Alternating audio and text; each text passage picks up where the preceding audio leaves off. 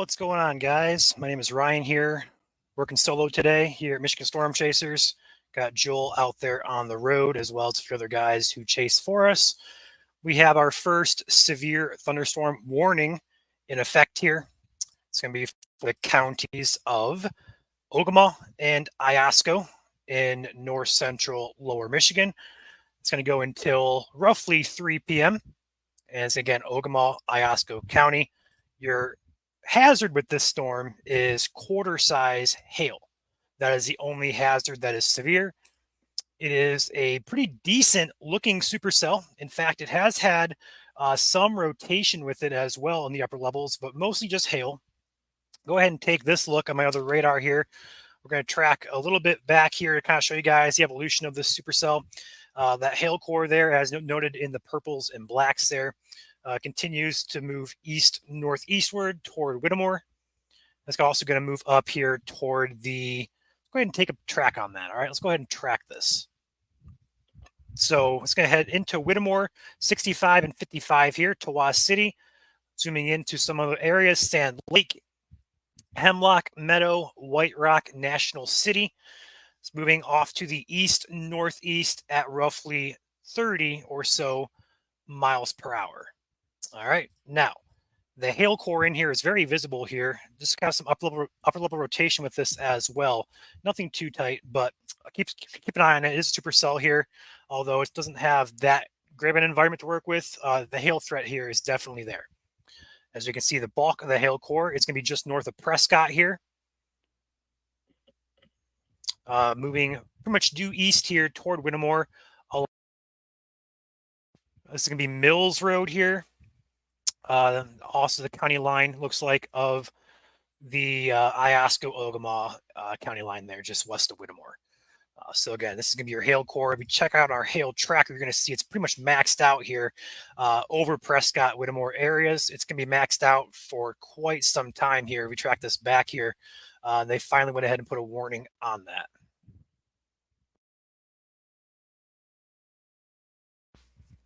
So that's the only storm currently that is severe. We have a couple other storms across the state that are currently strong but not severe. One over Midland here, moving toward Beaver and Bay City. There's a couple here just south of Edenville near Sanford. There's one moving out into Beaverton, just south of Gladwin, back over here toward Barryton as well. All of these storms potentially carrying some larger, not severe, but some, we're going to say small to medium-sized hail. But currently nothing else is severe. Also some storms back here just to the east of Ludington and also here near Lilly. One storm here to keep an eye on. We're going to keep it right here. I'm working solo today, so I won't get to many comments here. I apologize in advance. I got Joel as our most active chaser today. He's over near the Clare area, which is going to be back with these cluster of storms. In fact, his dot, I believe, is right there. Yep, he's just north of Clare currently. Just kind of sitting around waiting for these storms to come to him. He's opposition for the one that's severe currently, but he's got some more storms coming his way.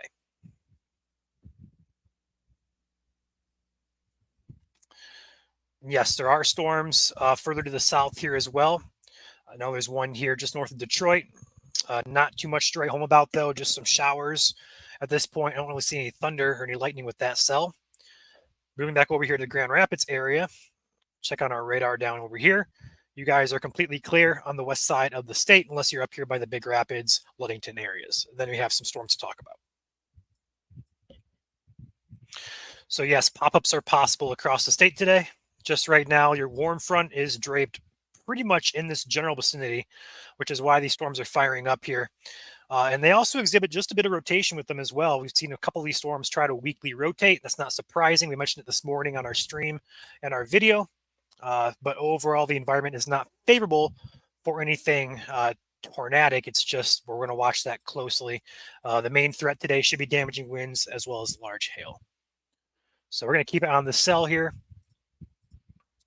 Taking a peek around with our products here, tracking everything we possibly can. There's your velocity. Reds indicate outbound winds, and greens indicate inbound winds. There's your hail tracker. And also our correlation coefficient can also tell us where hail is falling. And there it is. It's pretty well defined here. We see the colors, like the normal CC looks like the reddish brown color like up here. That's what a normal CC should look like. But we're seeing all this clutteration here. That's something larger than raindrops or perhaps small hail. So that's your larger hail falling there. Looks like GR2, which is a radar product that we're also using, is indicating hail is over 1.5 inches in diameter. It's been indicating that for quite some time as well. So not surprised they slapped a warning on this in here to Iosco County. Overall, it does appear to be pretty large hail is falling. So if you guys happen to live in these areas and are being affected by these storms, feel free to give us a message or a comment here what you're experiencing if it is safe to do so. Obviously, your safety is number one priority here, so don't risk that. Be inside, away from windows. Wouldn't hurt to go to your basement, although the rotation with this storm is quite weak. Not concerned at this point for anything tornadic. Just be inside, away from windows, and you'll be okay. There also is quite a bit of lightning with this storm as well.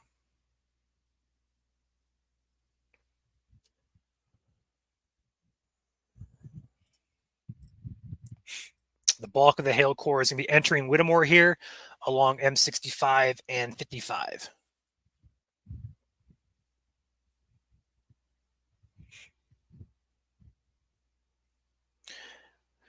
This is the only severe storm in the state currently. I mentioned it a few minutes ago. We'll go ahead and mention it again. We have some storms popping from Bay City to Midland, north of Mount Pleasant here, near Clare, Harrison areas, back toward the Lilly, Reed City, as well as the Scottville, Fountain areas just to the east of Ludington. That's on the warm front here. So any of these storms really have some potential for severe, although none are currently severe except the one up there entering Iosco County as we speak. Also, one storm down here in the Detroit metro. Again, nothing to write home about with that storm over Warren.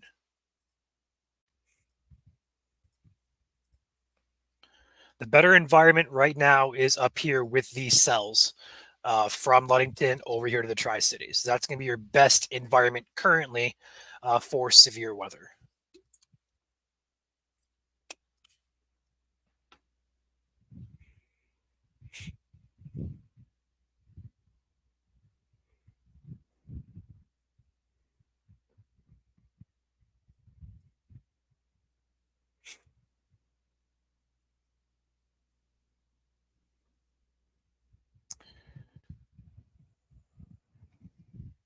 There is no watch up for Michigan. Nope.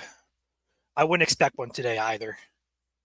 Just given storm motion and stuff like, or it's not storm motion, storm coverage and intensity should be limited in nature. So we shouldn't expect a warning, or should I say a watch for Michigan today.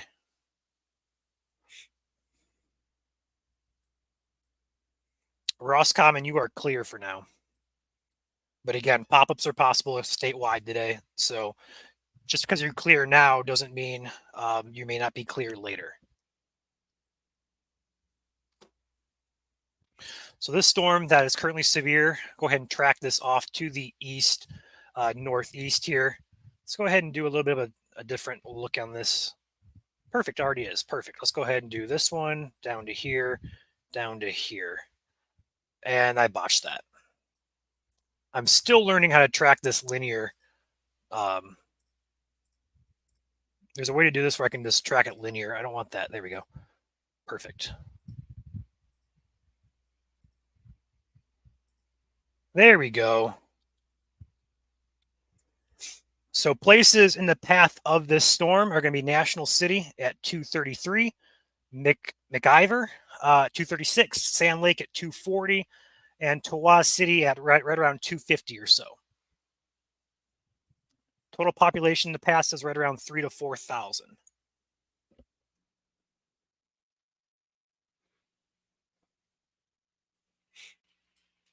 Go ahead and animate this for you guys. We'll let it run through here.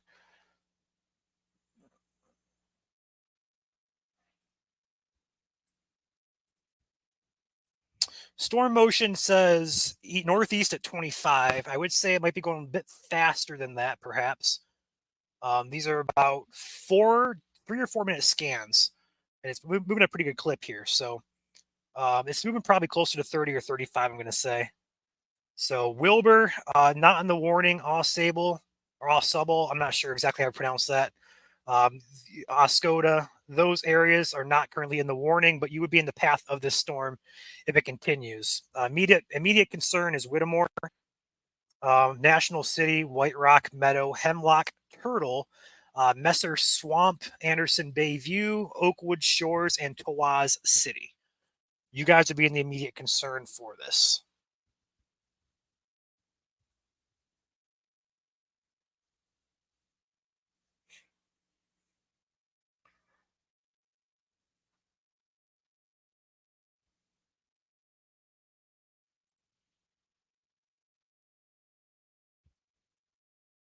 Yeah, the entire state has potential for pop-ups today.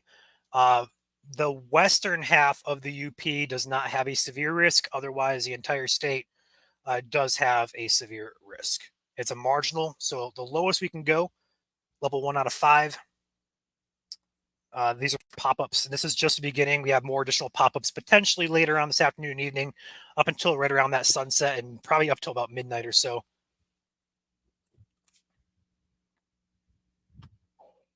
How do you say Tawaz then? I see pronunciation. That's how I'm pronouncing it. Tawaz. Is it Tawaz City?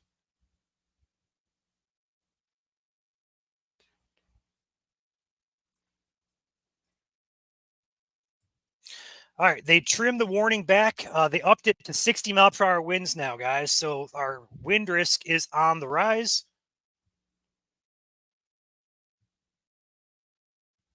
That's how I'm pronouncing it. Tawaz City. Tawaz City? Like, it's so hard. You guys are all over the place with your pronunciations here. I'm saying both. Tawaz. Okay. So this storm is now producing possibly 60-mile-per-hour winds here, as well as the quarter-size hail.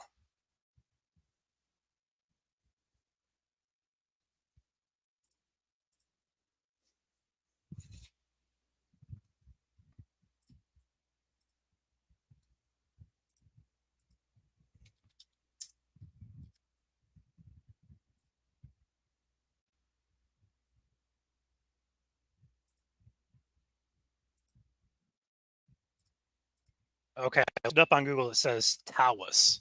Tawas.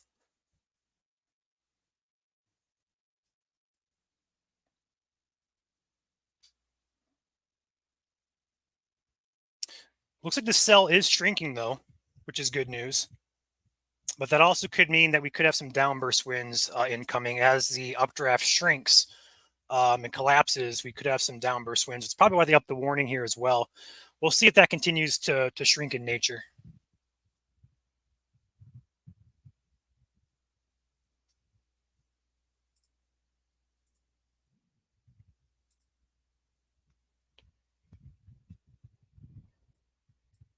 It's moving northeast here, roughly about 30 to 35 miles per hour.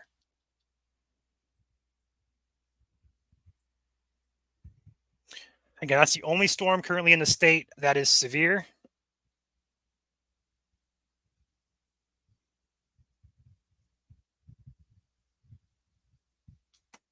This warning continues until about 3 o'clock. So we have about 27 more minutes with the warning.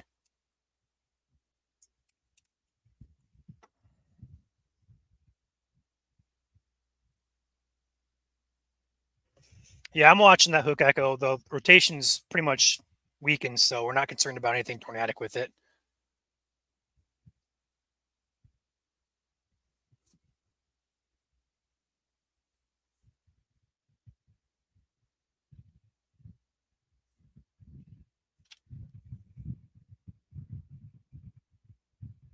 Yep, so they continued that up to the 60-mile-per-hour winds as well as 1-inch hail.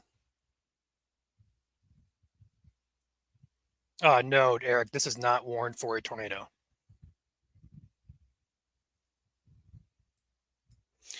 Taking a peek back here. Again, these cells are starting to build here across Reed City to the Tri-City area, exactly how we said this morning in our live briefing. and also our video. So it's coming to fruition quite well. And I just X'd out my other radar for some reason. Let's get that back up and running.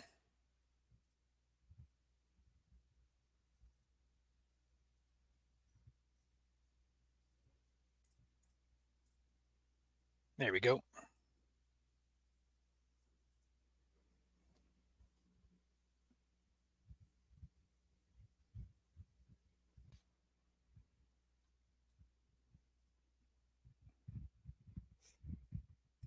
All these storms are going to be moving about east, northeast here, almost actually kind of like a due north movement here to these storms, but they should turn more eastward as the afternoon goes on. None of these are severe, but this one does catch my eye. It's strengthening quite well. Let's take a peek at this one real quick. Velocity's not too bad on that. Let's go down here to the Grand Rapids radar. It's kind of between radars here too. That one catches my eye the most. Also the Midland cell as well. Although Midland's more of a Detroit radar. Let's go ahead and check on that real quick. Okay, probably better from Grand Rapids at that location. Bit of an inflow to that storm here, just north of Midland.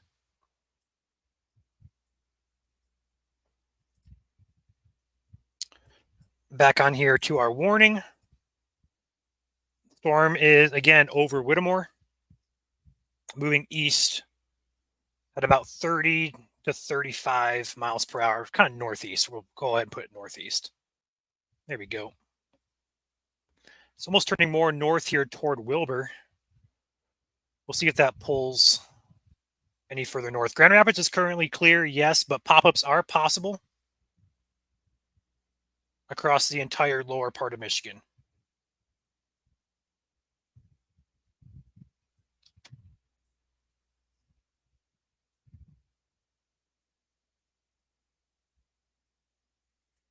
So while that's running here, I'm going to get my radar pulled up and watching the cells back here to the south and west. There we go. Perfect.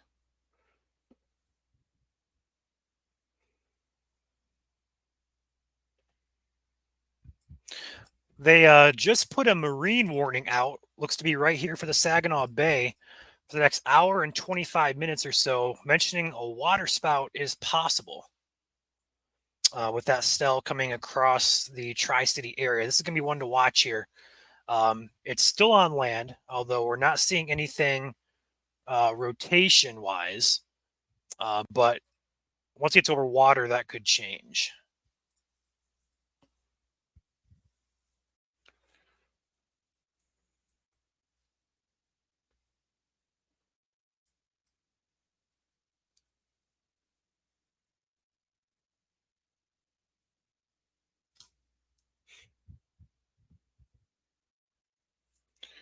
Got some reports coming in here, looks like. Thunderstorm wind damage, several trees uprooted via local law enforcement 2 miles east-northeast of Prescott in Ogemaw County. So that'd be from the cell roughly in this vicinity. Actually, no, be this side of Prescott. So on the back edge of that cell here. So it is producing some wind damage here, taking down some trees, looks like. So that's our confirmation, and probably why they upped it to 60-mile-per-hour winds on the warning text. So it's just Iosco County now. Looks like they went ahead and trimmed that back on the Ogemaw side. So it's just for Iosco County.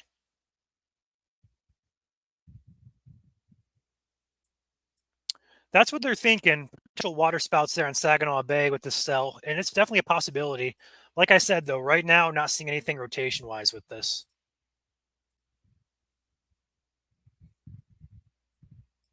All these blue boxes here are special weather statements, so it's a bump down from severe warnings. It's like your strong storms, but not severe storms. It's like penny-size hail, gusty winds, 30, 40, 50 mile per hour. Severe starts at quarter-size hail and or 58 mile per hour winds.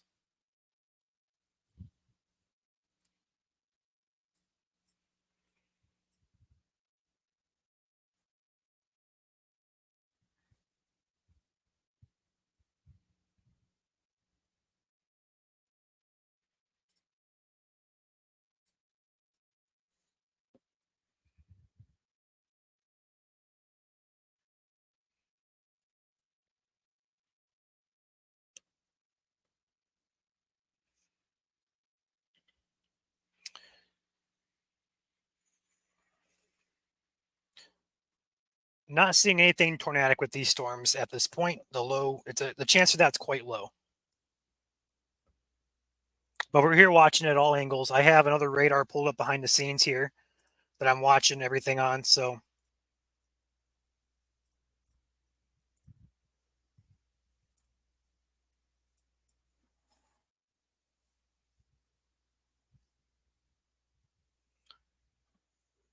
I didn't mean to pull that up. There we go. All right, looks like we have a severe thunderstorm warning incoming here for Bay County, looks like. Wait for it to pop in here. There it goes. All right, severe warning for Bay County until 3:45 Eastern. It's going to be for the hazards of 60-mile-per-hour winds, quarter-size hail, and a tag for tornado possible. So they are seeing what appears to be potential for some rotation with this cell before it reaches the water. So I'm going to keep an eye on that. Again, that's a severe warning now for Bay County, Pinconning, Beaver, Linwood, Myers Beach, Crump, Dual, Three Churches Corner. Looks like that's about all the bigger cities here, right along 75 here north of Bay City. So that's going to be one to watch as well. It's going to be crossing into the water here probably next 15 minutes or so. So we'll watch it. Not seeing anything on radar, although I do have what appears to be either a camera or eyes perhaps on that cell, and it has a pretty good base on it.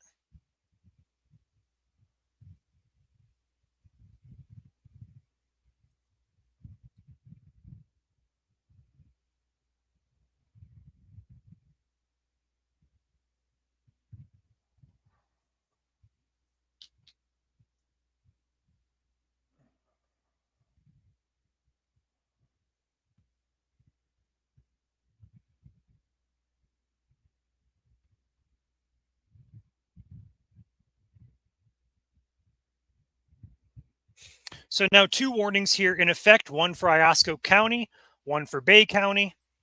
Both of these cells are respectable in their own ways. Both storms are producing potential large hail and damaging winds. And then the Bay County cell is also tagged for a possible tornado where rotation appears to be quite weak. But visually speaking, it looks pretty good. So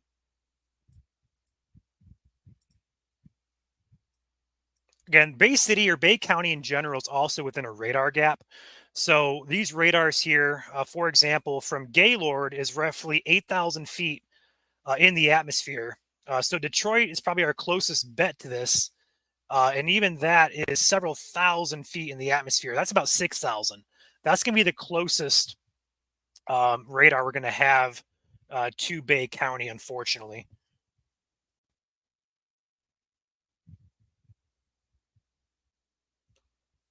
Luckily, that's going to be moving into the Saginaw Bay. It's actually just starting to move on to it. So it's probably about 10 or 15 more minutes or so on land we're going to worry about here. But I do believe we have a traffic camera, perhaps, view on that storm. I'm going to try and pull that up here. I see Joel's joined us. He is out chasing today. Yep.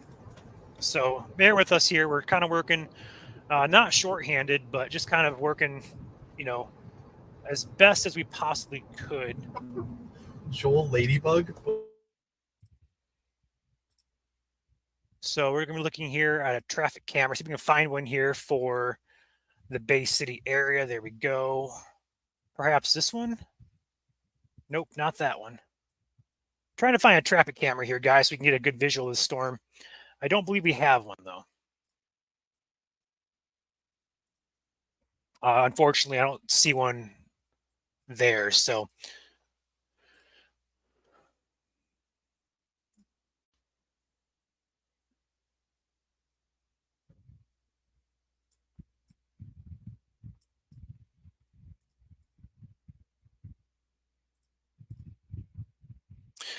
all right. So again, two warnings that are severe in effect, one for Bay County, one for Iosco County. Bay County, damaging winds, large hail, your primary concerns. Possible tornado tag is on there via spotter indicating a base on the storm that could be rotating. Iosco County, no tornado possible tag, although that is producing likely large hail, perhaps damaging winds for sure, and perhaps large hail as well with that report coming in near Prescott. That cell is moving toward Tawas City. Please tell me if I got that correct or not. That's how Google says it's pronounced, so I'm going with Tawas City.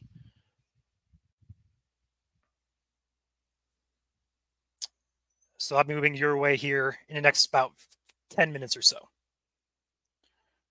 So I have two radars rolling behind the scenes. I have one focused on Iosco County, then also one focused over here to my left, focused on Bay County here. Either storm is not producing much in the way of rotation. All right, thanks, guys. Tawas City. I'm gonna try to get that right. We're not perfect here. Joel's working on all the pronunciations for all the counties. It's been a work in progress, but with the activity here in Michigan, it's been hard. So bear with us, guys. But overall, both these storms do appear to look strong to severe in terms of hail and damaging winds. Not seeing much in a way that indicates tornadic activity. I'd almost argue that the Iosco County cell has a bit more rotation, but that's also probably due to the upper level meso here as well. So both cells are not concerning for anything tornadic at this point. They have trimmed Iosco County back further. Excuse me. Let's go ahead and take a peek at this. Quarter-size hail and 60-mile-per-hour winds. It now excludes Whittemore. So now just looks like the east central portions of Iosco County are now within that warning. So they keep trimming it back. Good on Gaylord for doing that. So we can now clear the far eastern half of Iosco near Whittemore. You guys are all clear from that warning.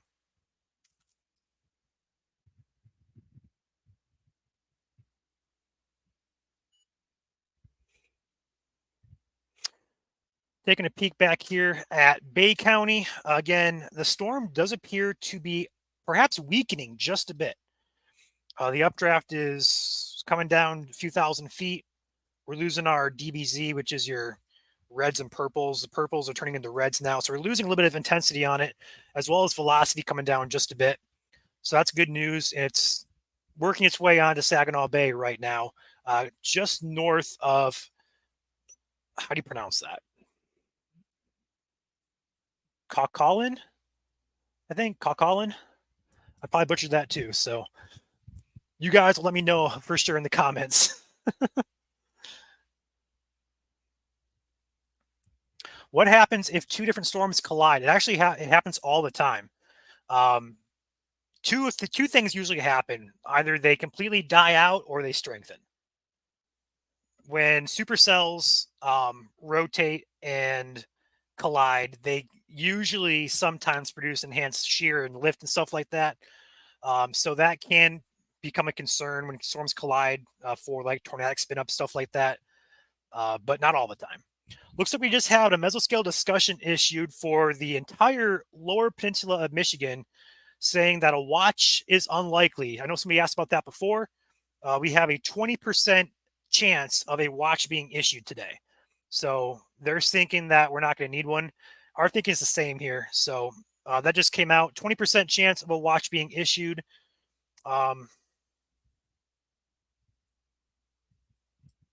Make sure it's not for anything around here. It's not. Cool. Looks like despite weak instability, effective deep layer wind shear should promote organization with severe hail damaging wind gusts possible in the strongest cells. A watch issuance is unlikely for the region at this time. So there you go, guys. No watch incoming, or at least a low chance of a watch incoming.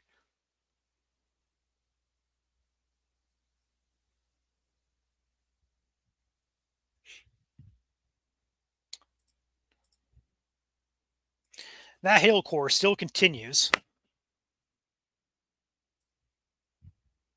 And there's your hail tracker. Pretty much lit up there over M55.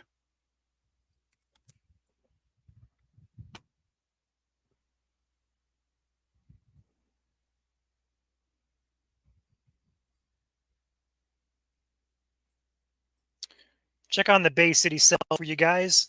Not seeing too much in the way of hail for it. But rotation on this cell, Don't see much anything with that. Again, we're 6,000 feet up in the atmosphere, though.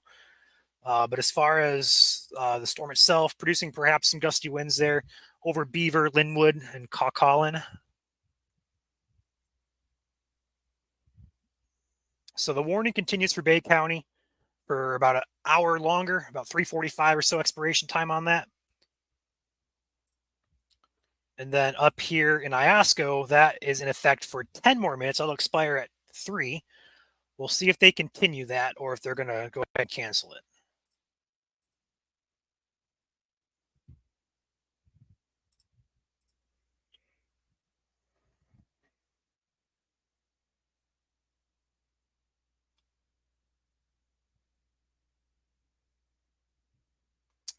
Special marine warning continues for Saginaw Bay.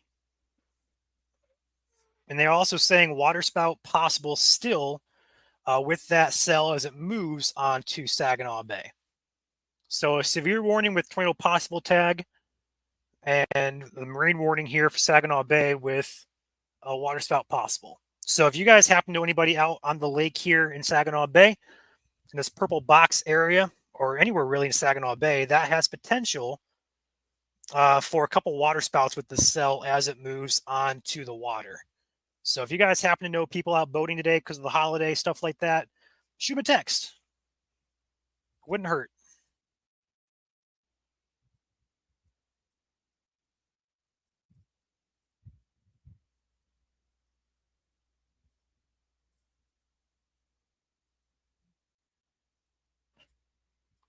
Again, these cells back here look to be strengthening as well. I believe Joel's sitting near Clare currently, although these storms are moving away from you, Joel.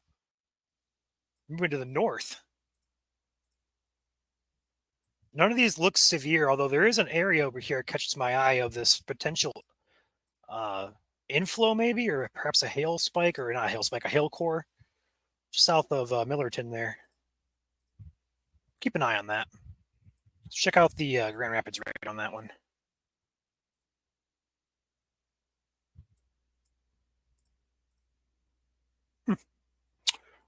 Not much going on there.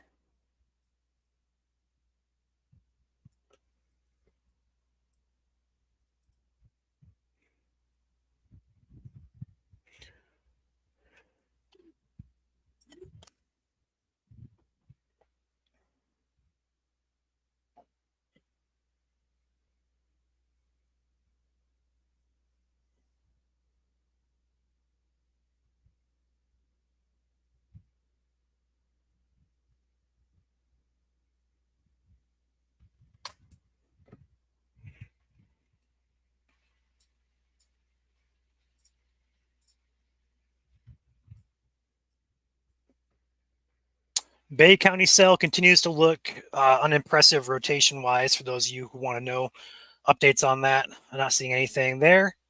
Could see some height and velocity there for sure, just north of Caucaulin. Other than that, not seeing anything too impressive with it. Would be curious, though, how these cells are going to do back here. There is a warm front here in the vicinity, which is going to locally enhance our lift and our wind shear, which is why these storms are popping up in the vicinity here. So we're going to watch these storms closely. I'd say the main concern continues to be the cell here in Iosco County.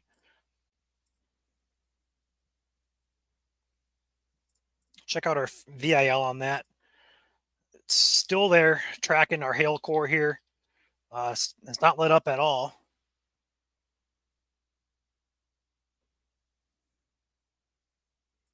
Got our hail tracker here on CC. Yeah, there's your CC showing your hail core as well, that clutter, so to speak, moving toward the Tawas City area.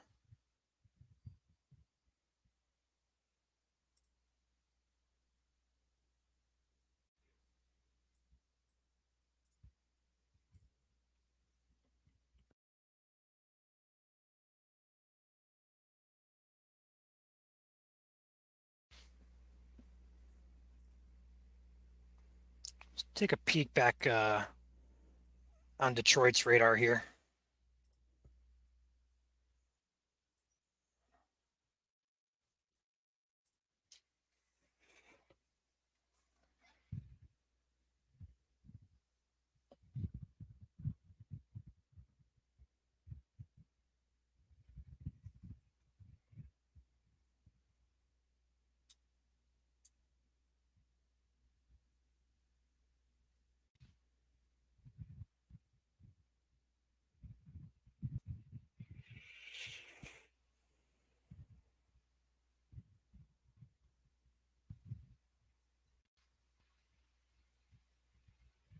Again, pop-up storms are possible throughout the state today, anywhere in the lower part of Michigan, and also the UP as well. The only place not in severe risk is going to be the western half of the UP.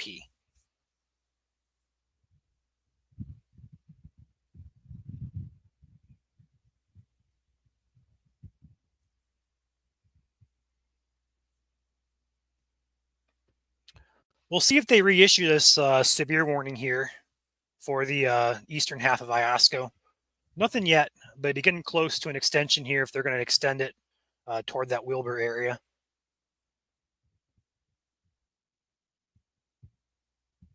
It's going to skirt by the Tawas City area. May just get brushed by that here.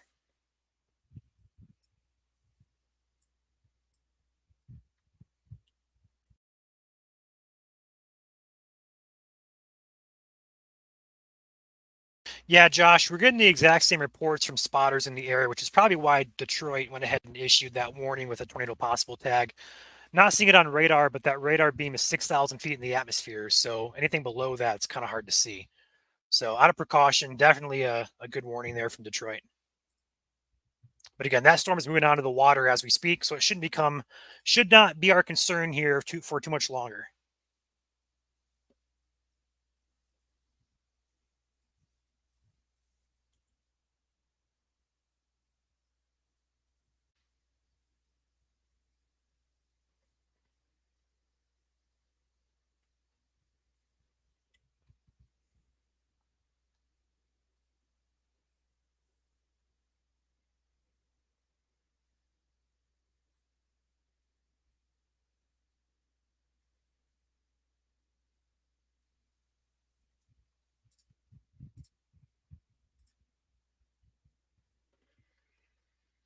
So there is the rotation here for Bay County, should I say. Again, I'm not seeing too much in the way of anything here, not even severe winds, but again, 6,000 feet up in the atmosphere, things can easily go under the radar. Last I saw, it had pretty good base, good shelf cloud perhaps. That storm will continue on to Saginaw Bay at a few minutes, and then this cell is moving outside the current warning into eastern Iosco momentarily here.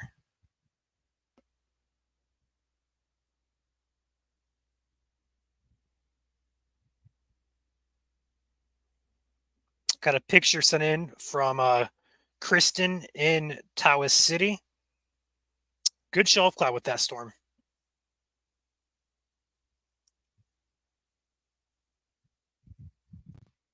Thank you to Kristen for sending that in to us. If you're watching this, appreciate you.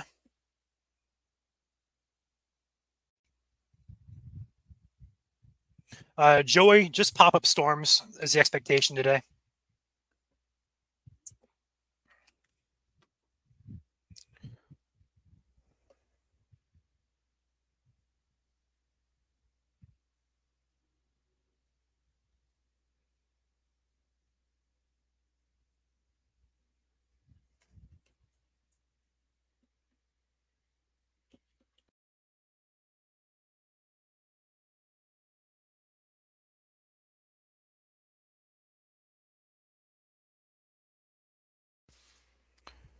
Again, bear with me here, working solo, still getting stuff posted, stuff like that. So might be some dead spots here, but just bear with us here.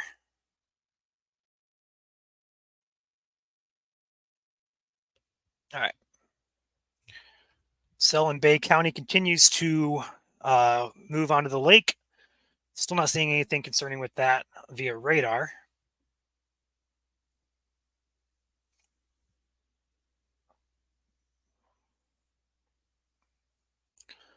Then up here on Iosco County, this storm is no longer warned. They dropped the warning. Check that out. Just as we speak, they dropped the warning currently for Iosco. We may have one incoming. We'll see if they do a statement or another warning here. But it's 3 p.m. and no extension of that warning for Eastern Iosco. We'll see what they do, if they do anything at all. Otherwise, that storm, yeah, velocity is weakened out quite a bit there. Back that up. It's weakened out quite a bit. So, although we'll go ahead and mention the places in the path of this, moving just to the north of the Tawas City area as well, just south of Wilbur, heading toward Ausable. And then that's going to be onto the lake here momentarily. I don't see too many towns here in the path of this, so that's good news. But still some hail for sure, definitely a possibility with that Iosco County cell. The only warning currently now in effect is for Bay County. Let's go ahead and take our Detroit radar on that one because it's a little bit closer.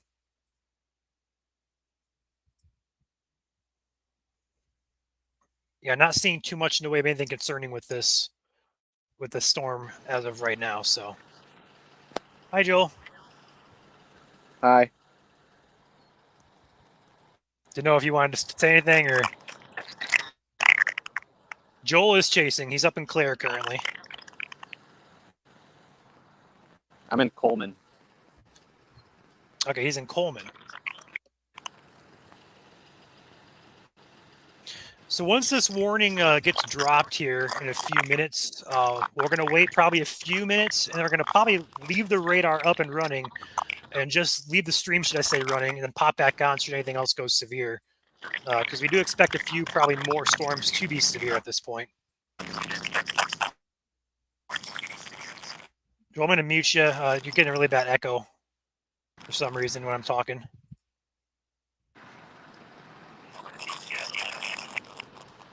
And for some reason, I can't control that. So I'm going to remove him for now. Sorry, Joel. Getting a really bad echo. I'm not sure if anybody else can hear that or not, but I'm getting something in my ear. Looks like he's frozen, perhaps. But we're going to leave the stream up and running, and we'll just pop back on should anything else goes severe. But otherwise, this severe warning continues for Bay County. We'll likely see a cancellation or expiration of that soon. A couple other cells here, one near Harrison, moving up to the northeast here toward 127, then also back here toward Peacock, north of Baldwin. None of these look overly concerning. Go ahead and check our velocity here again. Yeah, nothing here looks overly concerning. Maybe some gusty winds, small hail. Overall, just some stronger type of storms right now. Oh, wow. See if we can get that. Looks like you're frozen again, Joel. Oh. Why is it flip? Looks like Joel had a view of a thunderhead, perhaps. See if we get that back up for us. Yeah, no rotation with these at this point. There we go. It's frozen. There we go.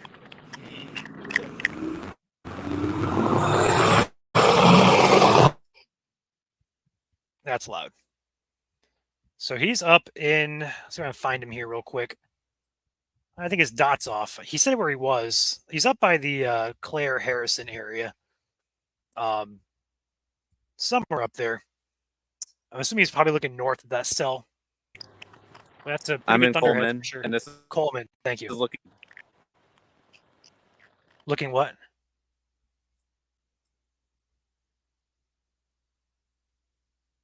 Okay. Let's go ahead and take that back here. So he's in Coleman. I'm going to try and find that real quick. I knew he was somewhere around. There he is. I'm assuming he's looking pretty much north or perhaps to the east. I couldn't hear what he said there. But yeah, he's right here just between Coleman, or he's in Coleman between Clare and Midland. Looks like right off of US 10 there. So, all right, Detroit has continued the severe warning for Bay County. They have trimmed it, keeping the tornado possible tag, as well as 60-mile-per-hour winds, but no hail threat. So they dropped the hail size, and they continue the warning for 60-mile-per-hour winds primarily, but also the tag for a possible tornado here. So we'll be on here as long as that warning is in effect or as long as the storm is on land.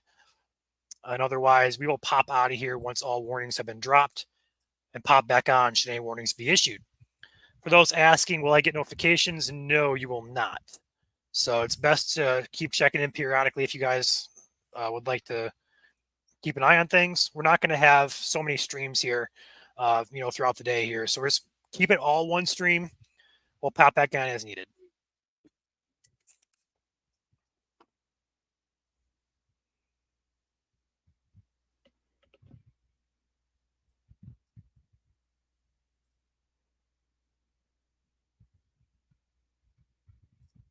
Which radar do we use? Diane, I'm using Radar Omega. It's a great app for your phone. It does cost money though. Radar Scope is more user friendly. They both cost the same, although Radar Omega is more of a subscription service. So I lean more toward Radar Scope as your first radar app. If anybody's thinking about getting the app or a radar app, should I say?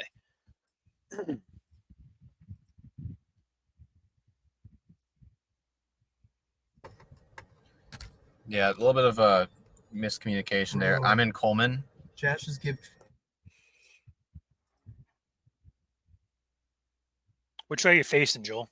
So I'm looking when I had my view up. I was pointing to the northeast, which that storm's starting to fire up a little bit more now here. I'll keep an eye on it. Okay. So again, he is in the Coleman area and he's looking northeast toward the Beaverton billing storm, I'm going to assume, just south of Gladwin there. So we'll see if those take off momentarily.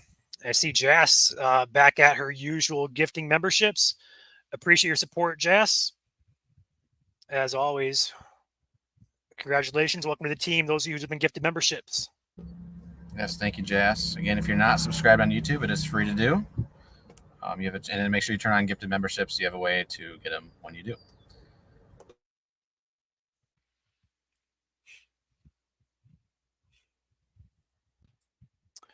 All right, so this warning continues for Bay County, although I think we may have a better look at the AP. I guess Detroit's closer. Kind of fighting over radars here, just because they're so far away between Detroit and Gaylord. It's kind of hard to pick a radar. Although we have a storm pops up now in the Huron County in the Thumb area. That's heading toward Port Hope. Keep an eye on that one as well. Doesn't look concerning on radar, but again, these radar beams are really high in the atmosphere. So we're probably missing what's under the 3, 4, 5,000 foot mark at some of these locations, which is the limitation of weather radar. So one warning for Bay County remains in effect. The storm is over Linwood, Brissett Beach, and it's about to cross completely onto the bay here pretty soon. Otherwise, your zoomed out look here of Detroit's area, just some showers in southeast Michigan, perhaps. Over here in the Grand Rapids area, some pop-ups now over here in Allegan County. Looks like pretty close to Allegan, yeah. So got a pop-up there, got a pop-up down here on the border, heading into Berrien County. Also further north here, along the warm front, we got some more development all along the warm front. So we're going to keep an eye on things. Severe risk is still in place across much of the entire state, minus the western half of the UP. Your SPC day one looks like this. There we go. The green area is your severe risk. And yes, I know that it is displaced from basically the western tier counties, but within 25 miles of a point, you're looking at a severe risk extending all the way to the lakeshore. So if you're anywhere in lower Michigan, there is a severe risk today. Currently, the coverage of storms is best along the warm front, which is what you're seeing here. Your warm front's draped pretty much right across this area right here. So anything south of that, you're probably warmer than anything what's north of here. If you look at our temperatures, you're probably going to see a difference, perhaps a slight difference there. But overall, again, pop-ups are possible across the state today.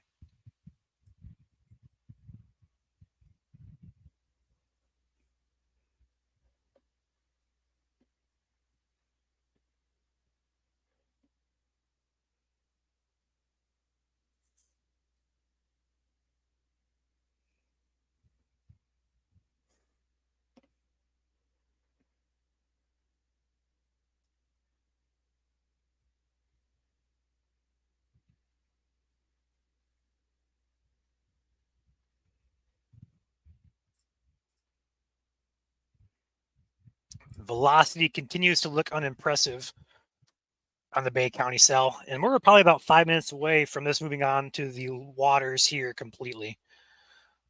Once that does move onto the water, again, we're going to pop out of here. At least I will pop out of here. I'll be back on should anything else go warned. Play some music for you.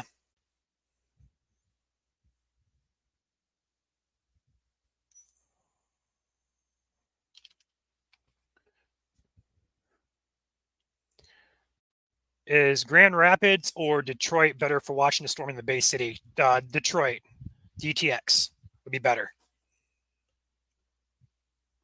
So Detroit's radar beam to the Bay County is going to be roughly 6,500 feet, so 6,500.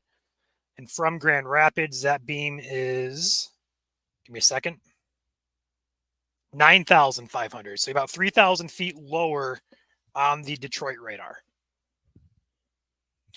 A couple reports coming out of that storm up in Iosco County / Ogama counties. In Whittemore, wind damage, got a camper blown over. That's not good. And then also in Prescott, the one we mentioned earlier, law enforcement reporting trees uprooted. That was in the Prescott area. So another report from Whittemore coming in from for a camper that was blown over. Hopefully everybody's okay up there. That cell is no longer warned as it moves through the eastern half of Iosco County and soon onto the lake.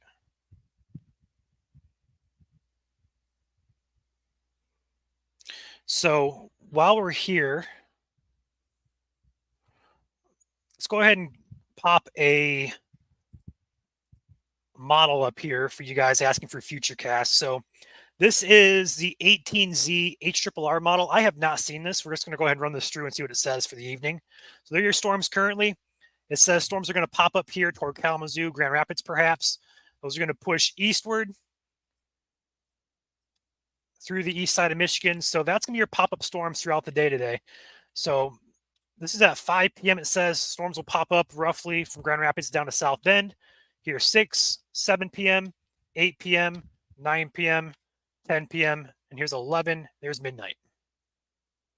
So those are pop-up storms according to the HRRR model. So that's what we're kind of worried about. Any one of those storms would have potential for severe gusty winds and perhaps some large hail as well.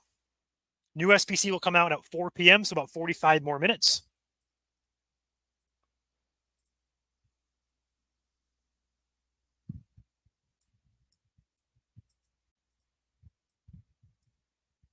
And that storm is probably like another minute or so away from being completely on the water here. So we're going to wrap this stream up. There goes the warning. Warning's just been expired. So what's going to happen now is Joel and I are going to pop out of here. And we are going to be in the background watching.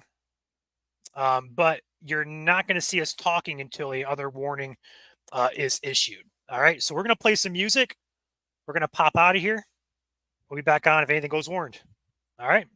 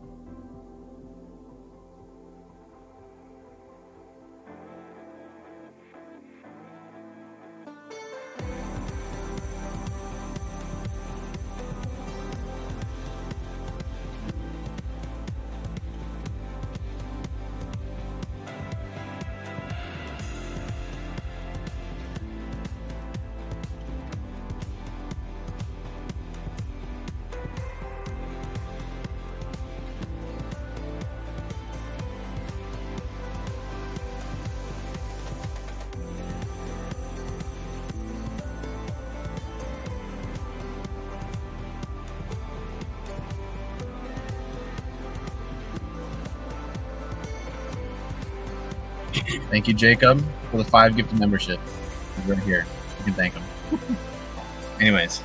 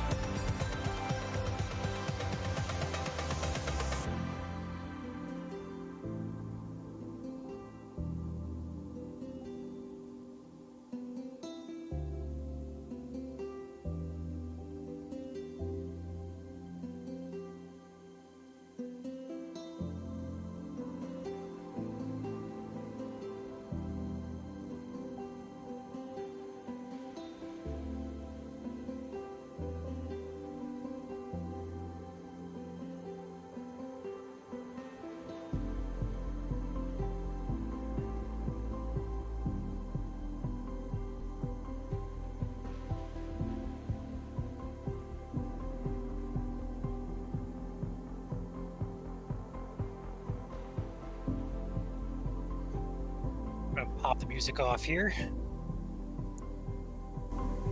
Just want to pop back on here and just kind of go over a little bit of some information here.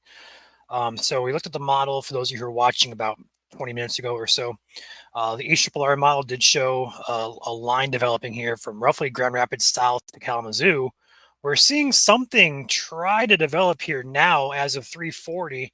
We're seeing some development here across Allegan, parts of Kent County as well. We'll keep an eye on those. Again, nothing severe in the state. This is just a radar stream we're doing here. These storms up here appear to be still by the warm front here, but they might be crossing the warm front here pretty soon. There's a pocket of some heavier winds here just north of Butterfield. Keep an eye on that. Down here by Reed City as well, perhaps a little bit of some gustier winds with that cell as well. Nothing looks overly concerning, but I do want to mention the other storm we had in Iosco County that came through that has multiple power outages now coming in from that area from the earlier storms. So it looks like we had some damage coming out of Iosco and Ogemaw counties. So if you got people living in those areas, feel free to check on those guys. Looks like they got hit pretty hard by that one cell that was severe earlier. That's currently over the lake over here now. So other than that, got a cell up here in Huron County that is statemented here. Looks like a new statement perhaps coming in. Yeah, as of a minute ago, looks like gusty winds in excess of 40 miles per hour, excuse me, and then half-inch hail for northern Huron County. But no severe in the state right now, just a lot of special weather statements and a couple areas to watch here as far as some locally heavier wind gusts possible. And as we said before, that line of storms HRRR had by the Grand Rapids area does look like it's at least trying to develop a little bit earlier here, perhaps. We'll see if they get going. Right now, they're just some rain showers across Kent and Allegan County. But if they continue to develop, those will move east-northeastward as the afternoon goes on. Also down here in Berrien County, got some cells going up as well. Look pretty defined over the ones in Kent County. But overall, nothing looks overly concerning. Again, severe weather is possible throughout the day. Damaging winds, large hail, your concerns through that period. So just wanted to pop on there and give you guys that update. And with that being said, Joel, do you have anything you want to say? Nope, not at the moment. Kind of just waiting to see what that line does, and we'll reposition once it starts to look a little bit more interesting. Kind of, again, looking about where that triple point's going to be, which right now is along US 10 there. Right. All right. So with that being said, we're going to pop back out of here, play some more music for you, put some more polls out for you guys on YouTube to interact with. We'll be here monitoring. So you guys, again, we'll see you guys whenever there is a severe warning here in effect.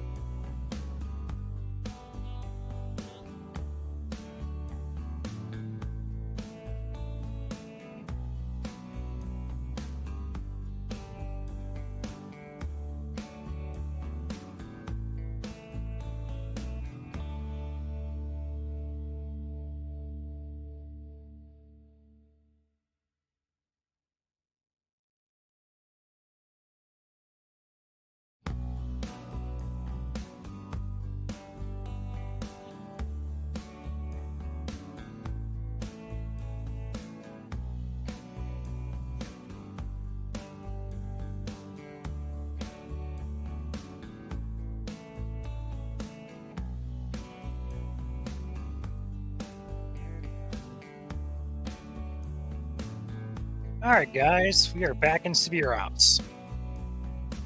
Let's go and pop music back off here. Switch this over to our graphic here. Severe warning now in effect. Huron County, Thumma, Michigan. We've just been talking about that behind the scenes here. All right.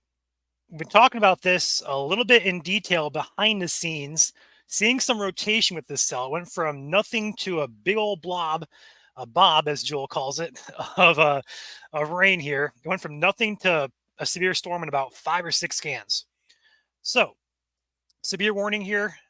Areas like Port Austin, Grindstone City, I'm going to say Kind, Port Hope. You guys are all within this warning here. Bad Axe, Verona, Harbor Beach, you are in that warning as well. Right now, that storm looks to miss you guys. All right. The text of this warning is going to be quarter size hail, 60-mile-per-hour winds, and the tornado possible tag on this. That is not surprising. Let's go ahead and take a pause on this. Go ahead and take our look on velocity. So, the Thumma, Michigan here is in a radar gap, a pretty big radar gap at that. We're on the wrong radar too. Let's flip over here to Detroit here.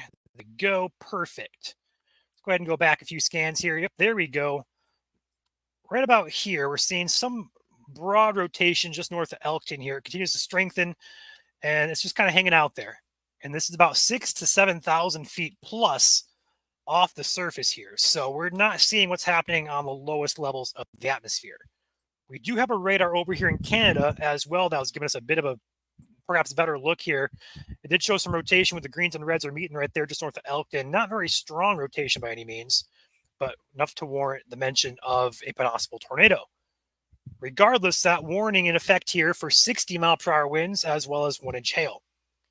Going to be for northern Huron County. That storm is moving about northeast at roughly 30 or so miles per hour. It says east at 20.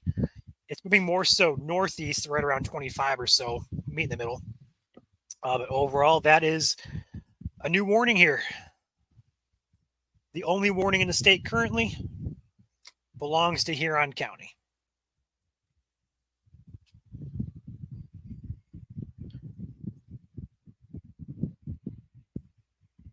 Across the other parts of the state, though, we can run the radar here on loop.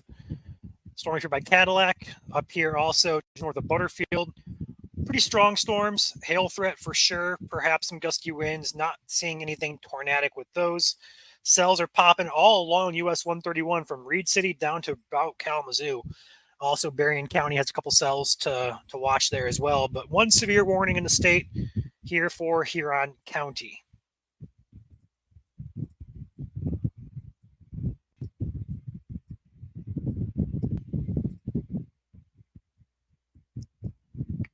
We're going to keep it right here on loop for you guys. So Port Austin, Port Hope, anywhere between those two cities, especially Port Austin, also Kind as well. Anything else want to pop up here? Louisville, Redmond, Glencoe. You guys are all in the path of this storm. 60-mile-per-hour winds is your primary concern. Let's check out our VIL on this just to see what the hail core is looking like. Not too bad. It's hanging out there. And again, we're thousands of feet off in the atmosphere here with this radar beam. So that's the limitation with the radars here, this location. So we're just going to get a better look here. We're not going to have a good look on the ground here until we actually have a chaser there or perhaps a camera. Unfortunately, it's just radar limitations are kind of limiting us on what we can see going on.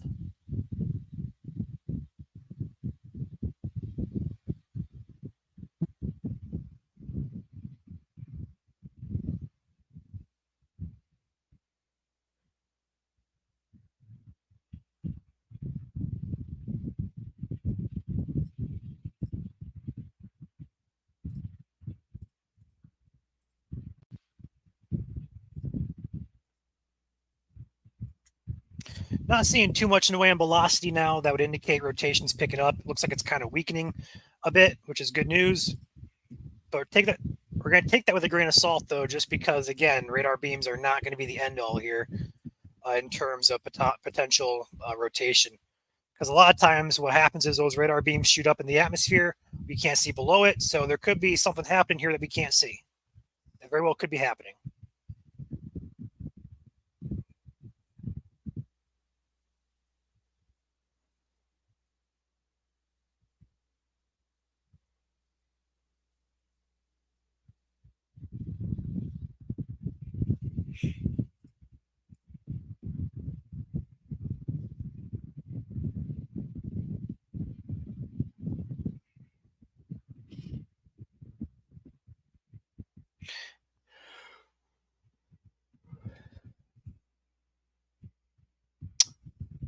The bulk of this storm is going to be just south of, is this Pine Bog or Pinnabog? I'm going to go ahead and go with Pinnabog. Centered over the roads of Fillion and Pinnabog Road. We're going to go ahead and flip over here to a satellite view so we have better road names popping up here on the screen.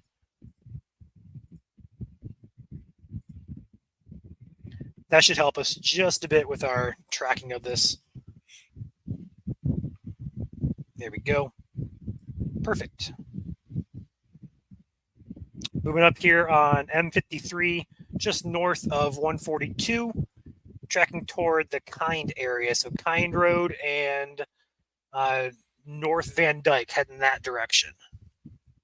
That'll be for some larger hail, perhaps, and gusty winds on the leading edge of that cell.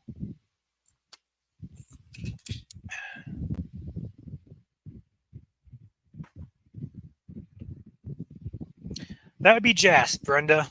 That'd be Jas. Or perhaps Jade. I believe Jade gifted memberships as well. So one of the two. You can thank them.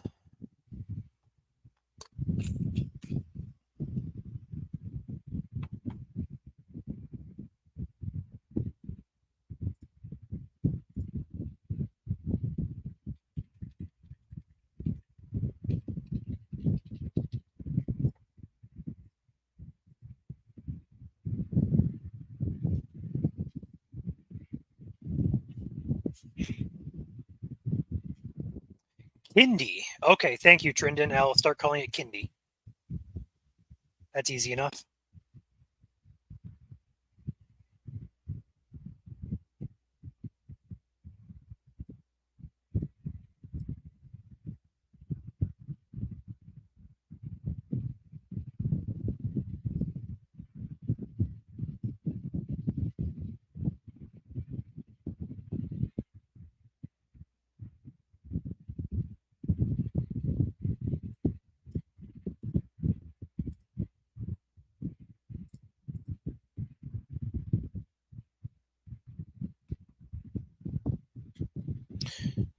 Not seeing anything too concerning on velocity again. Still, it's going to ride just north of 142, north of Elkton, Bad Axe, and Verona, heading in toward Kindy.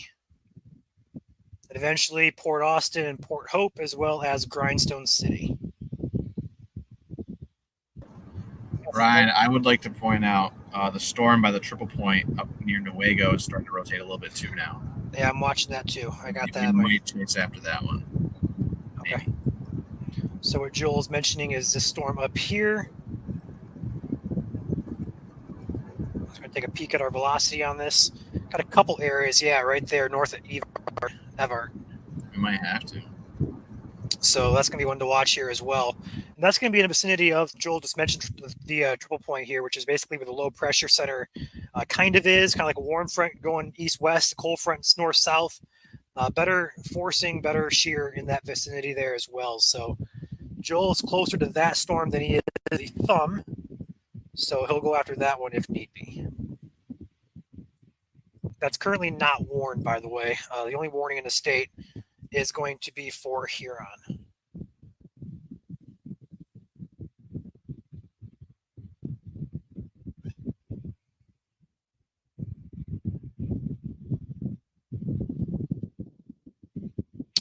Special marine warning now for this cell here in Thumb. It's going to be for a waterspout possible and winds greater than 34 knots. Thank you, Brenda, for your $5 super chat. Appreciate the support.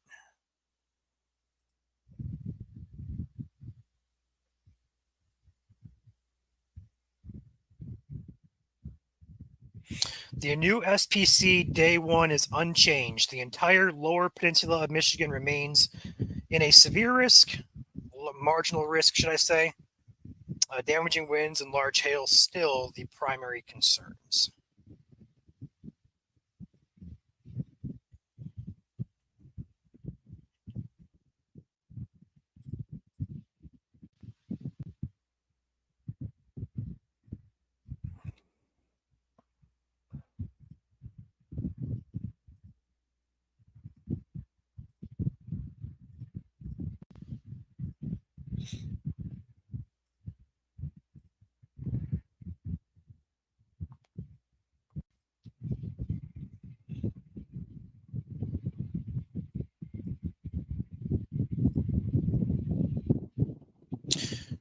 Got some increased velocity there just to the south of Kindy.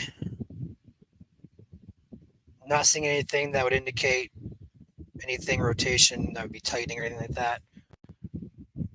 So that's good news. But again, bears watching here. The environment up there is actually a little bit more favorable for some rotation. So that's why we're keeping an eye on it. The warm front there is pretty close to this storm.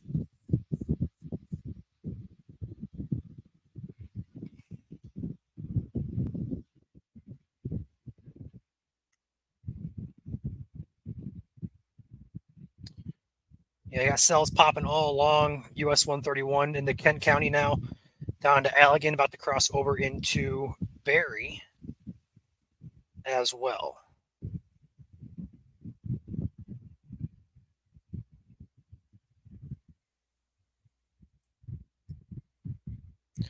Center of this hail core would be over Fillion Road and also crossing of McMillian Road and Lackey Road. There the bulk of the hail, if there was any, would be falling. This is moving off to the east-northeast here toward Grindstone City and Port Austin.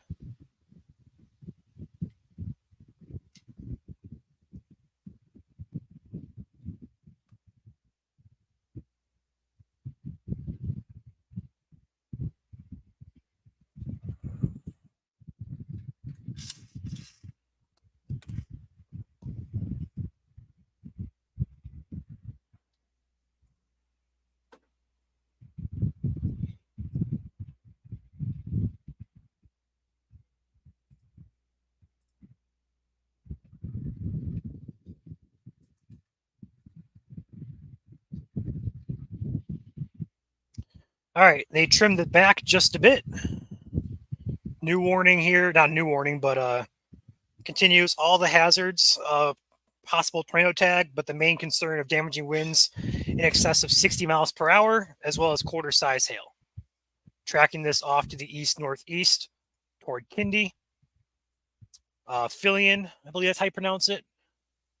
Moving pretty much east-northeast here towards Grindstone City, Port Hope areas.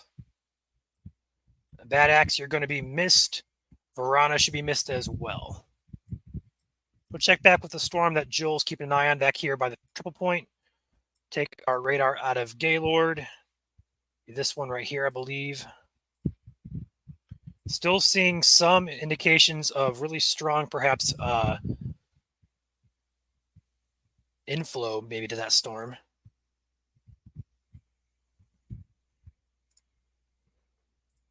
Overall, though, not seeing anything too concerning, but it does bear watching. It's a pocket up here, perhaps some heavier winds as well, moving up toward a 13-mile road just to the east of Morristown. Keep an eye on that as well. Nothing is severe except for this one cell over here in Huron County.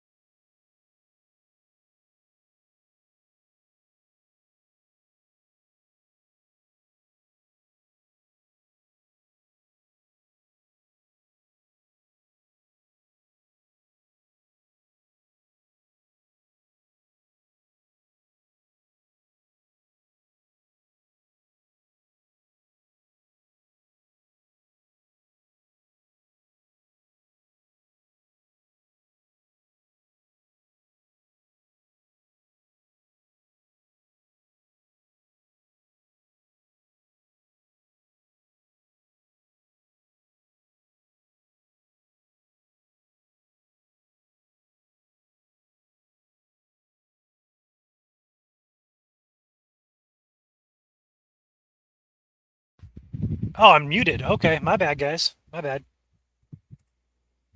So let's go ahead and track that. Did you guys hear the track I put on this? If not, I'll go back and do that real quick.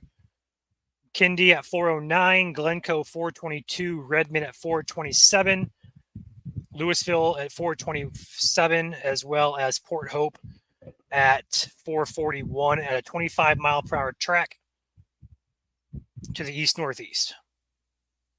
That's for the bulk of the core of the storm. So am I, Julie. So am I. We always got our merch on.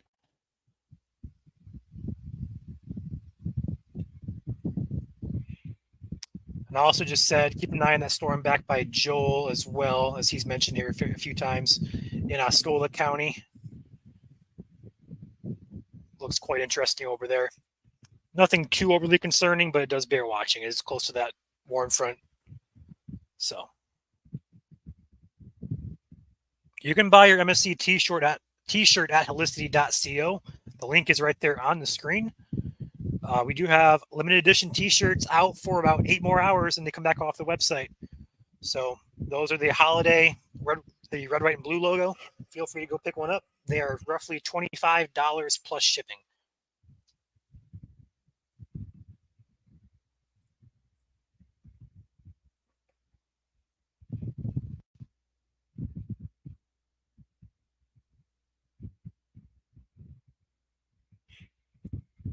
New scan coming in for the Huron County cell.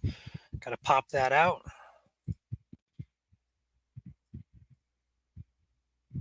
There we go. Perfect. Still not seeing anything too overly concerning. Let's go ahead and take a peek here at the Canadian radar.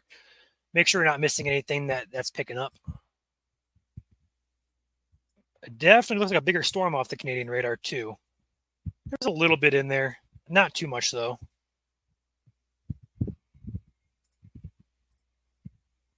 Keep that right there. The radar out of Canada is saying anywhere from Port Austin down to right around that Port Hope area would be impacted by that cell.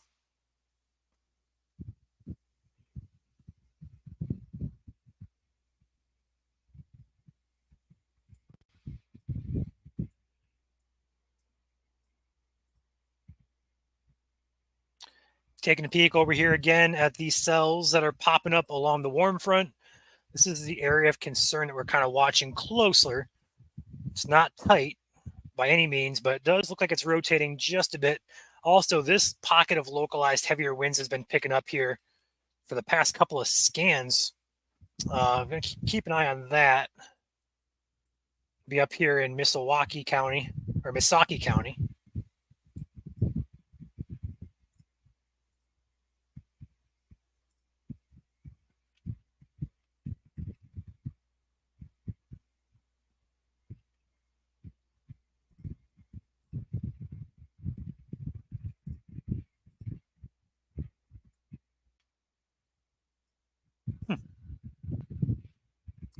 All right, keep an eye on these.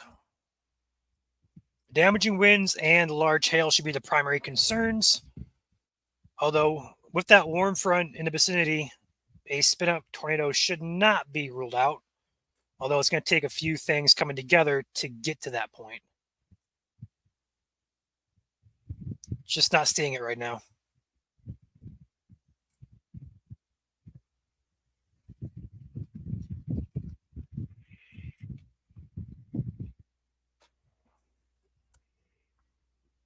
I am currently heading towards Clare right now, and then we're going to figure out where we're going to go from there. Copy that. So we didn't hear Joel there. He's heading toward Clare. He'll go from there.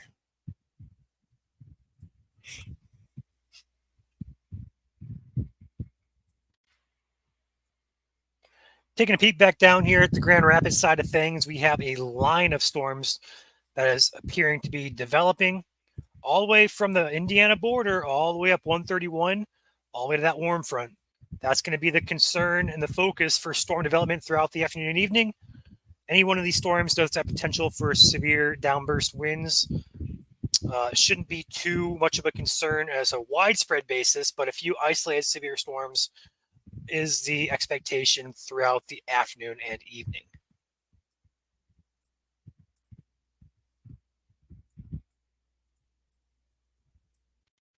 And that severe warning continues for Huron County. Storm is still almost like stationary at this point over the Kindy area. Although this is roughly 6 minutes old, so we're a little bit old on the radar scan here. Let's go ahead and flip back over to Detroit, see if Detroit has anything new for us. They're at 4:09, so about 2 minutes old there. Hey, the rotation appears to be perhaps coming back just south of Kindy.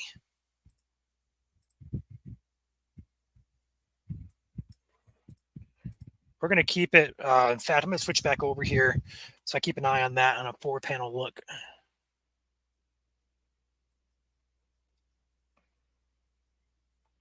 Just to make sure we're not going to miss anything.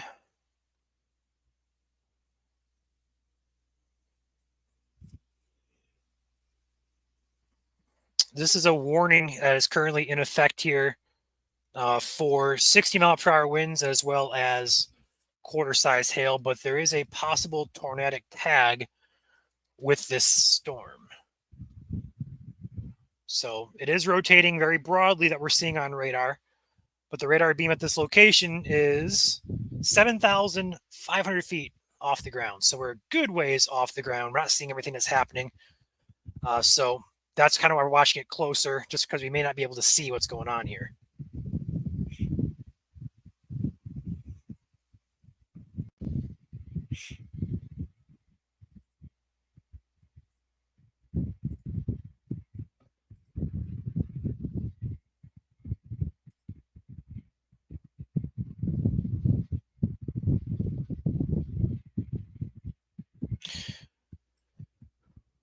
All right, keep an eye on that for sure. We're going to leave it right here on this look. It looks like it is trying to tighten up there just south of Kindy. It's going to be right on M53 here.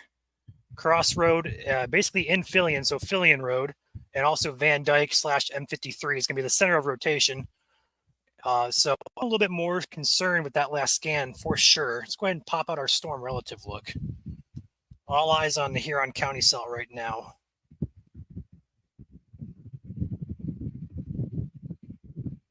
Yeah.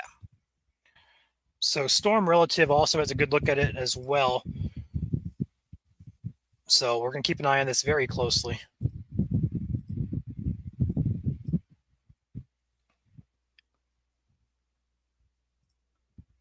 Pop this out here. We're going to track this close. Moving pretty much east-northeast here toward Glencoe, Louisville, and Redmond would be the area of concern. Anywhere between that area. So this is the area of interest here. We're going to track this in as best we possibly could this way about. So right along that track would be the general vicinity. This is going to be Huron County in the thumb of Michigan, directly over Fillion, which would be the area of rotation. And the storm itself stretches from Kindy up to Port Austin, but the area of concern is down here closer to Fillion. These scans are running roughly 2 to 3 minutes. So we're going to have a new scan here anytime, any minute.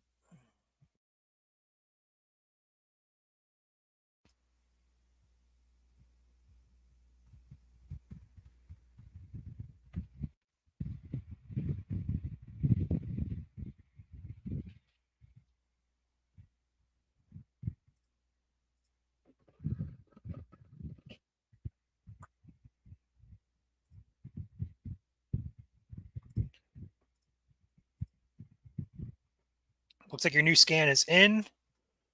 There it is. And that got a little bit stronger on the outbound winds, a little bit weaker on the inbound. So center of rotation now appears to be between Fillion Road and wherever this road is, if I can zoom in, Dobson Road, cross of Crockard Road.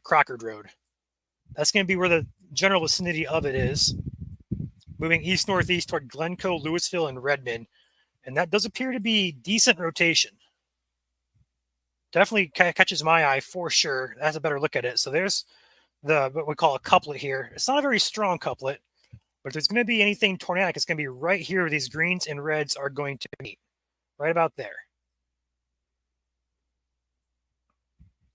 I'm going to go ahead and animate this for you guys.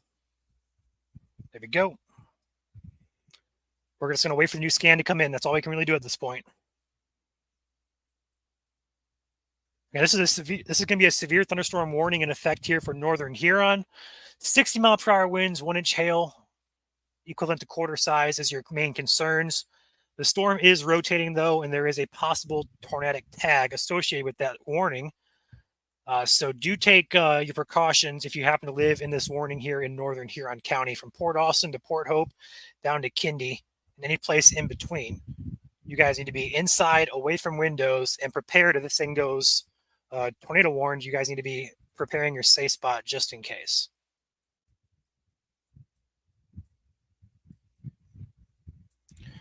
There is a decent environment up there right now that I'm looking at on meso analysis here.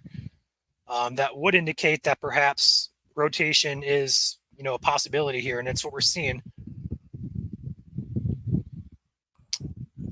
come to fruition here. So it's kind of waiting it out.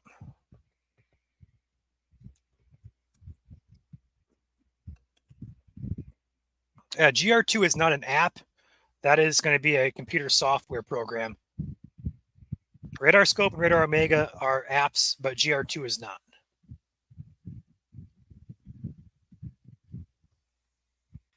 Let's go ahead and pause it here. New scan should be coming in any minute. Is it coming around yet? Nope.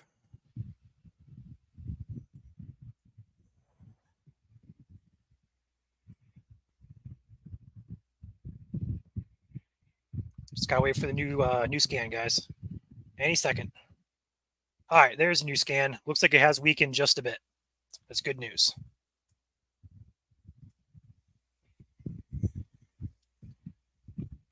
Let's check our products here just to make sure. Not seeing anything there.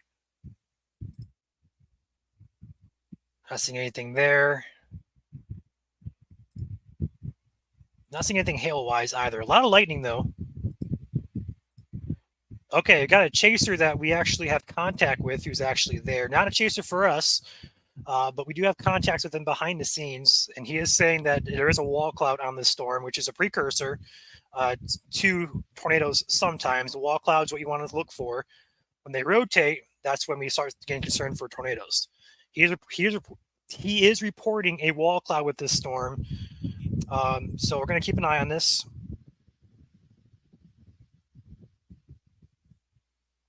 Although radar is saying it doesn't look too tight. Whoops.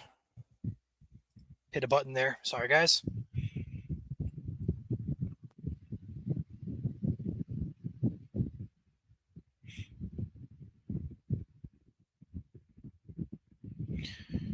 The radar is not showing anything too concerning with that. Although, again, we're thousands of feet in the atmosphere here.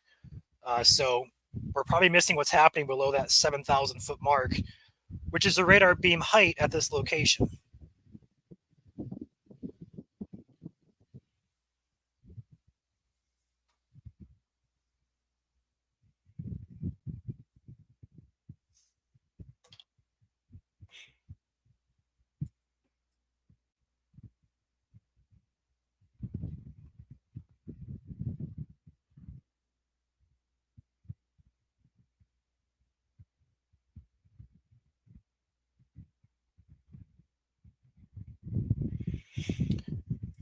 New scan should be popping in here any minute.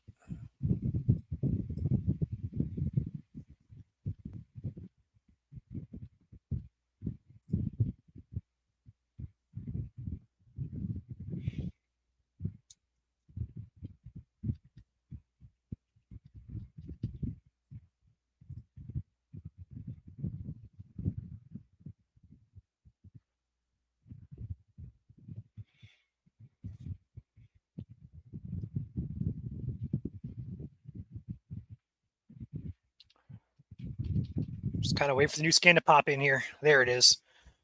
Still got some increased velocity there, but definitely not as concerning via radar here. We're going to keep an eye on that chaser's reports as well. As we mentioned, we have a chaser, not our chaser, but somebody we do have contact with.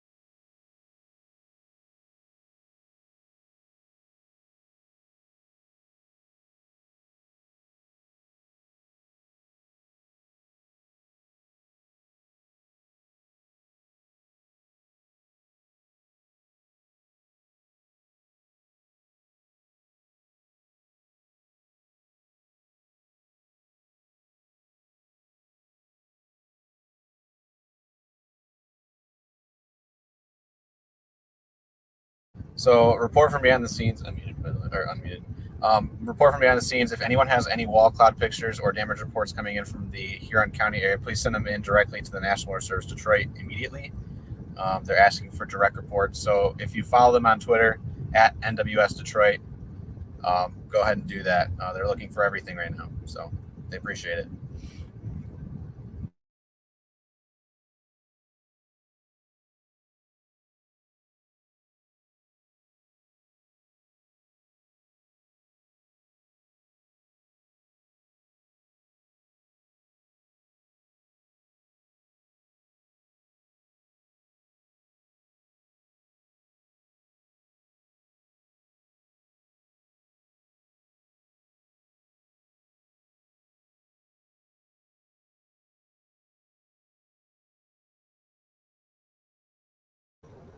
All right, give me a second here, guys. Ryan is busy at the second, so I'm going to pop in my radar here for y'all.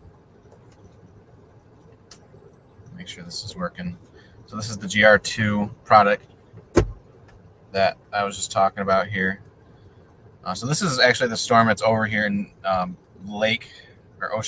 Osceola County, heading towards Clare County. A little bit of broad rotation on that right now. And flip it back to latest scan doesn't show as great, but it's weak. It's there. We're keeping an eye on it. We're here in Clare just in case. But we're watching the storm over here, which currently has a reported wall cloud on it, apparently, near the Kindy area, heading towards Port Hope. And all the radars in this area, as Ryan mentioned, are very far away. So let me switch over to DTX here real quick.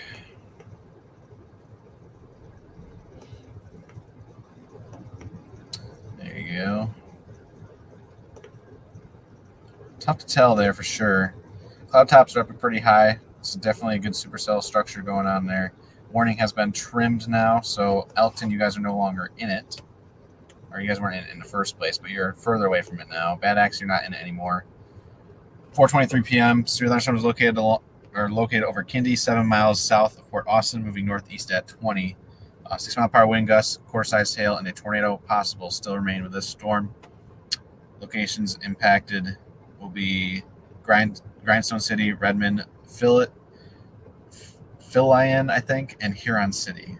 Remain alert for possible tornado. Tornadoes can develop quickly from severe thunderstorms. If you spot a tornado, go at once to the basement or small central room in a sturdy structure. So that is the warning text there, updated for northeastern Huron County.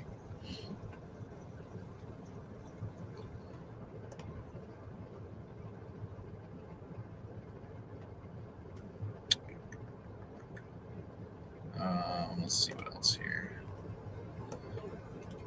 Or a little bit of pinks on it. Still some pinks in there, so it could be some hail. Small hail for sure. Not much in the VIL product. Overlap it with the ZDR and the KDP. Again, not much in terms of hail. This is going to be a damaging wind threat there for sure. But keep an eye on it. Check reports behind the scenes, see if anything else came in.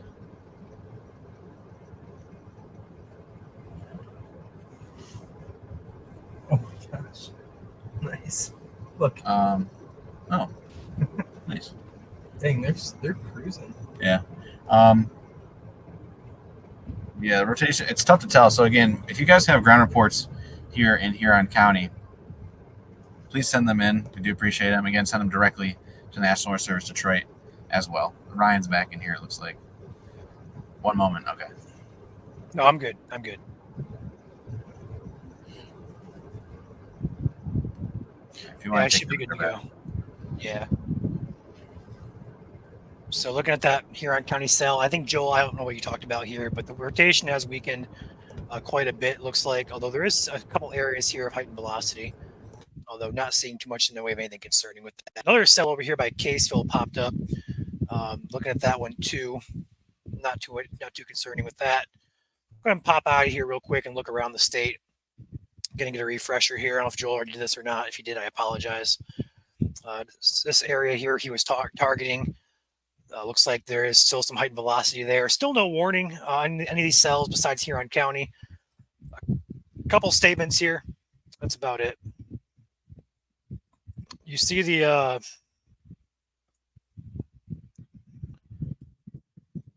do you see that cell near Roscommon, Joel?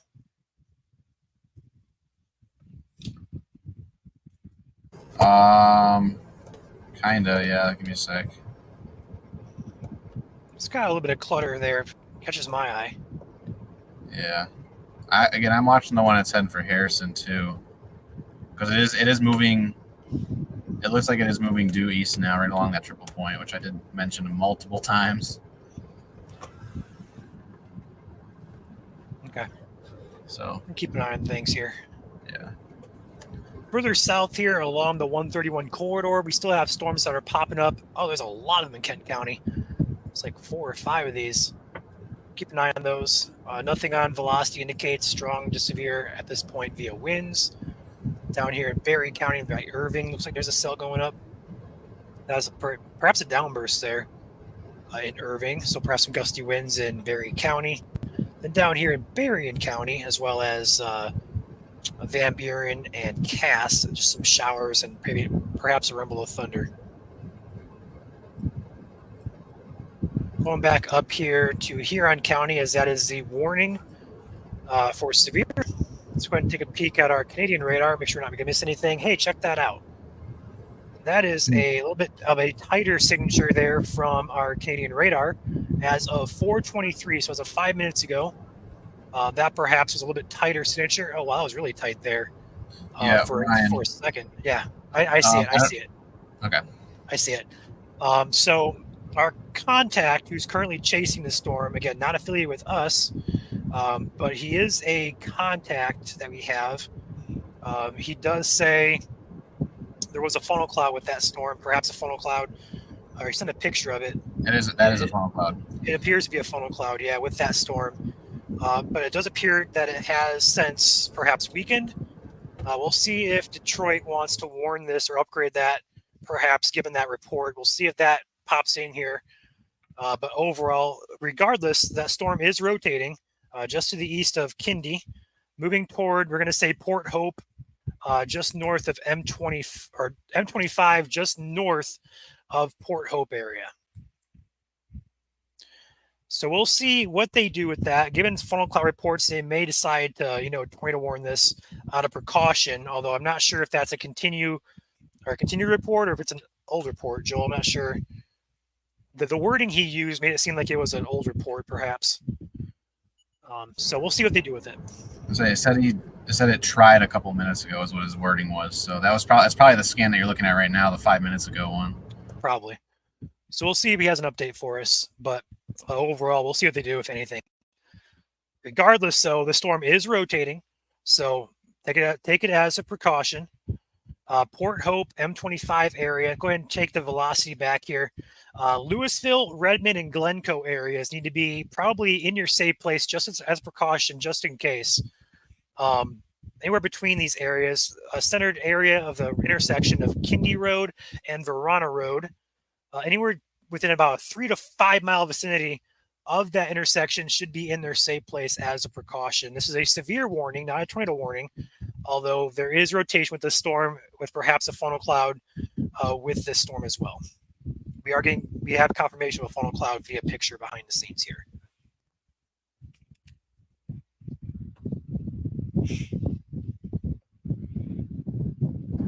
Jazz with 50 gifted Michigan Storm Chasers memberships. Thank you, Jazz. Again, as always, you're awesome. Thank you for your support, Jess. I must have missed that. My chat is 5 minutes behind. Scroll back. Thank you, Jess. Yeah, if you're not subscribed on YouTube, it is free to do. Turn on gifts. Once severe weather calms back down, we're going to make some tutorials here about how to turn on, get the membership, stuff like that. So watch for that. If you guys don't know how to do that in your profile, it should be in your settings, though.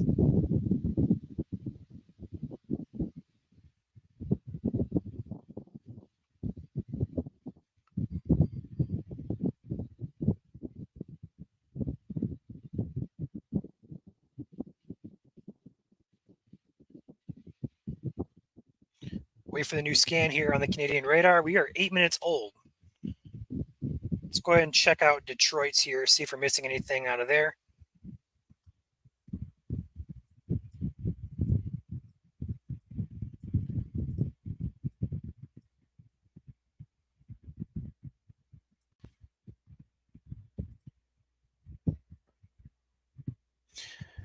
Not seeing anything new. Okay, there is a... Okay, it's still 9 minutes old, unfortunately.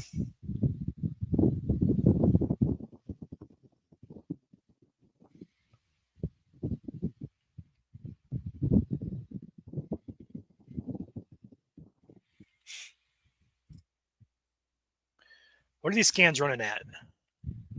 About 6 minutes. So, okay, there's your new scan. It doesn't look too concerning. That's about 2 minutes old. Let's go ahead and take back our Detroit radar. We cannot see anything with Detroit's radar, which is the limitation here of the thumb, unfortunately. Let's go ahead and just leave it on Canadian radar here. So this is a severe warning, remains in effect here for northern Huron County. Winds up to 60 miles per hour, as well as quarter-size hail. I don't know if that was a bug that just bit me or what. That hurt. But there is a possible tornado tag with that storm as well.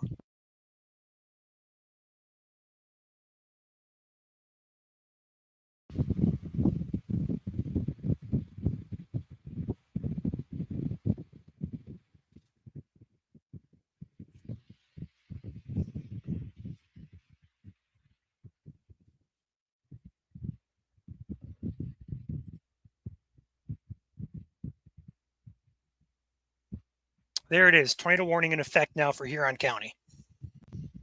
So they went ahead and decided to go with a tornado warning. Figured they would, honestly, get the report of a funnel cloud. So now we have a tornado warning in effect for northeastern Huron County. So this is going to include Port Hope, all the way up here to just south of Grindstone City, right along M25 here. Glencoe, Louisville, Redmond. You guys need to be in your safe place now. Port Hope needs to be in your safe place as well. Anywhere within this vicinity needs to be in their safe place. Area of rotation appears to be centered over what appears to be Fillion Road and Verona Road.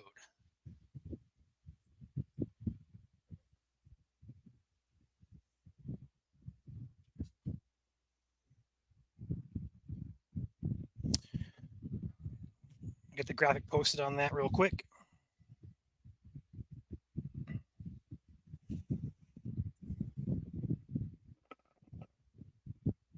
Once that graphic loads in, I'll post that. So again, this is northern Huron County. The area of rotation appears to be centered right about here. It's really hard to see here because our radar beam from either Detroit or Canada is roughly 7,000 plus feet in the atmosphere. So we're not seeing anything below that 7,000 foot mark with this storm. So unfortunately, we're not seeing a good look, but there is a spotter confirming that this has a funnel cloud about 5 or 10 minutes ago, which is likely what prompted this warning here.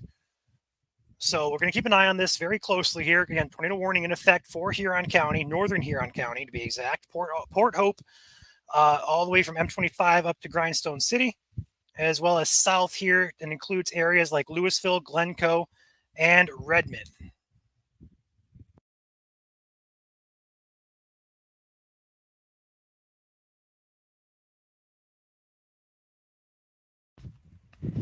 This is the thumb of Michigan, Huron County to be exact. We take a zoom out here. This is where you're at in Michigan. You're up in the thumb. Got to watch the cell behind it too, just in case.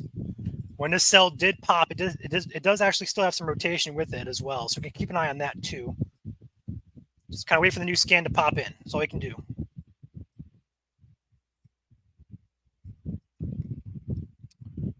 Velocity from Detroit doesn't look too impressive, but again, you're probably not going to see a good velocity scan given that we are several thousand feet off the ground with these radars.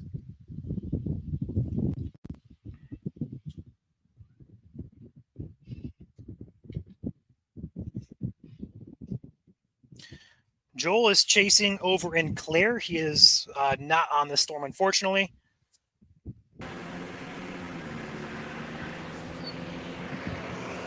Got Joel's other camera in here now. So looking at let's go ahead and take a 2-panel look at this if I can get this pulled up here momentarily.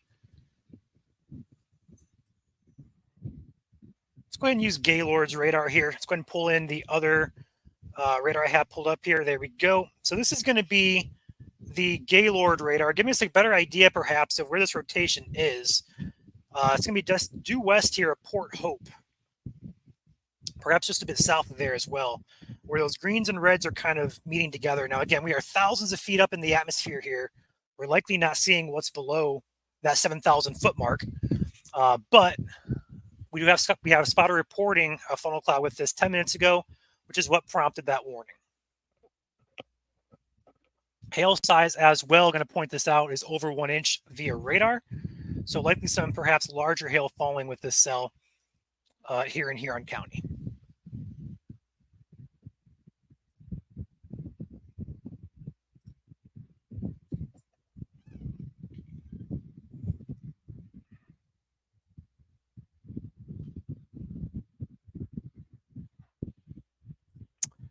Going to run through some of these products here. Not seeing too much here.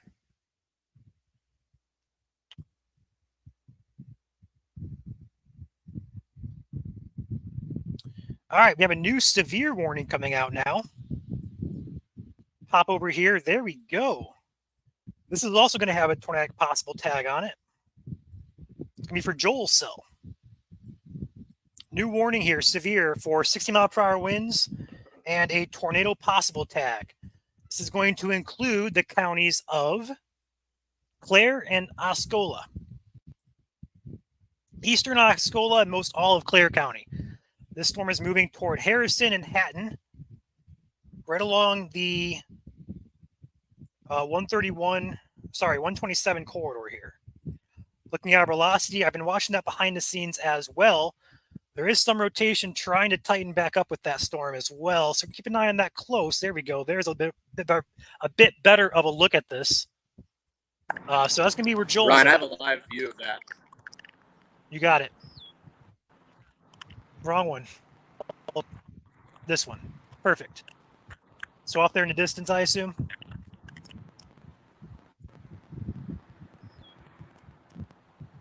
Joel is currently sitting in Clare. Over these trees, but it's starting to get dark back there. All right, cool. We'll come back to you here in a second. So Joel's going to be on that Clare warning for 60-mile-per-hour winds as well as a tornado possible. But this warning over here, that's tornadic here in Huron County, remains the concern. Take a look here at our, there we go. A couple chasers on this. Got Isaac, we got Jim. Not our chasers. We do have contacts with Isaac at least. Again, these radars are doing a pretty terrible job, not because it's somebody operating it, just because it's a limitation of that radar beam shooting up in the atmosphere. We're missing that 7,000 foot mark and below. We're not seeing what's happening. So we're going to see this area of heightened velocity somewhere in the Louisville-Redmond area. So the severe warning here for Huron County is now expired. But the tornado warning continues for this cell. heading right for the Port Hope area between Louisville and Redmond. That's going to be the concern here. And again, this is a couple minutes old. I don't have any new reports coming out from our contacts there as well. See, Jas has gifted 50 more memberships. Again, Jas going off with the memberships today. Well, go ahead. Yeah, first of all, thank you, Jess. Second of all, severe thunderstorm warning now for my location. Yeah, I got that. Oh, perfect. Tornado possible. Yep. Sweet. Yep, got that. We'll cover that here in a second. This storm is going to be over the lake here in about 10 or so minutes. Once it does do that, we'll switch over to Joel's storm, which is in Clare County / the eastern half of Osceola. That's going to be for 60-mile-per-hour winds as well as potential tornadic development there with that storm.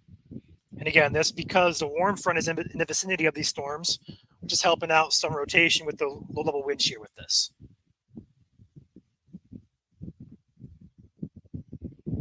No, this is not going to hit Sanilac County. This tornado warning is going to go off onto Lake Huron.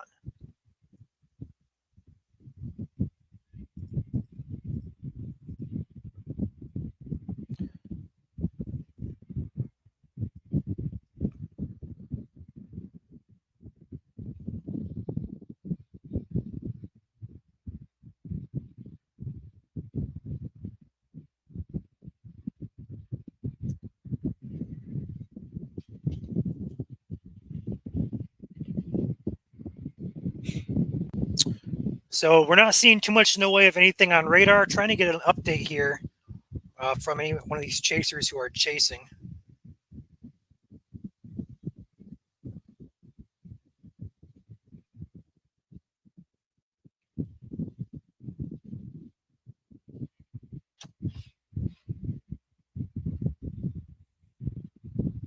So again, tornado warning in effect here for very extreme portions of northeastern Huron County. Taking as you are in the thumb of Michigan.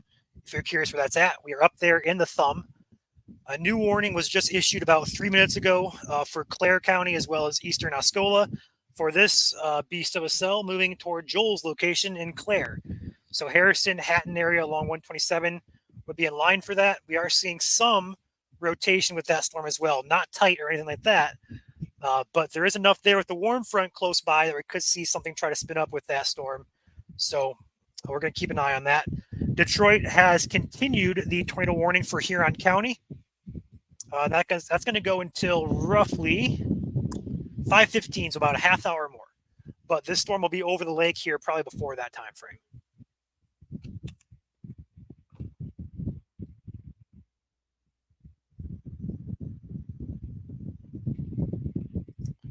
So, like I said before many times, we don't have a really good radar look here.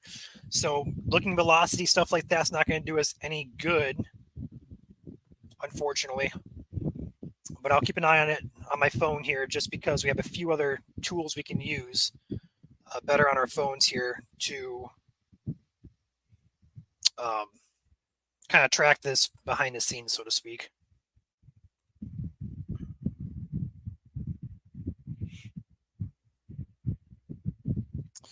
Still not seeing anything tight, though, on either three of our radars that are closest to this. Doesn't mean anything's not happening, though.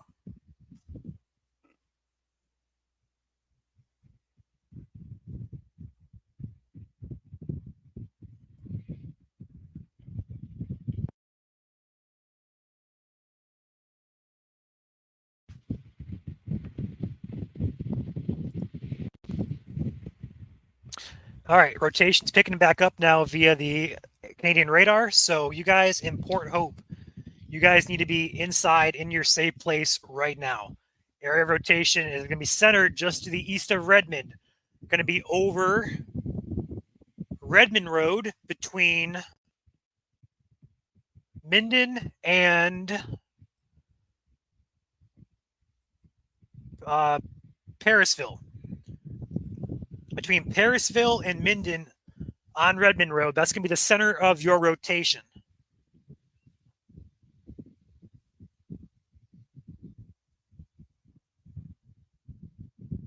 Try and get an update from our chaser there, or not our chaser, but our spotter.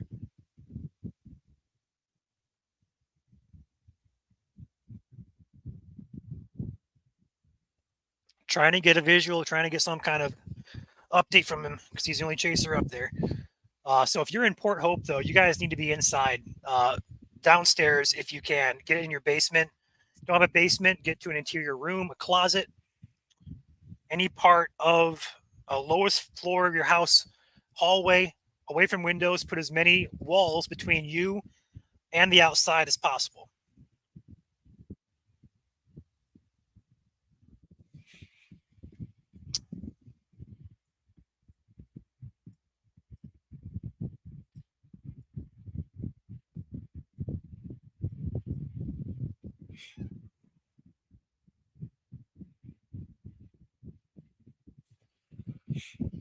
Keep an eye on these other cells as well.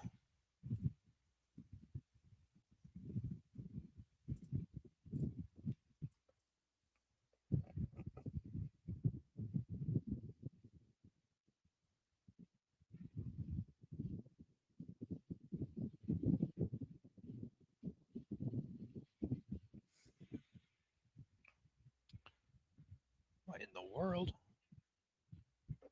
Okay. All we can do is just hope that this is not going to be on the ground here as he moves into Port Hope. We're not going to get another radar update likely until it's probably in Port Hope. So that's the last we're probably going to see of that. Let's go ahead and take a peek at our Detroit radar just to see if we have a better look at this. And we're not going to. It's too far away. Let's check out our Gaylord radar as well. And that's too far away too. So our best look is going to be the Canadian radar. That's going to be probably the only look we're going to get before it moves into Port Hope. So fingers are crossed. This is not going to touch down. We don't have another scan coming for another about 6 minutes or so. So we're going to have to rely on these spotters here to give us something if there is anything happening. Hey, Ryan. Yes. So I only have my phone on me. So what I'm going to do is I sent the link to Jacob. And so he's going to use his phone for our view. Gotcha. That's fine. Sweet. Okay, getting a report from the chaser up there that there's nothing on the ground right now, but it is still trying to produce. So that's good news. I believe he has eyes on it, saying that it just tried to produce again, but it couldn't. So that's good news. Hopefully the next time it cycles, it'll be over water and not on land. It's going to be a close call, though, to Port Hope.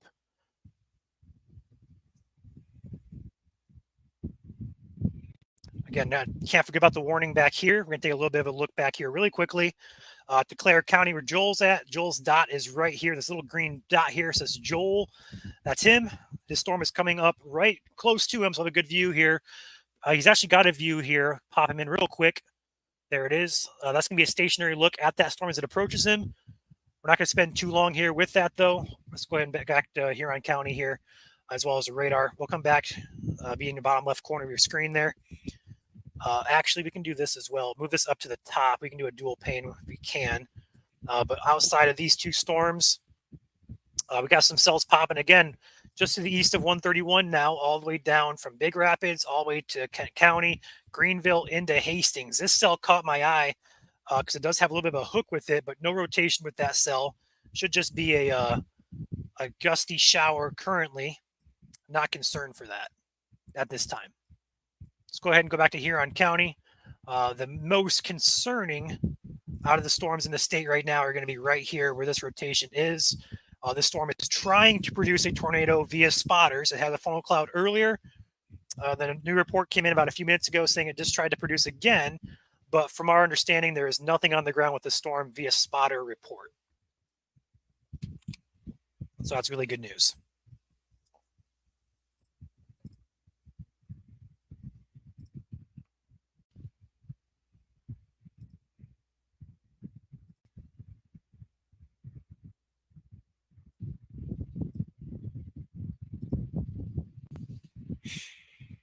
Next scan we get will likely be close, if not on the lake. Hopefully we're not going to cycle and do it again. Hopefully it's on the lake this time. But again, that goes, if you guys happen to know anybody up here in the thumb of Michigan who's on the lake, especially from Port Austin points eastward, from Port Hope to Harbor Beach, you guys need to be off the water as the storm moves on, as that could be a water spout moving onto the water here. New scans in, rotation still there, moving into Port Hope.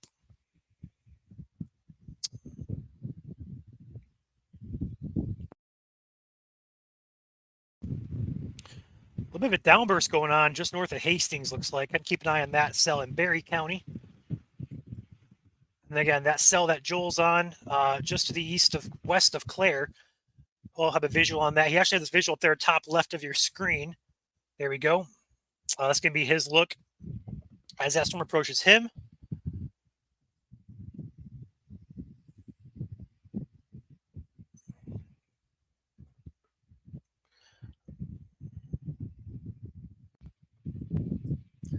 So this is going to be moving into Port Hope as we speak. Our fingers are crossed that nothing is on the ground here. I see a comment here, high winds at Lake George. That would line up with radar. Quite good. How strong would you estimate? If you can safely do so, obviously your safety is first priority, but if you can estimate the wind speeds, that'd be great.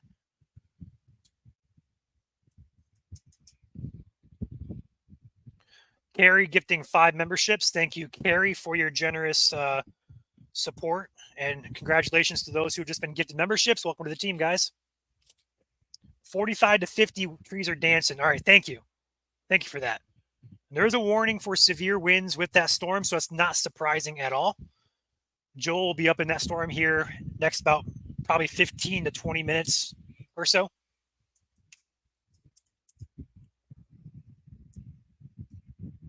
That Huron County cell is really trying. If you go up and looking at the radar products here, it's a really good looking storm. It's just we're not getting that low level look at it that we're seeing that we need to have here on radar, as it's, you know, the radar beam we mentioned many times before from Grand Rapids or from Detroit's radar. We're about 8,000 feet off the surface with this storm, which is just not going to cut it. Below 8,000 feet, we're not seeing anything that's happening. We're actually close to 9,000 feet at this point. So that's unfortunate.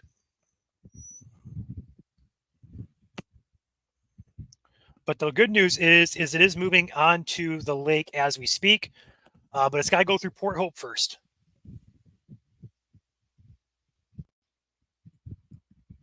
Taking a zoomed out here. Just one other warning in effect here. It's going to be a severe nature, eastern Osceola, all of Clare.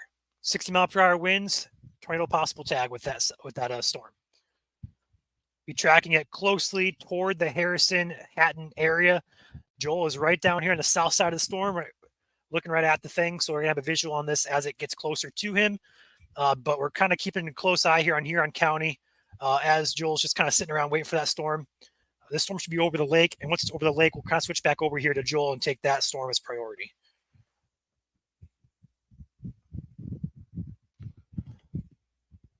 So again, this is only for a very small portion of Huron County here, for Port Hope especially. If you're back here like Caseville, Sebring, Bad Axe, Ubly, Verona, you guys are all in the clear. This is very close to the lake. It should be moving onto the lake here next 5 or 10 minutes. And once it does, it'll be all clear for Huron County.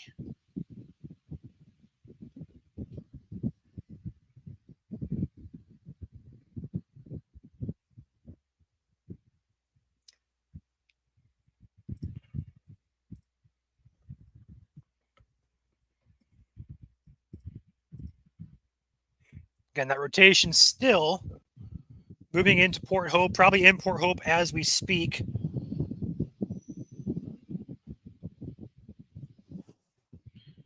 Perhaps getting a report here from our contact that there may have just been a brief tornado, unconfirmed, but just want to mention that as well, which is going to be pretty much in the Port Hope area. Doesn't appear to be on the ground still, but perhaps a brief spin up there near the Port Hope area.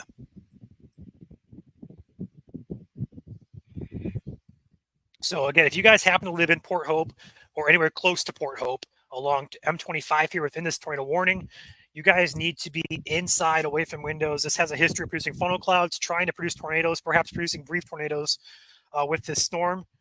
The good news is it's about to be over water. The bad news is it's still on land. Carrie, thanks again for the gift of memberships there. Appreciate you. Thank you, Carrie. It's getting increasingly dark here, and we're starting to see some lightning in view on our shot, but it's not frequent yet. Okay. All right, new scan will come in here roughly any minute, any moment.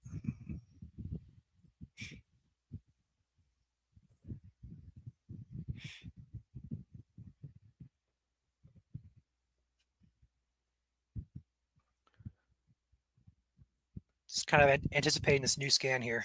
That's all I really can do at this point.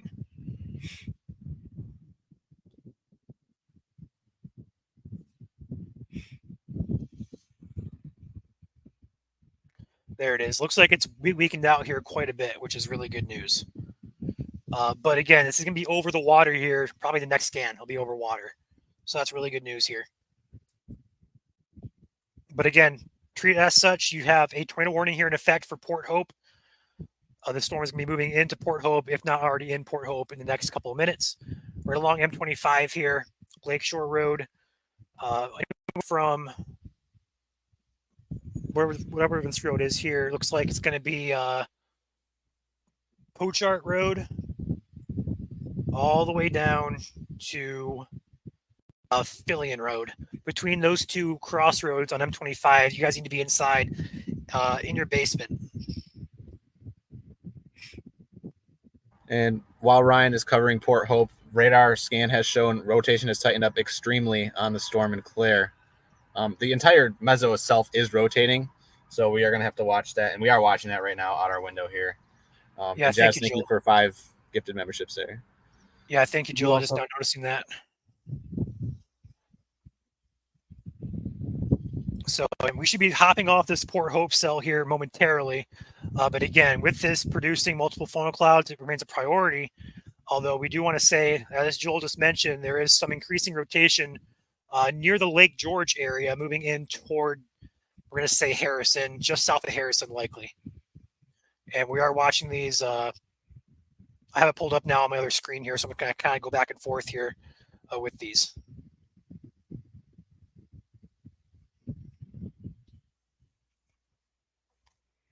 So hoping for the new scan to be on the water here so we can give Port Hope the all clear. We can kind of focus back here on Clare County. Osceola County, you should be okay. You are in that severe warning, but the storm looks to be into Clare County now. Not seeing too much in the way of anything severe for Osceola, even though the warning continues.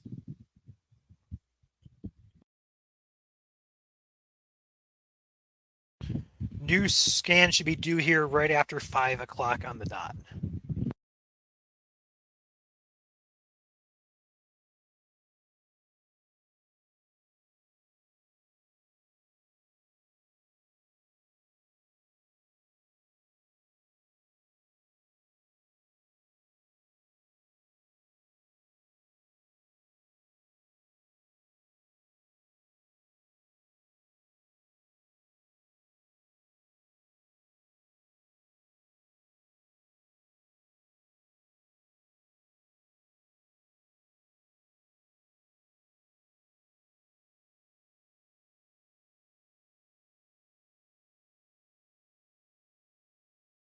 Ryan, you're muted.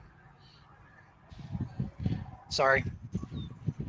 Looks like the cells here along 131 here are still popping up, moving slowly.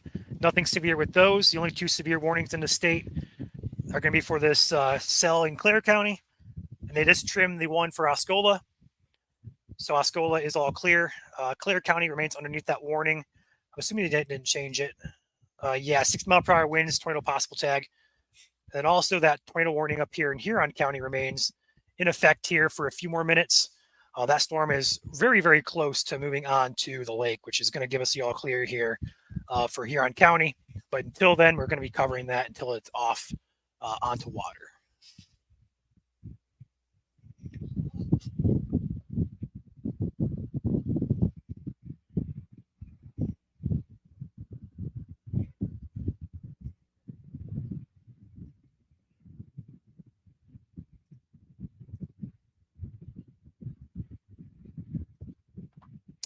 Not seeing any CC drops, Bob.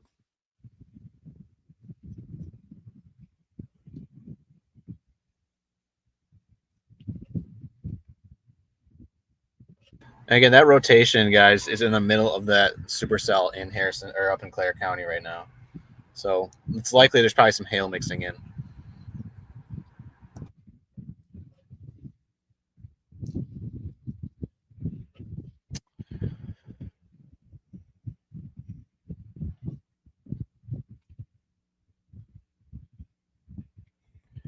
New scan should be coming in any second now for the Port Hope cell.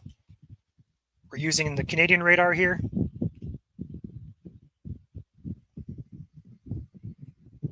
And it should be over the lake here as well. So we should be giving you guys the all clear for Huron.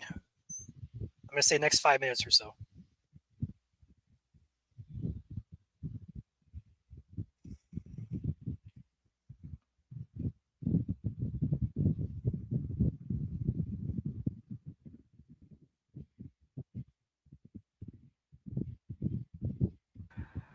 Emily, welcome to the channel here, MSC. Appreciate your support.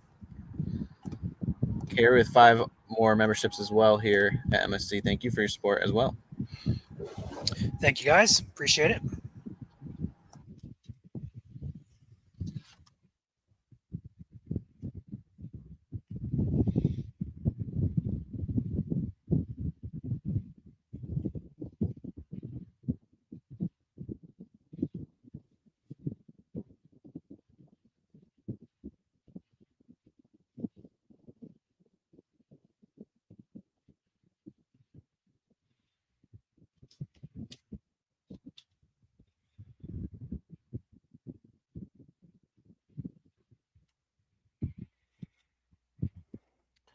New scan still not in here for Huron County.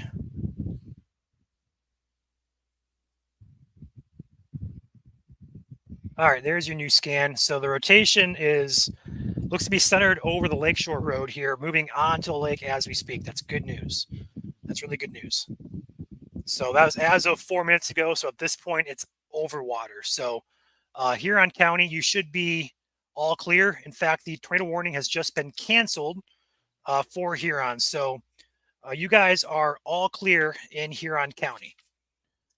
Switch some gears here and go over to Osceola and Clare after I get my fan going, which just died on me. Go figure. Get that up and charging again. Let's go ahead and hop over here.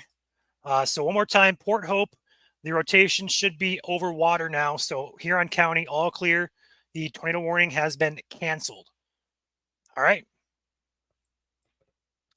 Let's go ahead and focus now over here to Clare County where Joel is at. Joel, can you take it for like 3 minutes?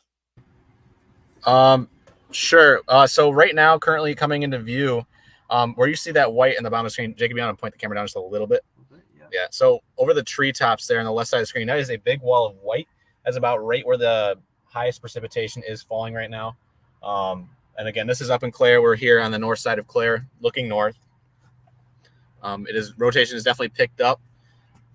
It'll come into our view here hopefully soon, but again, it's moving relatively slowly off to the east at I think about 25 miles per hour. So if you guys are in downstream of this warning, please take shelter.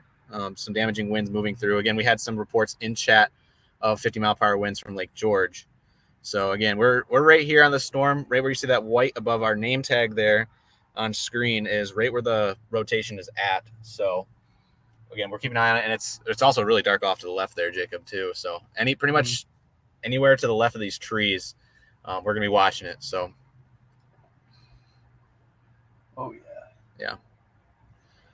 And again, Ryan is unable to take the stream right now, so it's currently me. Again, this rotation is heading right in between Harrison and Hatton. Lake George is already over you guys, so it's heading into the 127 corridor here in about 5 minutes, I would say. Again, I can see it from where we're sitting here, and it's moving relatively slow, but again, it's moving our way. Harrison, Allendale, not the Allendale in Grand Rapids, but the Allendale up here in Clare County. It's heading right down pretty much M61 here once it does cross US 127. So if you're in this area, again, respect the polygon inside that orange warning box you see on your screen there. And we'll show my radar here too. So again, there's your rotation. Again, where the greens and reds come together like this is indicative of some rotation. Again, our radar beam height here at this location is about 5,000 feet. So we don't know what's going on below that. But that is why we're here. We're here to kind of get a glimpse of it. And Jacob's moving his camera here so I can get another shot. I'm going to bring him back full. There we go. So again, it's going to be on the left side of that tree there. So there's the big tree and the telephone pole and the big tree right in the middle. It's going to be left of that. Yeah, right in there. That's what we're watching. So I can definitely see some sort of like a little bit of like a wallish feature here starting to come into view. It'll be interesting to see here in just a second. But this is looking very high precip. So hopefully we get at least some sort of view to give you guys.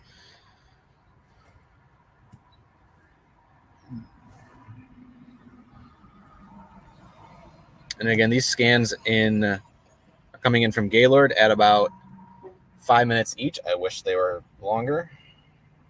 It's not great.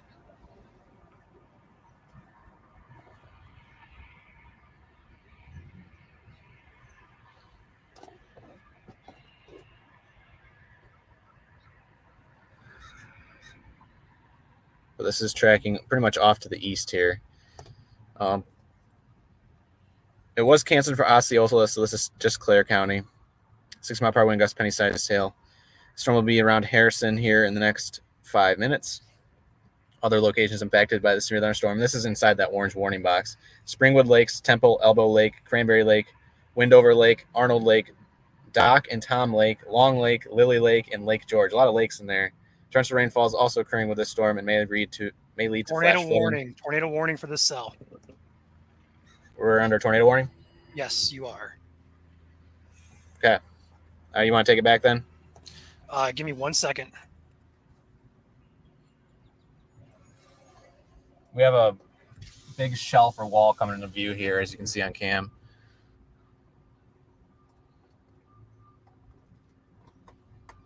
Warning just went off on our phones. No sirens yet. Oh, they'll. This isn't Isabel County. This is Clare. Oh yeah, we have a good shelf here at least.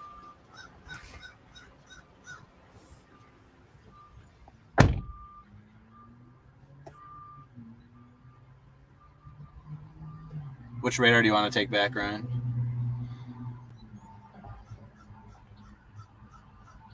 Or I'll just keep mine on. I'll loop mine.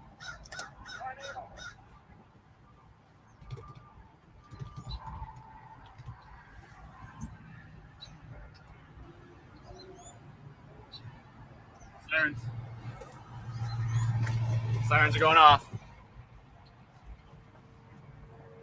Oh yeah. Sirens going off in Clare.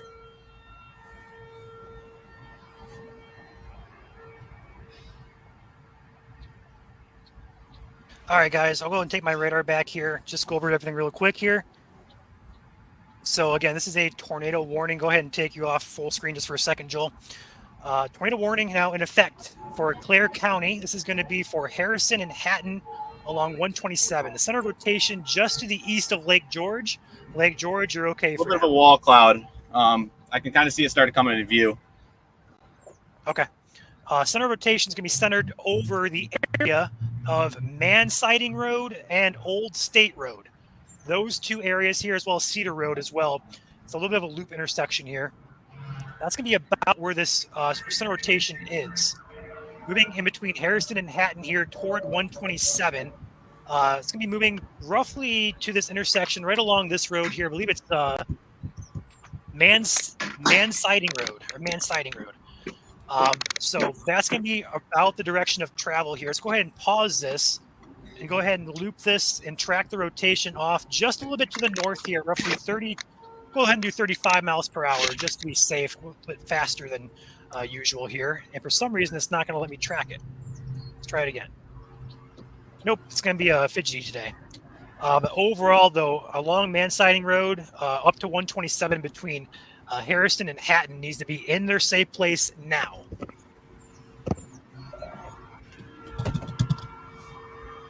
Again, Joel is on this storm. You can hear the sirens going on in the background there. He's right to the south of this storm. So this is likely going to be rain wrapped as well. If you're going out If you're going to go out and try and see it, don't. You're not going to. Right now,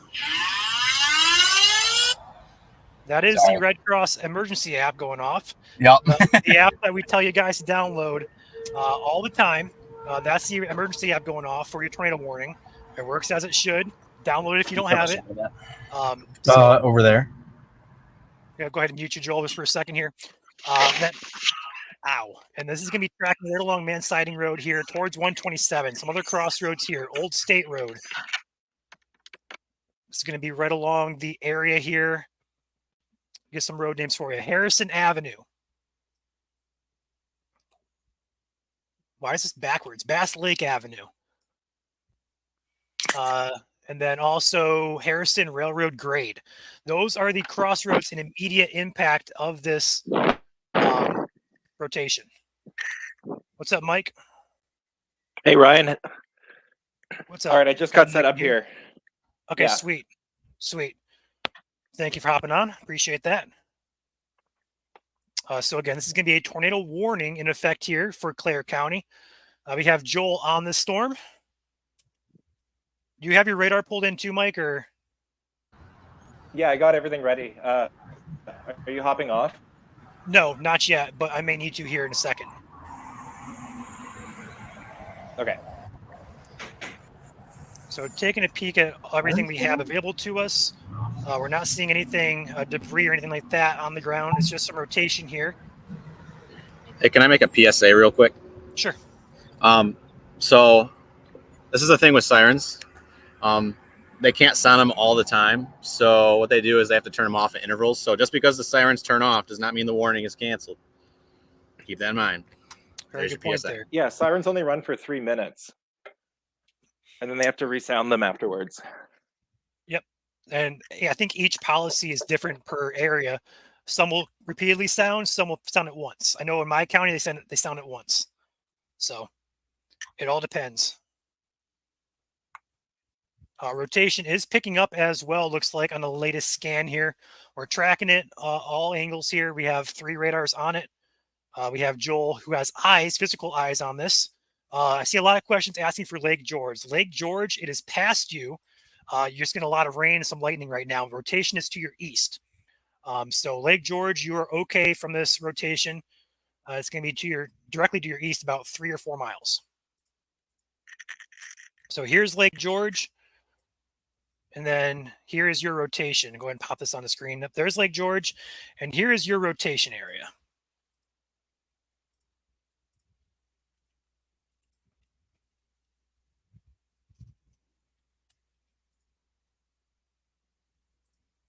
Go ahead and take our GR2 look back here. So regardless of the tornado warning here, there is still remaining a severe warning to the north of this, and also just off to the south, just a bit down here towards the Dover area, perhaps. So there is a severe warning here in effect for some gusty winds up to 60 miles per hour on the north side of this warning. So areas like Piney Woods, Long Lake Heights, Buck Trails, Cooperton, Meredith, you guys are all within that severe warning. We were just calling these cities out not 2 weeks ago for the other warning here up there that we produced a tornado up in Gladwin County. So similar area here. Latest scan, Mike, off the Grand Rapids radar looks pretty tight. I don't know if he's looking at that or not. I'm on Looks APX. Let me. Yeah, I'm on a GRR looking at the regular velocity at 512 scan. Quite interesting for sure. So it's pretty tight up there. If you go up in tilts too, Mike, that's pretty good meso.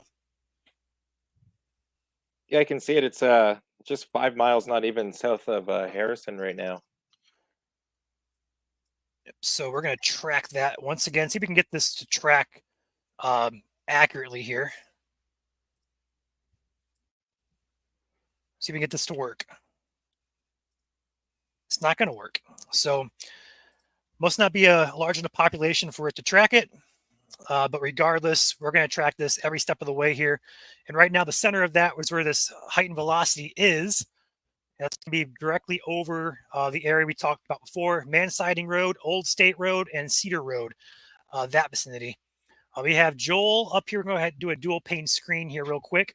Looks like they have a good shelf coming into view on the left side of their screen there. That's going to be the leading edge of this thunderstorm, and the rotation will be tucked back in there in the rain. So you're not going to see it unless you're in it, basically. So it's going to be rain wrapped. You're not going to see this coming. If there is anything on the ground, you're not going to see it. Again, you need to be inside, away from windows, preferably in your basement. If you don't have a basement, move to an interior room, like a closet, a hallway, away from windows. Put as many walls between you and the outside as you possibly can. Obviously, you want to go to your basement. You want to go to your storm shelter if you have one.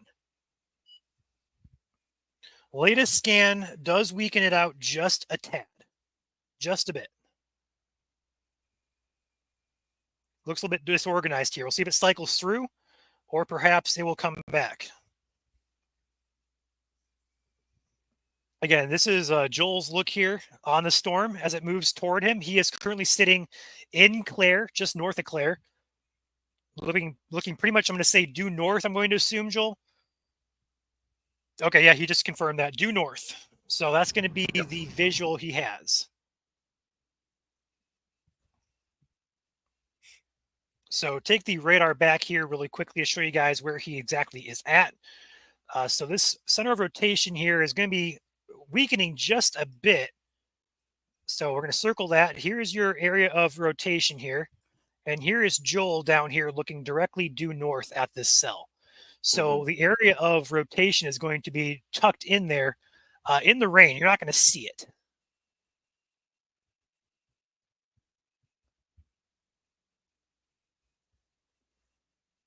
Although I will say, Joel, in the rain there, it looks to be like a little cone shape there. We just saw that too. There's something buried, I think. Yeah, so right there, if I could draw on the screen, I would, but I can't, unfortunately. So if you're looking just to the right of that telephone pole, it looks like a cone shape in there. That could be something, perhaps, that's the right spot for it. That looks pretty convincing to me. You're right, it looks like it's right over... yeah, it looks like it's right over East Mansiding Road at US 127 right now. Yeah, that's what I'm seeing looking too. due north from where Joel is, yeah. Yep, that'd be the exact area we're looking at too. So that could be something there, Joel. It could be scud too. Do you see any motion on it, Joel? Can you make it out, or is it too hazy? Yeah, it's rotating very a very little amount. It's not like going crazy or anything, but it's definitely doing something. It looks a little bit scuddy though. Like I wouldn't go crazy over it, but it is. We're watching it. Okay, sounds good. So again, that area that Joel's talking about here is basically directly over that green sign there, a little bit to the left of that, above it. That's going to be the area we're kind of talking about, perhaps something trying to develop there. Although it's very hard to tell with it being rain wrapped, perhaps. Latest scan, as Mike just mentioned a few minutes ago, is basically crossing 127 now at Mansiding Road. So now it's going to be crossing very close to the M61 area, which is an east-west road that runs to the east of 127 over into Gladwin. So that's going to be roughly the track of this rotation. Wait for a new scan to pop in here before we, confirm if this is actually weakening or if it's just cycling through. Because many times with these cells, they like to weaken out just a bit and they come back a little bit stronger. So we'll see if that's the case here or if it's going to completely weaken out and die, which is a hope. I see Red Dozer on here. Thank you for gifting 10 memberships. Appreciate your support, Red. And welcome to the team for those of you who got gifted these memberships. I will say we just had a nice gust out from the storm, so it doesn't look like it's pulling in anything. It looks like it's starting to gust out a little bit. Okay, good. And Mike, I'm going to pop out of here real quick, if you don't mind. Yeah, go for it. Okay.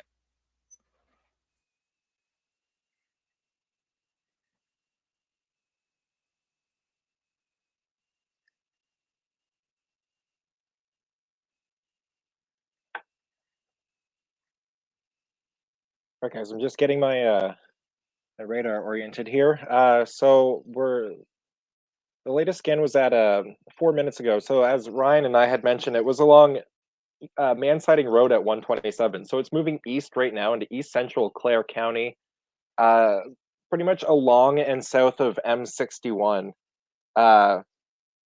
So anyone between Harrison and Hatton east along M61 needs to be in a safe place until the storm moves out. The new radar scan can come in, rotation could be stronger, or it could be a little bit more weak. We're just waiting right now for the radar to update.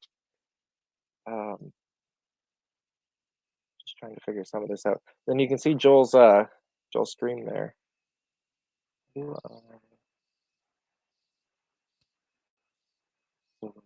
Joel, are you there? Do you know how I make your window smaller? What do you mean? I'm just clicking buttons right now, like how to bring the radar up, like that. I think. If you want radar full screen, there you go. Okay, like that, and then we can still see your stream there, and then there's me and Ryan. Yep. I don't have my camera on, but I am here. That's the That's voice fine. you're hearing. So the new scan has come in. This rotation looks to be about 1 to 2 miles south of M61 on the east side of East Central Clare County. So where is that?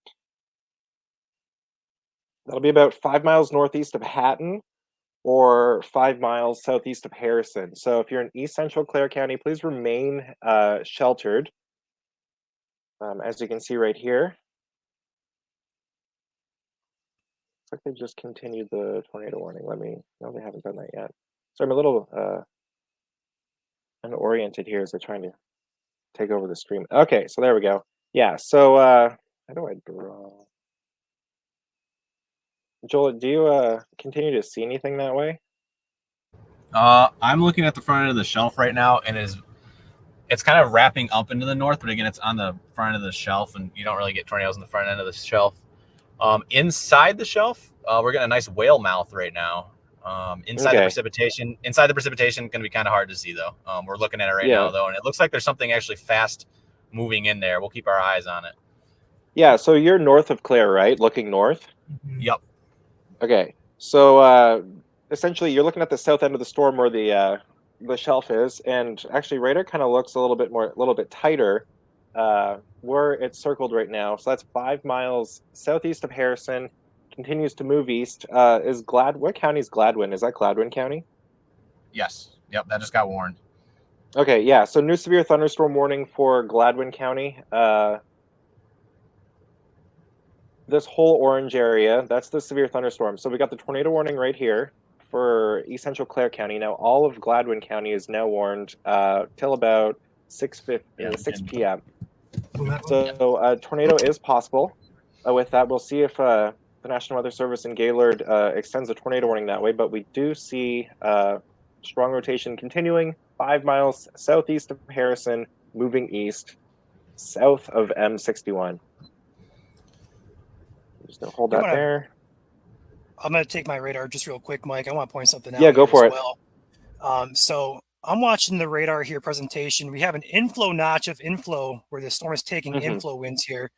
And on the backside, this is wrapping around here. So perhaps some wind-driven hail with that. It shouldn't be too large of hail, perhaps some larger hail. We'll see. But this is a classic supercell here where it kind of curves on the backside with a classic inflow notch. So your area of interest is going to be right in between these two arrows, right about there. That's going to be the area of concern here. And that's going to be centered, again, directly just to the south of 61 here, right along Man-Siding Road. That's going to be the area of concern. I see no other townships here. I see Bailey Lake Avenue as the main road that's going to be heading towards, but no other townships or towns in the path, which is good news. But still some population there. And you're back live, Mike. We're back on my radar. All right, yeah, I've split screened it for everybody, so it's a little easier to see. Okay, so yeah, as it's at 5:20, so it's 5 minutes old. We're still waiting on a new radar scan here. As Ryan was pointing out, there is inflow going there. If you look on the left side, that's where the hook is on this supercell thunderstorm. So for folks in Gladwin and Beaverton, this looks to be heading pretty much directly your way. Again, we're waiting to see if the National Weather Service extends this tornado warning. I'm just waiting to see here. Haven't seen nothing yet. Yeah, usually Omega Mike know if is really anyone- good with popping warnings up immediately, so it should pop in. You'll get it first on Omega before you do on your phone. Okay. Yeah, I just made sure I followed the APX spot. Yep. Okay. I'm just going to quickly add this warning to the post on the page. Go for it. I can While take we're over for a waiting. second. Yep. Thank you, Carrie, for gifting 5 memberships. Appreciate your support. Welcome to the team, guys. Again, sorry we can't focus too much on that right now. We're in active severe ops, but again, we appreciate all of you who are donating as well as gifting memberships to our subscribers here on YouTube. So appreciate you guys. Looking at the latest scan here, tracking this area of interest. Again, your area of concern is right between Mansiding Road and M61 here, just to the east of 127. Like Mike just said, Gladwin and Beaverton, as well as Secord and Billings, there's no tornado warning in effect for you guys yet, but this rotation is tracking your way. So if it continues on its track, Gladwin, Secord, Beaverton, Billings all need to be on alert for a potential extension of that tornado warning, perhaps. Looks like a new warning coming in here. Let's go ahead and zoom out. Okay, new warning now for unrelated to this storm. It's going to pop in here real quick. It'll be for Oscoda County. Looks like as well as Crawford County. Take that real quick, guys. Doesn't look too concerning via velocity, but we want to get you guys covered as best as possible. So Mayo, Luzerne would be the 2 main areas. M33 here. Looking at the storm, does look to appear to be hail, up to quarter size in diameter, and winds up to 60 miles per hour. That expires in 1 hour and 3 minutes. So 6:30 p.m. expiration time on that. This storm is moving to the east-northeast here, roughly about 25 to 30 miles per hour. So areas in the path of this, I don't see any townships. I see one here, Red Oak. And that's all I'm really seeing here. So again, that's going to be for Oscoda County as well as eastern Crawford County. And for those wondering, there is no tornado possible tag on that new warning. Now, these warnings down here in the Gladwin County and Clare County area does have the tag for a possible tornado, as well as 60 mile per hour winds on the warning for Gladwin. The storm does have some rotation on it. Greens are going toward the radar. Reds are going away from the radar. Where these two meet usually indicates some rotation is there, and in this case, there's no exception. Rotation continues to track between M61 and Mansiding Road, just east of 127. What are these scans running at?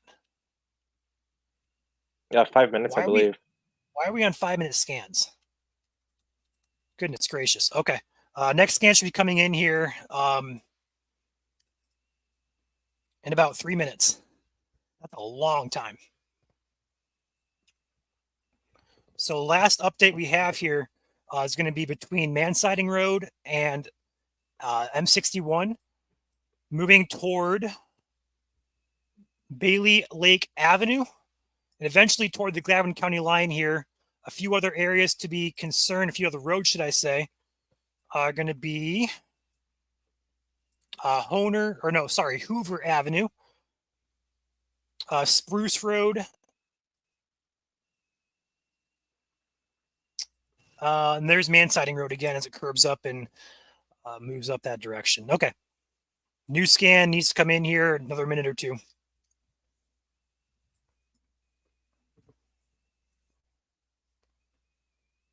Five-minute scans are not sufficient.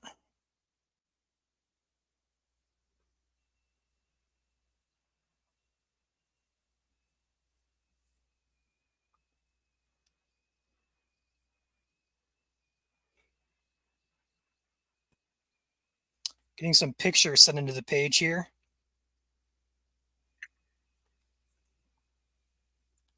I'm going to check to see if anything's going to be worth looking at here real quick. New scan should be popping in here momentarily.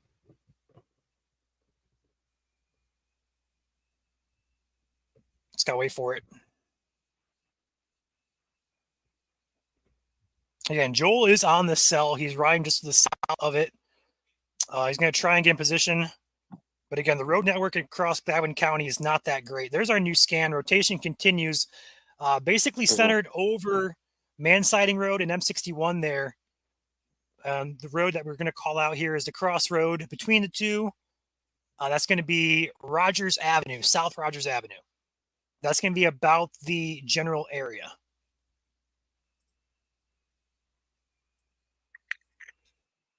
We're going to go ahead and switch over here to our satellite look, as that gives us more road names to take a peek at.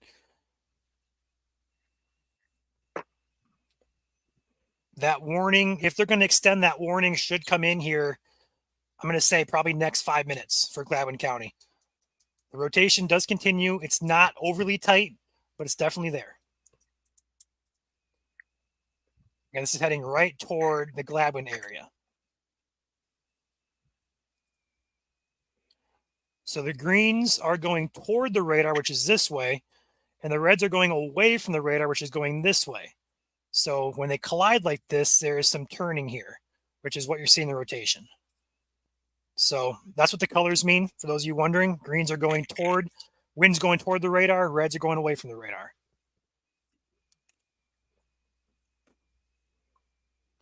So Gladwin's over here. You guys need to be in your safe place. Although there's no tornado warning, you are under a severe thunderstorm warning with a tornado possible tag. Secord, as well as Beaverton, as well as Billings. You guys need to be all in your safe places immediately. This storm is heading your way, moving due east here at roughly, we're going to say probably east, a little bit of northward movement with it, perhaps. But overall, pretty much due east here toward Gladwin. It's heading directly toward Gladwin, which is a little bit concerning. Hopefully it doesn't tighten up any further.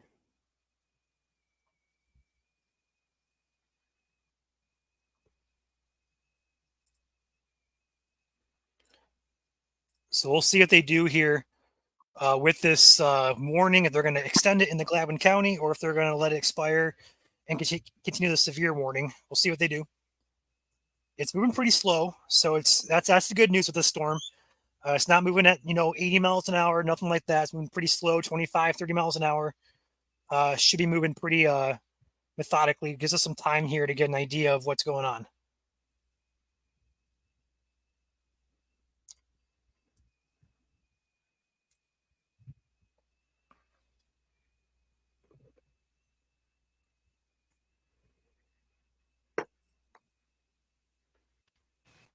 Zooming out here, taking a peek back up at the other severe warning in effect. Still not seeing anything velocity-wise that would indicate anything concerning is happening, although could see some hail with that.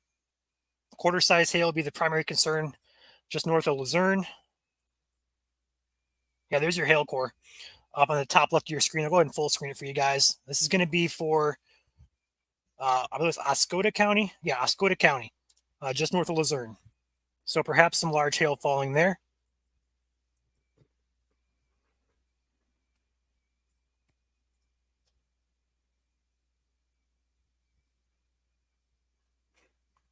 Go ahead and take a peek back down here.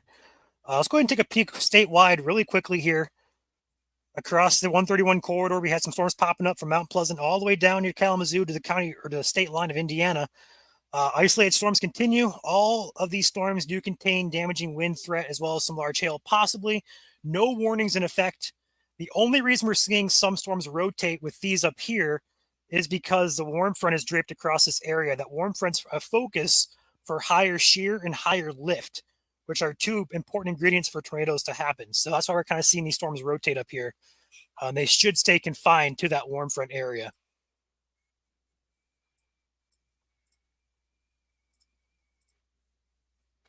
New scan should be popping in here next minute or two.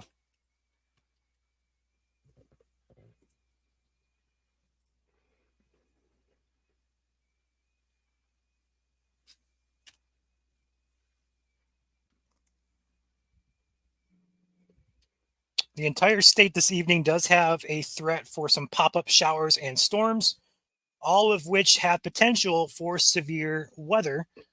Damaging winds and large hail should be the primary concerns across 90% of the state. Zooming out here, the warm front is the area of concern for anything rotating, which is going to be roughly right around here. Anywhere outside that circle, you guys should be A-okay tonight.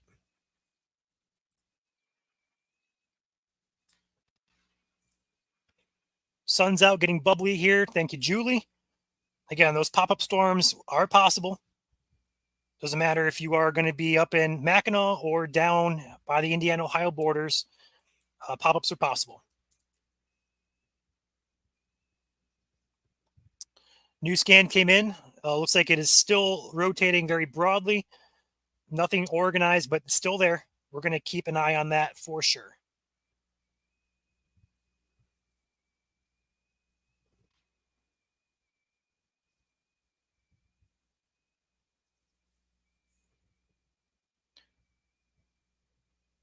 Yeah, for those of you worried about tornadoes today across other areas of the state, the chance of that's very low. We mentioned this actually on our morning live stream, this exact area, and also on our video this morning. Like we called this to a T, and this was the area we kind of saw beforehand, and it's coming to fruition here. So outside of that, there's really a pretty non-zero, but very, very low chance of anything tornadic outside this general area.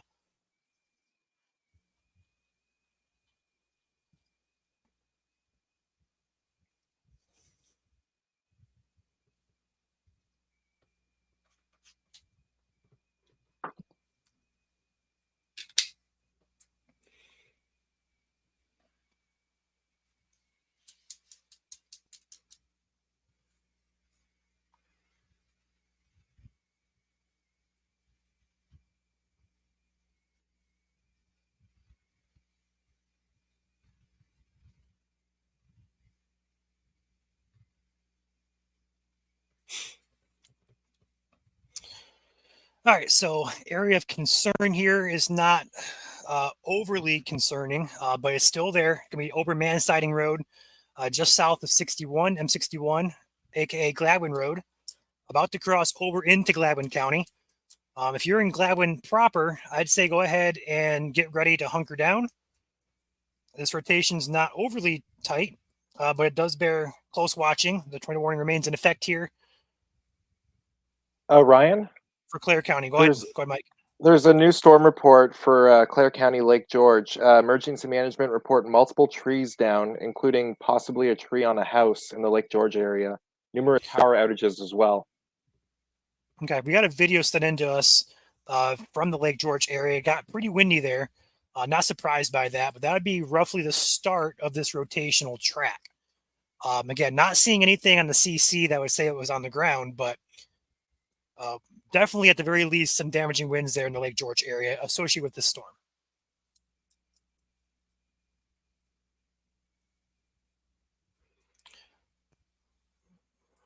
How close is this to Clare? It's north of Clare. So if you're in Clare, you're just getting some rain at this point. Anything tornadic will be north of you. I'm seeing Clare. Yeah, you're just getting some rain right now. Nothing severe for you.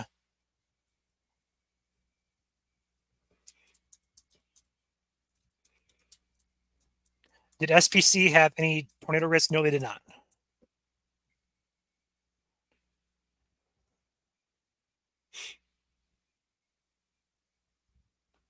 This is in Clare / Gladwin County, guys. There are storms across other portions of the state. There is one more severe warning up here in Oscoda County. Take a peek at that really quick. Can't forget those guys. The population here is quite low, but this is still a severe warning here in effect for the Mayo and Luzerne areas. The storm is pretty much stationary, moving very slowly here into a very unpopulated area, which is really good news. But still, some large hail, perhaps some gusty winds happening here along with the cell. I don't see any towns, but it'd be right along Red Oak Road and Haskell Drive, Cherry Creek Road as well in there, just south of Red Oak. That's going to be the general area. I don't see any townships showing up here. Here's one up here called Commons. That's the only one I see. So not very populated up there. Up here as well, there is a special weather statement in effect. So a step under a severe warning. That's going to be for, I believe that's Antrim County? Yeah, Antrim County. Got that one right. It's hard when they're all just a bunch of squares. I know. There's 83 of them here in Michigan. So again, tornado warning remains in effect here for eastern Clare County. This storm is moving into Gladwin now. There is no extension at this point of a tornado warning into Gladwin County. They may do that, but they may not do that. We'll see. Regardless, there is still a severe warning in effect for Gladwin. That's going to be for 60-mile-per-hour winds as well as a potential tornado possible tag.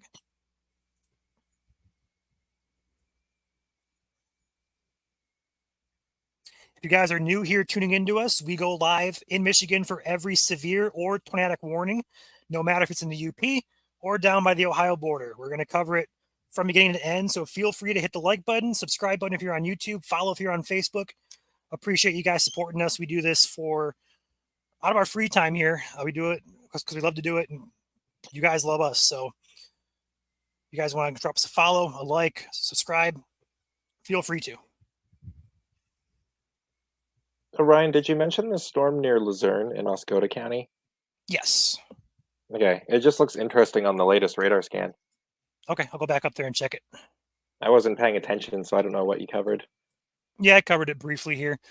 And yeah, it does look a little bit more so concerning here by Luzerne. What Mike is, I think, mentioning here, tell me if I'm wrong, Mike, but perhaps some very weak rotation with these reds going outbound. Yeah. Green's going inbound, red's going outbound. So Bit some of a very hook weak on radar rotation. too. Yeah. Yep. So looking on our radar product here, we're seeing that. Yeah, there you go. That's good call there, Mike. We'll keep an eye on that. Nothing tight, nothing, overly concerning with that just yet. But again, keep an eye on that. Again, that's Oscoda County. Backing this up. All right. Tornado warning has now been canceled or expired. I believe it's canceled. I'll wait for the official wording on that. But that's going to be expired. We're back into severe ops. So 2 severe warnings now in effect.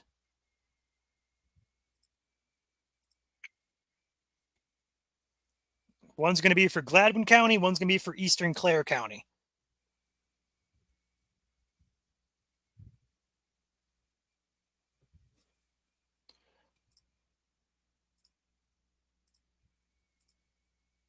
There we go. So again, tornado warning has been dropped for Clare. No extension at this time for Gladwin County, although rotation does continue.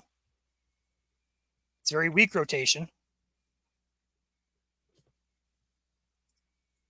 All right, I'm unmuted. Can you hear me? Yes, we can. Go for it, Joe. Oh, yeah. We're getting out here a little bit further away from cell service. We have a really nice shelf cloud moving across as it comes into Gladwin County now. Heading right for Gladwin. Very pretty picturesque.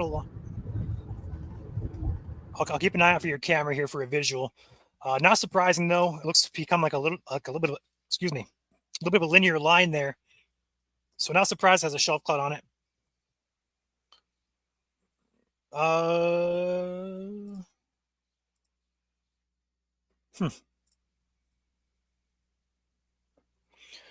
don't know what's going on there by Beaverton. Looks like perhaps some clutter or something, but perhaps some increased velocity there just to the west of Beaverton. Perhaps a pass off, Mike. Do you see that? I'm in Beaverton right now.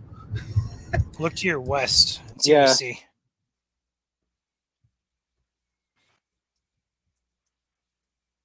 It's kind of hard to tell. It doesn't quite show up on Grand Rapids radar, but you can see it on a Gaylord. Yeah, it's also if you line it up here, velocity to reflectivity, it's almost clear air as well. So, like here on GR2, I have it pulled up here. That red dot centering there where that would meet, it's not meeting over the precip. So we'll keep an eye on that though. Thank you, Lisa, for gifting 5 memberships. Appreciate your support. And for those of you who got gifted memberships, welcome to the team. Severe warning now canceled or expired for Clare County. So just 2 warnings now in effect, one for Gladwin, one for Oscoda County. Keep an eye on both of those.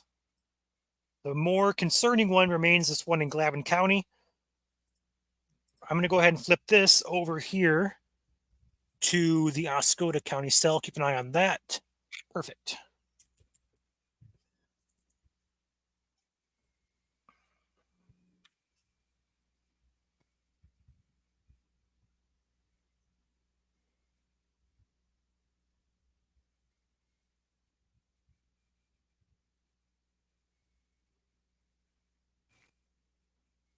Okay. So the storm that prompted the tornado warning has since, we're going to say, weakened just a bit. If we go back here and play about 30 frames or so, thank you for joining the channel, Zachary. Appreciate your support. Welcome to the team. If we go back here to track this rotation where it got issued back roughly about right about here, we'll see that red and green kind of show up there. It kind of got tight for a few scans. Your wind report came in roughly right about here over That's Lake right George. over Lake George. Yeah. Yep. Let's take a CC drop look at that and just kind of see there. That's a 458 scan. Let's go back here to 458 and see what we see. There's 458. So not seeing too much there. Yeah. As we saw this year, not all tornadoes have a debris ball either. Not at all. But regardless, that storm continued eastward, where it is currently severe warned in Gladwin County, where you're seeing these greens and reds intermixed there. Nothing tight, but we are watching it. Very well could try to produce again. So there's a rotation through Lake George, continues, weakens a little bit, and now it's just kind of cluttered. We'll see what it does. Yeah, we have quite a decent line of thunderstorms now from Houghton Lake down to Alma. I was going to say, we have a really, really nice shelf cloud pushing in behind us right now. So nevertheless, like, it's a really good structure out there.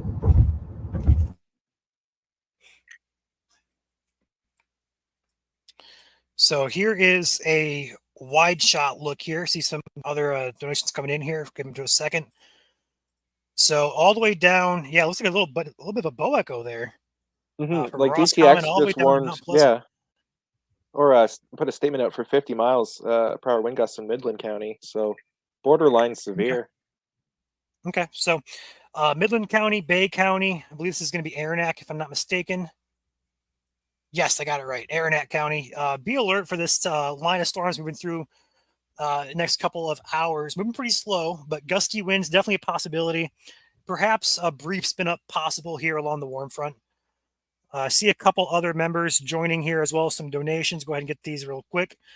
Julie with a $10 super chat says, thanks for keeping us safe. You guys also show support with super chats. Appreciate you, Julie. Lisa Boyd gifting 10 memberships. Appreciate your support, Lisa. And for those of you who got gifted, welcome to the team. Also have Linda becoming a new member. Thank you, Linda. Appreciate your support. Welcome to the team.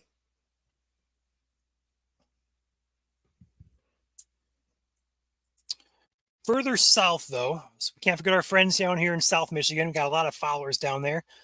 I got a cell here in the Crystal, Newark, Ionia County area, Montcalm County area. Not seeing too much there. Perhaps some gusty winds on the south side of that storm. There's an outflow boundary there. Could see some more showers pop off that outflow boundary. Down here in Clinton County, or sorry, not Clinton. This is going to be Eaton County. This is going to be a cell here, just to the west of Grand Ledge. Not seeing anything concerning with that. Sorry about that. And also down here in Berry County, seeing a cell as well popping up. Not seeing anything concerning with that one either. Down here in Portage, Kalamazoo, just some rain for you guys. Not seeing much in the way of anything concerning there. Further south here into Cass and St. Joseph counties. Again, not seeing too much of anything. Just some showers and perhaps a rumble of thunder for you guys.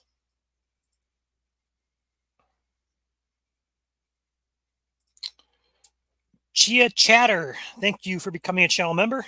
Appreciate your support. And as always, welcome to the team.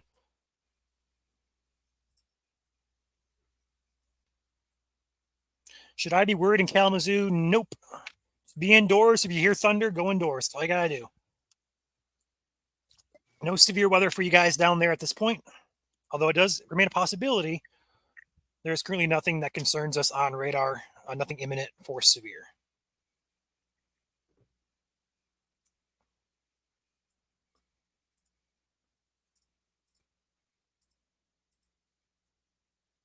Yeah, the rotation seems pretty much gone. It's very cluttered at this point. So our concern with that storm is going down for right now. Perhaps some resurgence there just south of Gladwin. We'll see if that strengthens next scan here. but it's nothing to be overly concerned about.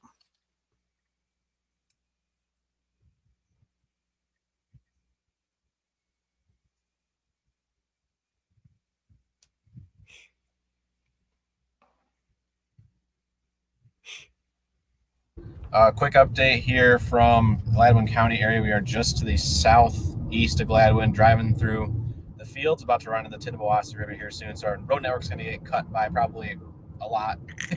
We're approaching the M30 again, as it was back on June 25th.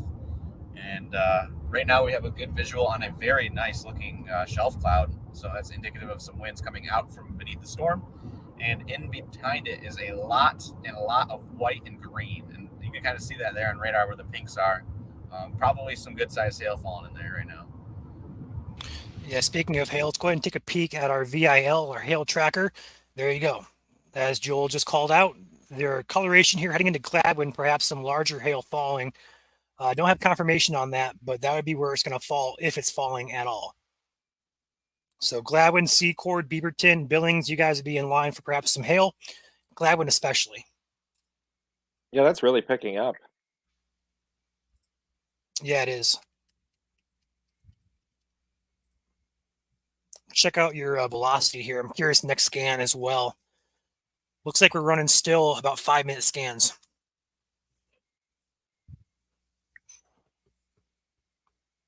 Moose, thank you for your $2 super chat. Appreciate your support.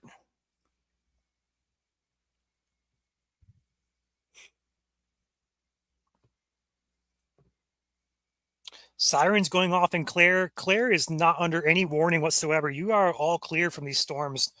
They're off to your east, so I'm not sure why the siren's going off there.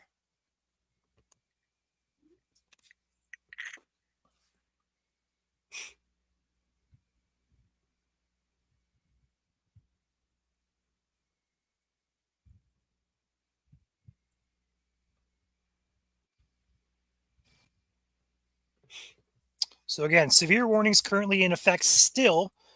Gladwin County, 60-mile-per-hour winds, possible tornado. Up here in Oscoda County by Mayo, Luzerne areas. Again, 60-mile-per-hour winds, the likely hazard up there. Very, very weak rotation with that storm. Wouldn't be concerned with that unless that tightens up further.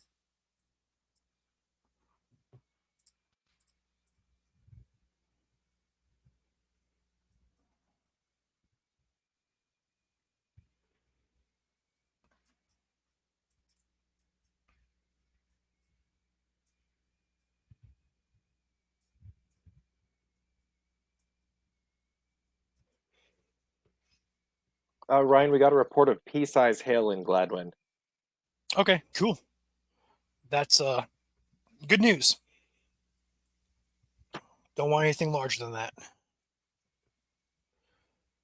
All right, got a few new members joining us. No, thank you for becoming a channel member.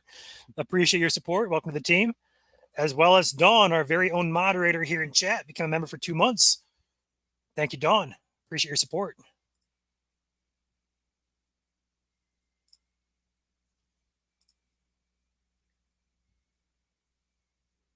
Got another one coming in. Deborah, thank you for becoming a channel member.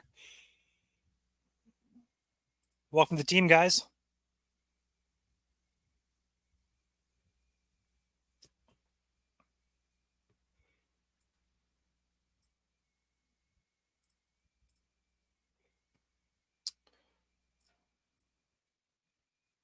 Yeah, Mike, just north of Beaverton has my eye. Has the new scan come in? I wasn't paying attention then. And I'm getting the 52 scan. Okay. I see what you're talking about. A little bit of an inflow notch there, and it's kind of like a little bit of a U shape there around Gladwin, like a C shape, really. Could be something to watch there, like inflow here, and perhaps nothing defined, but we'll watch that close. Yeah, Again, it still persists. Yeah, it's staying ahead of the line. The warm front in the vicinity here is what's really driving me to be more so concerned for it, because if it's just going to ride that warm front, we could see a few tries at something tornadic.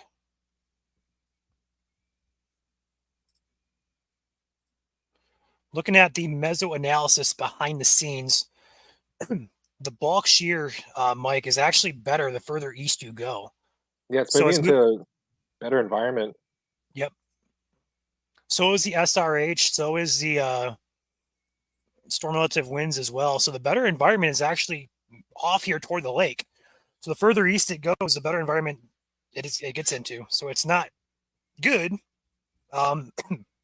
Hopefully that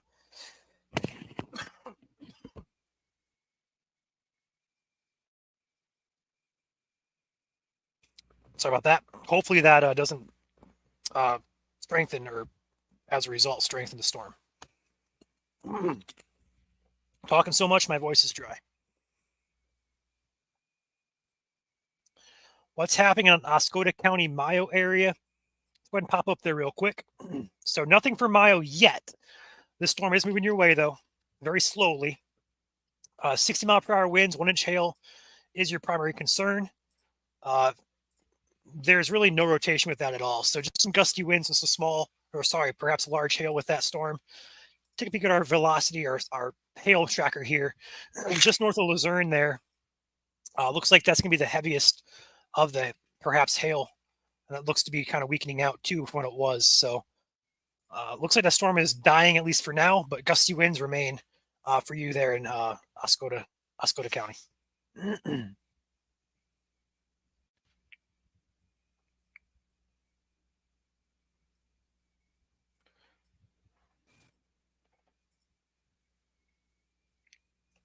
Wait for a new scan to come in here. Why would sirens be going off again in Lake George? They shouldn't be. They shouldn't be at all. You are clear. There's no second storm coming behind that. And someone had said they Deborah, were going off in Clare, right? yeah, so I'm not sure what's up with that. Maybe Clare County just resounded them by accident. That or it's an all clear siren. I think they use air horn for all clear. I don't remember. I would know. You would know that, Mike. I'm thinking of wherever Mount Pleasant is, Isabella County. Yep. I see a few new members here. We have Deborah, we have Daniel, and we also have another Deborah here, as well as Jeffro, all becoming channel members. So, guys, thank you for joining. Appreciate your support of the channel. One of our cats has made an appearance. Yeah, that's TT screaming at me. Someone wants fed. She just wants to scream. She's already had dinner. Hey, Joel, I just saw your dot there. Do you see anything to your west? Because that area of interest would be basically just off to your west. Lightning is picking up, and the hail core is coming right at us. Nice. There's still a really nice shelf cloud right off to our left here. We're trying to get to 63 and punch it east before we get impacted. It's right out our window here. Yeah, so for those of you who want a visual on radar, there's good old Joel here. And then here is your hail core. And the distance between the two, let's go ahead and do this, about 3 or so miles. So he's got to run. So again, severe warning remains in effect for Gladwin County. 60-mile-per-hour winds is your main hazard. Remain alert for a possible tornado, as this storm has history of producing rotation. There is still some there, albeit very weak. The storm could tighten up again because it is in the vicinity of the warm front, and also the environment the further east you go becomes better. So that's the main driver here. So perhaps we get close to the lake again, towards Standish and Pinconning. We may have a couple, or we'll have to kind of see if that storm decides to try and pick back its intensity back up.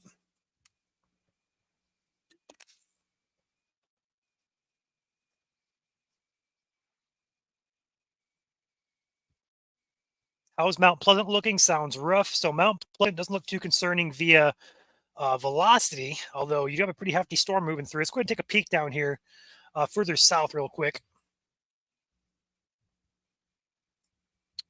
So Mount Pleasant, you got some storms moving in your way. Check our velocity here momentarily. Not seeing anything concerning there. Let's check out our hail tracker.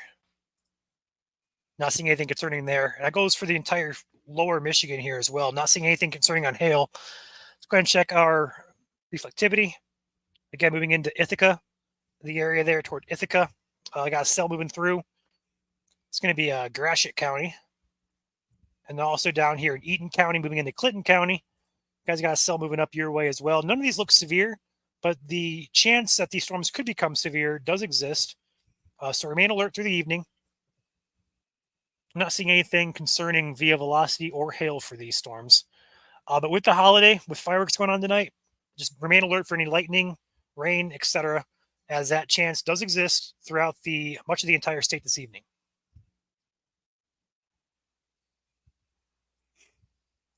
New scan coming in from Grand Rapids.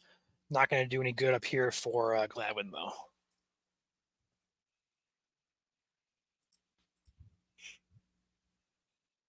Still not seeing anything concerning there in Mayo, Mio area.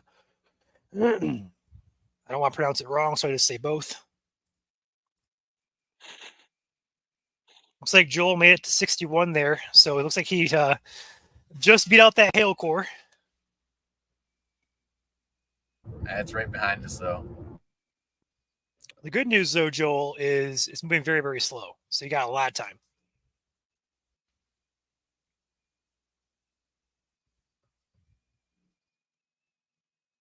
Ryan, you can almost see the shelf on my window, like right behind me. Like, no, on my cam, like on my face cam. Oh, okay. Gotcha. It's behind us right now. Now I'm lagging here. Give me a second. There we go. Trees. Yeah, you can see it back there. There it is. Barely make it out, yeah.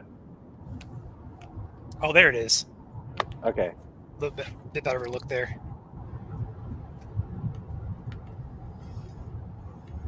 Sorry, it's like really bright. Put your finger out the window or close to the camera lens. That may help it. Oh, Through there my you go. Now laptop. I can see it. Yeah, that's better. Much better. Perfect. There we go. Look at that thing. That's beautiful. Yeah, it's chasing us. You can see that hail core in there. All Yeah, that I white. can. Yep. It's beautiful nonetheless, though. Again, this is going to be in Gladwin County, guys. Joel is currently traveling east on 61 out of Gladwin. Trees. Lots of trees coming up, so you're not going to see it anymore. Yep. So take the radar back here. That green dot here just to the east of Gladwin is Joel himself. Y'all, that's a shelf cloud, not a wall cloud. Yep. So difference between shelf clouds and wall clouds. Wall clouds produce tornadoes. Shelf clouds don't. Shelf clouds are more so associated with heavy winds that push outward from a storm. Wall clouds rotate underneath mesocyclones, so supercells. Shelf clouds can form outside supercells as well. So there's a big difference between the two. It's an important difference too.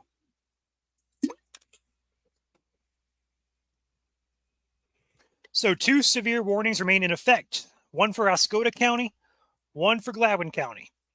Oscoda County, the storm is pretty much stationary still over the past like half hour or so between Luzerne and Mio.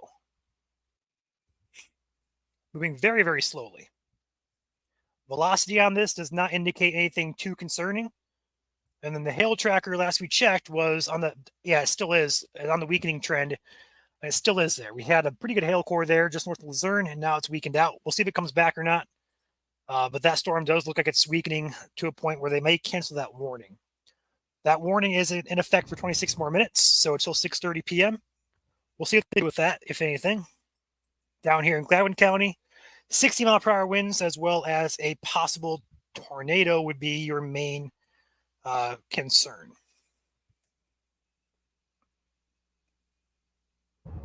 Ryan, it's Mayo, according to chat. Okay, thank you. Mayo. I asked, I just didn't look to see if anybody answered. Yeah, I think Mayo and then Clio, right? Down by Saginaw. I say Clio. Is it Clio? I don't know.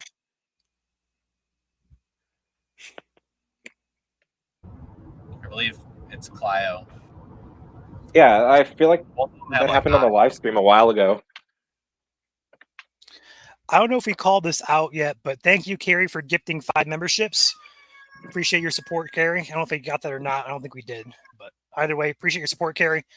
And welcome to the team, guys, who got gifted those memberships.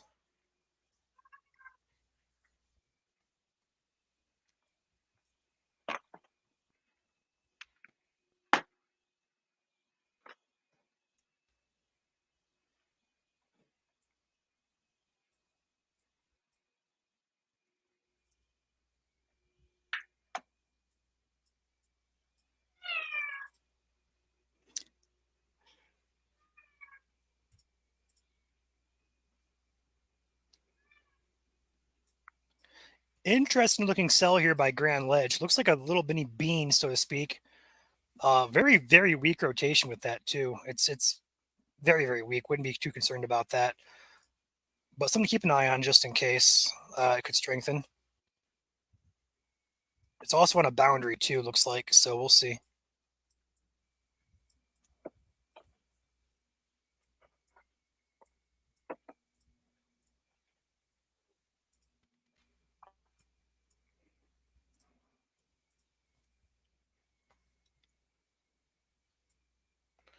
Keep it right here.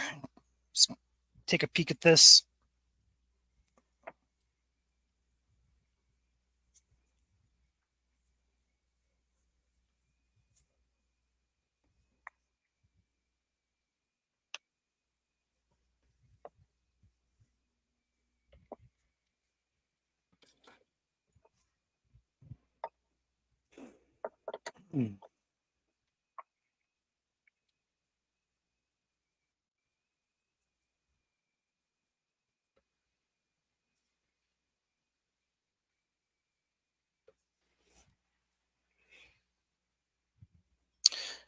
All right, looks like they trimmed the warning back for Gladwin, but they continued it. Still for 60-mile-per-hour winds and a possible tornado tag with this. And I will say the latest scan is picking back up on rotation. What you see on your screen here where these greens and reds are meeting, just to the west of Highwood, south of Weingars. Or should I say Winnegars? I'm going to say Weingars, though. So we'll see if that continues to strengthen here. They'll be moving toward the Mount Forest area into the, looks like Bay County area. Looks like Rhodes also in the path of that. There's Rhodes, there's Etsy, Highwood, Bentley. We'll see if that continues. This is in Gladwin County up in north central lower Michigan. Hey, Ryan. Yes, sir. A really cool cumulonimbus cloud down the road ahead of us on our screen. It's a little blurry. Turn it. Yeah. I'll turn it here. Maybe. I'll watch for it to come back up. And there it goes. Of course. Yeah, it's still. Yeah, we're here. We're in the forest, so. I don't know why my camera's so dark either. All right. So there again, M61 out of Gladwin, about to cross into the Bay County area. So if you're looking close on the screen, you'll see Joel's dot right up there. And the storm center is going to be back over here where these greens and reds are kind of touching each other. That's going to be where the heart of the storm is.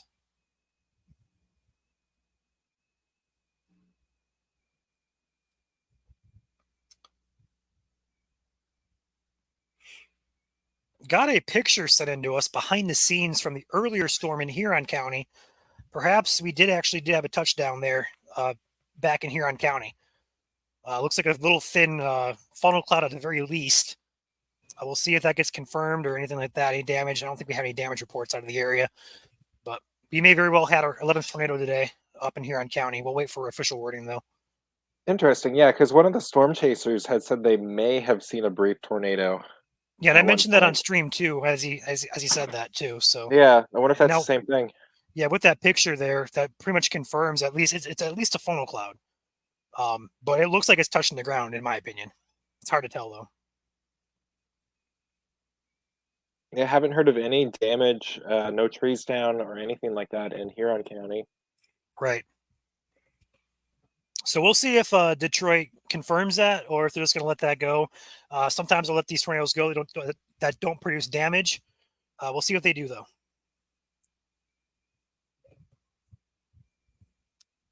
Going back to Clare County after that storm, and what's west of Clare County?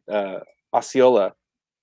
There are quite a few power outages still ongoing. 3,200 customers in Clare County, 500 customers in Osceola County. Wow.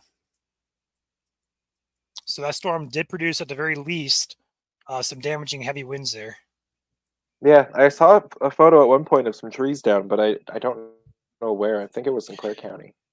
Rotation is tight now, Mike, or tightening up further here in Gladwin County. I don't know if you can hear this, Joel. I know you're kind of lagging behind there, but heading toward Mount Forest, we have some tighter rotation showing up here on the latest scan. Centered just south of Highwood, looks like a pretty populated area here. Perhaps the Tittabawassee River here. I'm not sure this is a trail or a road or not, but it looks pretty rural, but also might be populated through here. It's going to be just south of Highwood here, heading toward Rhodes and Estey, Mount Forest and Bentley areas. We'll see if that continues, but we've been tracking that. Last scan, we saw it pick up in intensity, and now it's getting a little bit tighter here.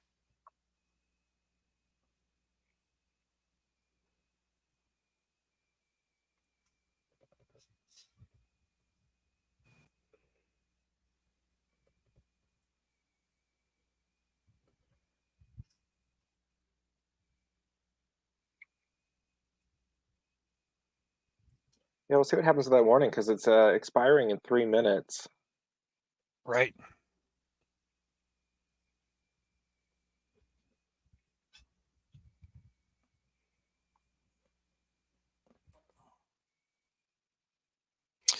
Looks like they went ahead and continued the severe for Oscoda. So Mayo and Luzerne still within that warning. They have canceled Crawford County, as they should have. But this storm does appear to be still weakening in nature. The focus remains here on Gladwin County.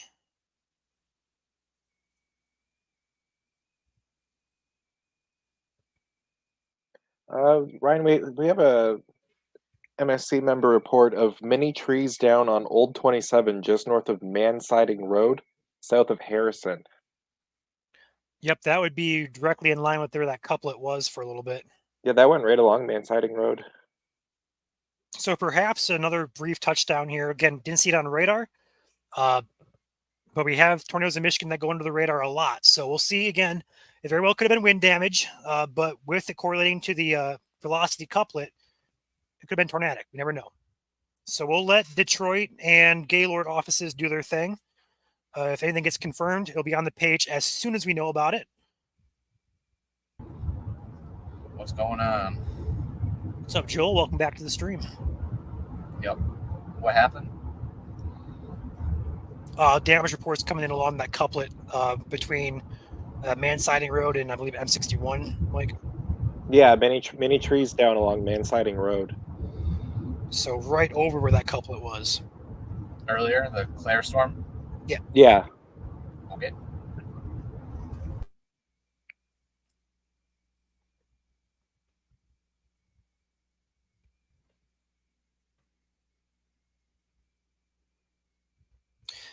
I see some new people joining the channel, also becoming members. Appreciate your guys' support. We have Bob gifting 10 memberships. Appreciate you.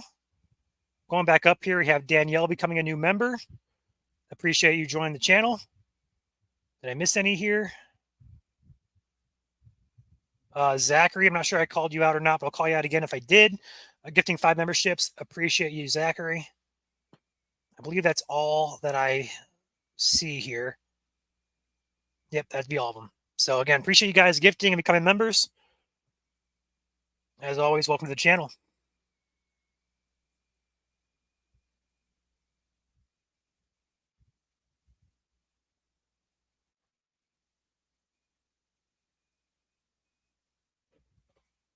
All right, so the warning has expired.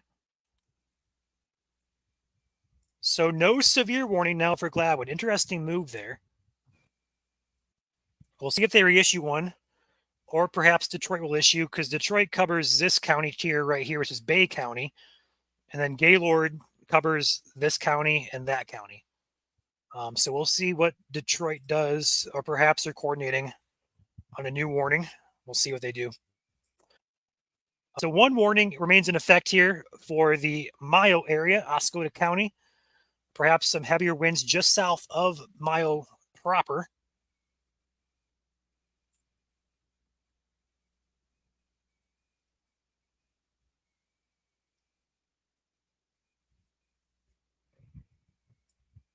We're going to come back to that. We're going to take a peek back down there at the radar, the rotation, should I say, as that storm does appear to be quite weak in nature, although, again, some gustier winds could be occurring there.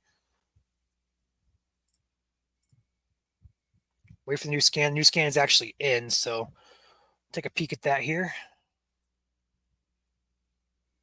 It doesn't look very impressive. Yeah. All right, so looks like that warning expired. We'll see if they up it again. But right now, expires. One warning in effect now, and that's going to be for Oscoda up here in Mayo. So we're going to keep it on this for a second. We're going to watch Gladwin County / Bay County in the background here. Mike, do you have it for like 2 minutes? The stream? Yeah. Okay.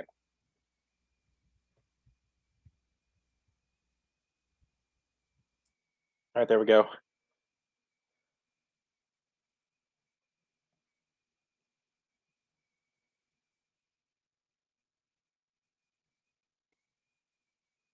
All right, so Ryan will be right back. We're just still watching these thunderstorms. We haven't seen any new statements or warnings put out on the formerly severe Gladwin County storm.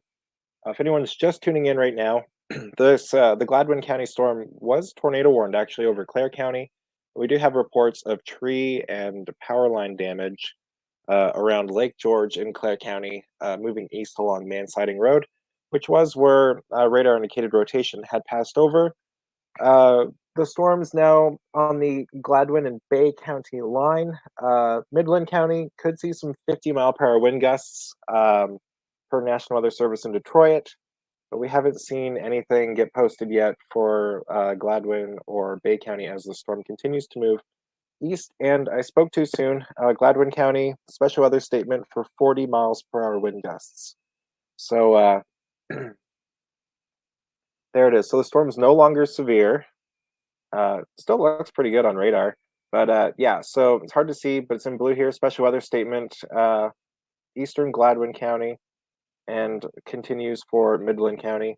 40 miles per hour wind possible in Gladwin, 50 miles per hour wind possible in Gladwin. All right, and now we still have this severe thunderstorm over Mayo. Could be quarter-size hail, 60-mile-per-hour wind gusts. We haven't seen any reports from that area, but it's pretty much directly over Mayo at this point. If anyone is in that area and is seeing something, let us know. In the meantime, that is the only severe storm in the state right now. So I'm just holding it on the zoomed out view here. So Mount Pleasant to east of there are the special weather statements for 40 to 50 mile per hour winds. And then this little orange box up here, the severe thunderstorm warning for 11 more minutes. Still watching multiple radars, not seeing too much stand out elsewhere. If anyone has any questions, now's a good time to ask. Mayo currently heavy rain, lots of lightning and wind, so it doesn't appear to be any hail falling. Chris, if you know how strong the winds are, maybe an estimate, that'd be great to know. Can you look between Roscommon, West Branch, and St. Helen? Okay. So there are some thunderstorms in that area. Nothing going on, special weather statement-wise. All these reds, purples, things like that is the West Branch, St. Helens area.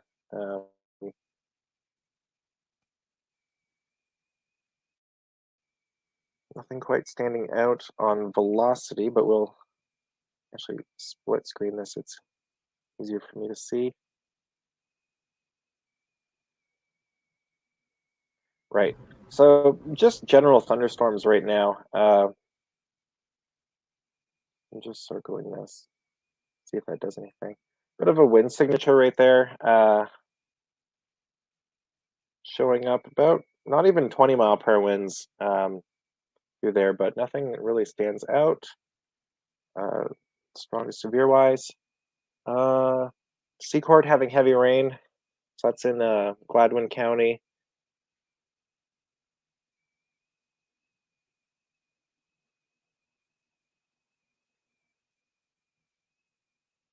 Yeah, so it's actually a pretty weak line of storms. Nothing severe. Is going from Mount Pleasant up here to West Branch. So that is moving east for the Saginaw Bay area. We continue to watch any potential severe thunderstorms or special weather statements to come out, but so far so good. Someone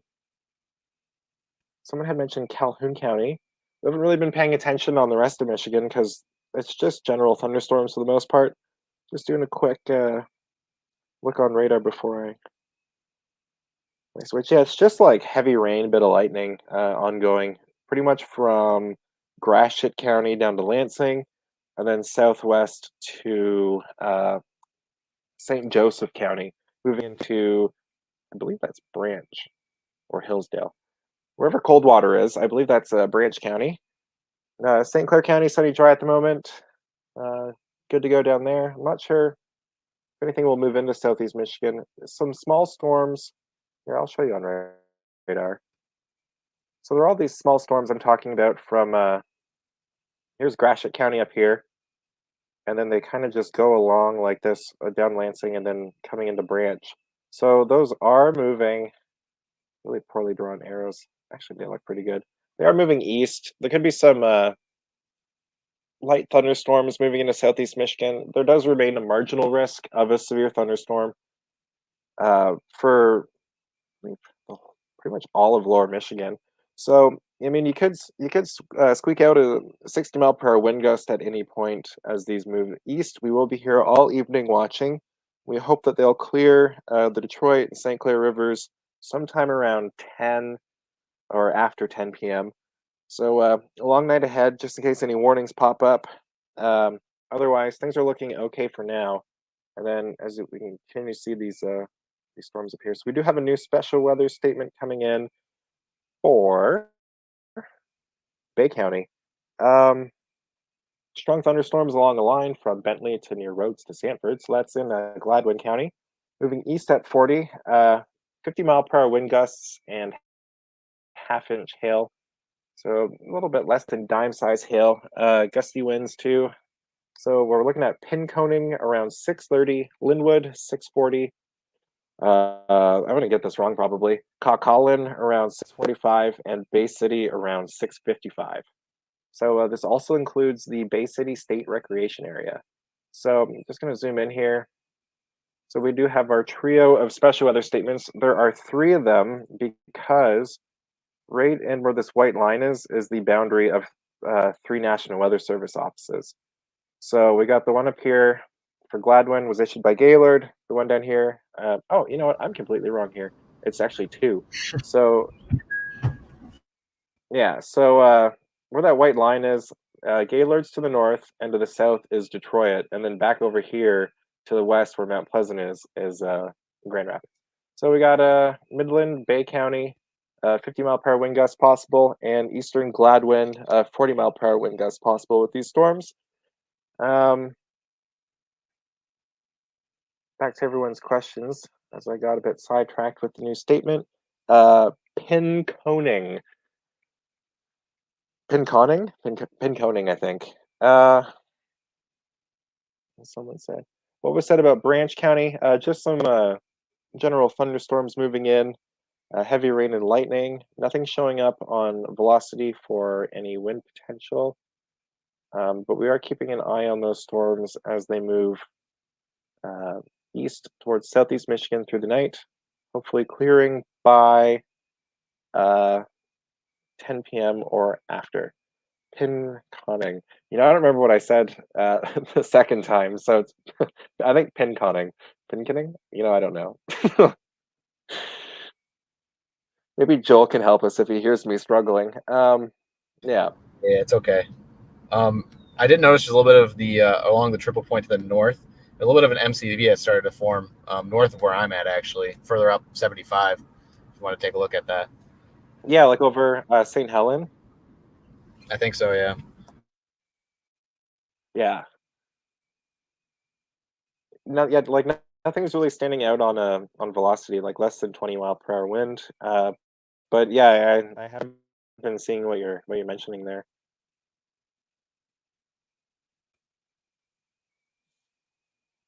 MCV's mesoscale convective vortex can enhance, wind shear, strong wind potential, and in some cases even tornadic potential. But that is along the warm front. Nothing really standing out right now, but we will keep an eye out as uh, that and the line of storms continue moving east. So should be reaching Saginaw Bay around 6:40 to 6:50. So 20 minutes or so. And then farther north, East Tawas, Osable, and O'Grey. I think I remember that one.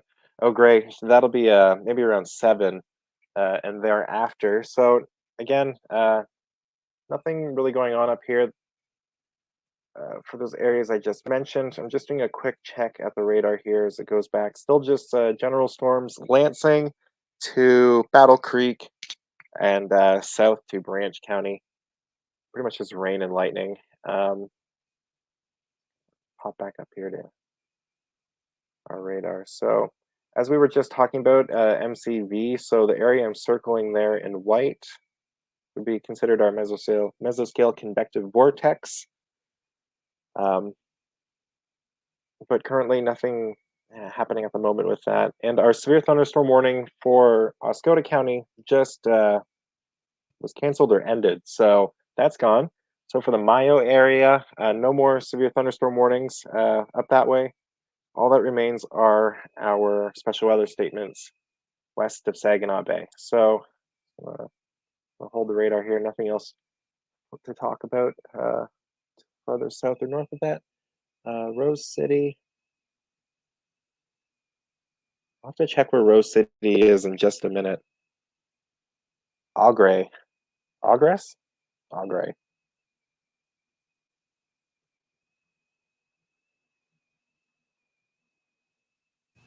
I saw Lucas asked St. Helen up in the Ogama County area. That is where it is, I do believe. And then to go back to our pin conning pronunciation, Demon Don had said pin as in pin the tail on the donkey, con as in ex-con, and ing. So pin conning. And I won't remember that for next time.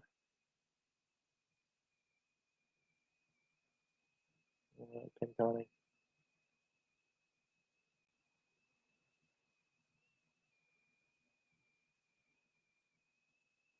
And there we go.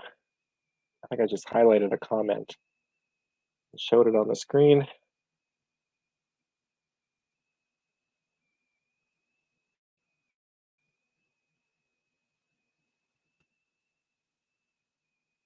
First city's near Mayo. Okay.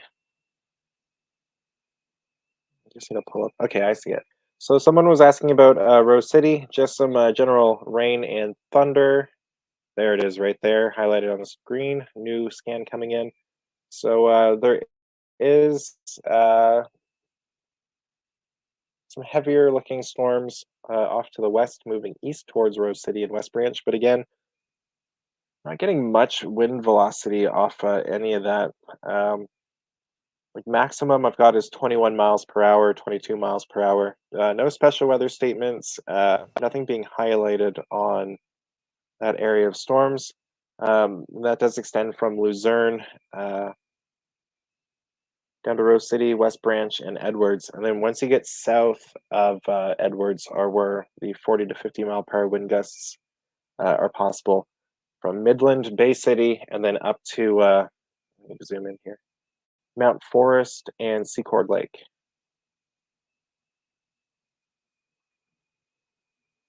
So that's where we're holding the radar because that's the most interesting thunderstorms at this time.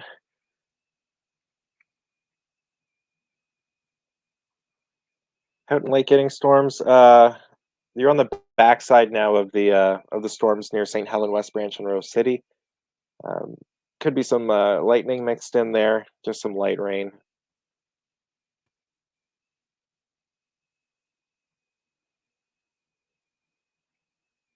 For Midland, honestly, it looks like it's moving north of the city of Midland. We're kind of in the Hope, Edenville, and Sanford area, moving east, Beaver, Linwood, Pinconning, Mount Forest, Collin, and Bay City. So Midland might escape the worst of any non-severe winds up to 50 miles per hour, but there are storms developing just west of Midland, which will impact the city. I just don't know if they have any wind potential. I'm not seeing anything too gusty on radar for that area. So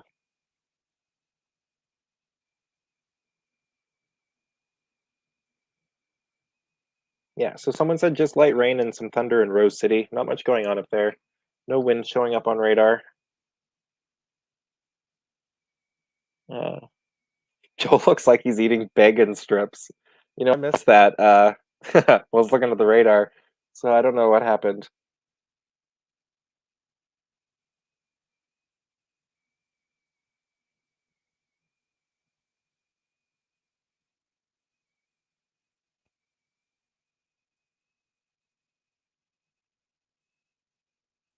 Ryan, I don't know if you can hear us. If you're joining us.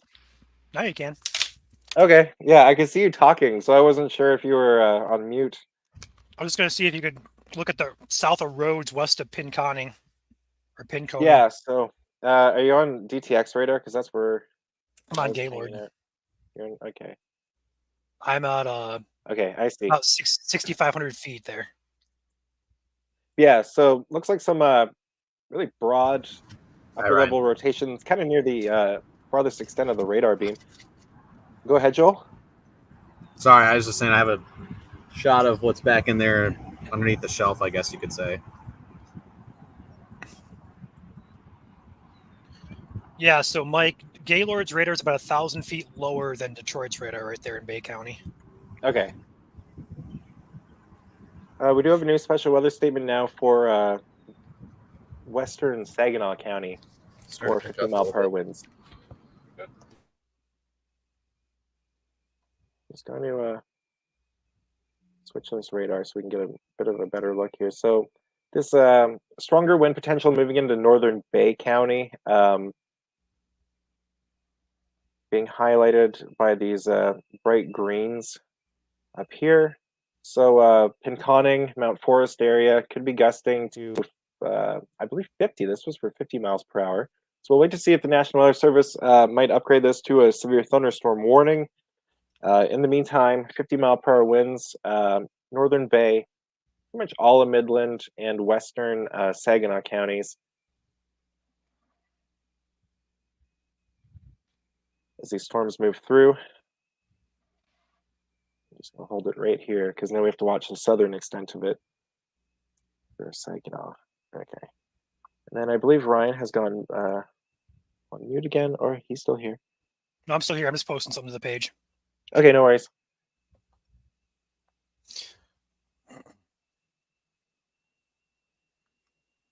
Hey guys, we have a shot of it on our bottom cam here. I'm going to take it. Of course, the windshield and windshield wipers. Oh yeah.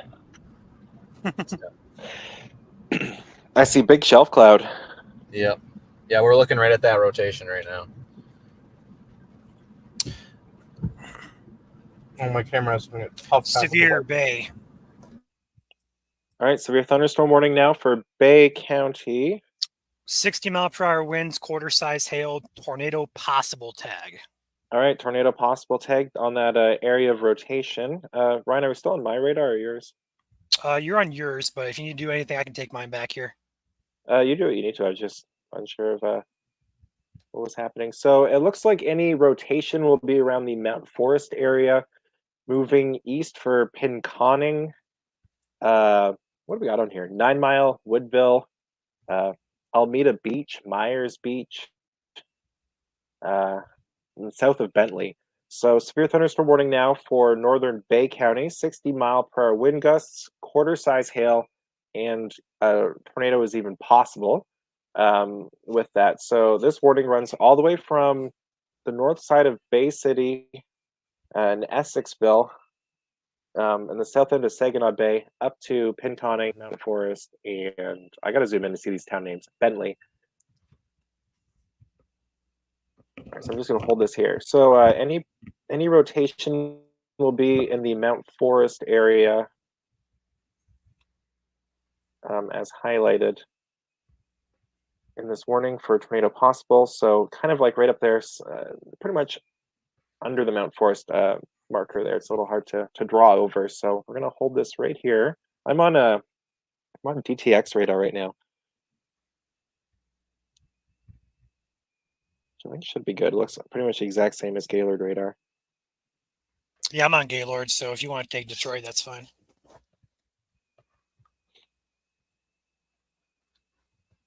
Yeah, so for this warning, we are looking at Pinconning and Linwood around 6:45. So what's that? 7 minutes from now.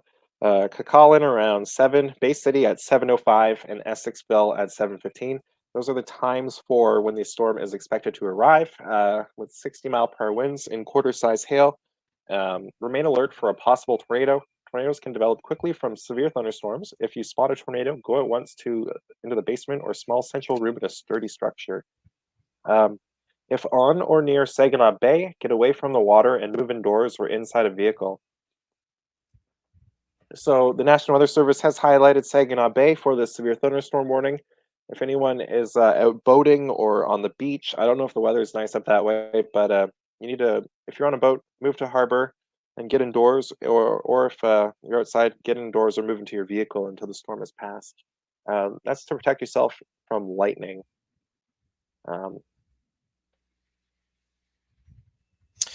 Also, marine warning, waterspout possible, winds greater than 50 knots.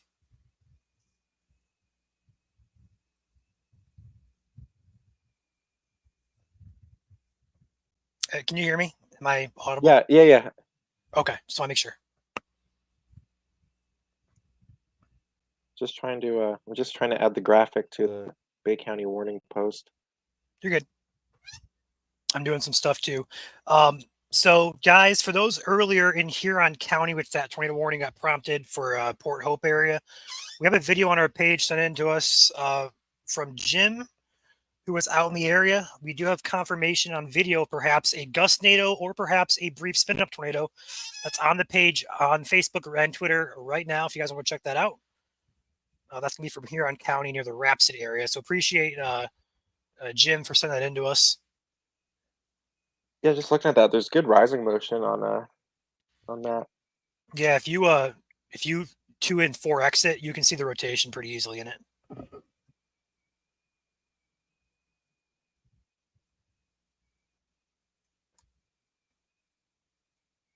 Yeah, definitely suspect. Definitely, it could be a brief tornado there. Mm-hmm. We'll wait for official wording from NWS Detroit on that. And we did see a photo of a funnel cloud about 5 miles southeast of Kind. Kind? You know, I'm not sure. But Kindy. I was actually writing Kindle. Kindy? Kindy, yep. When I was making posts, I put Kindle, and everyone was correcting me, so can't even get the spelling right.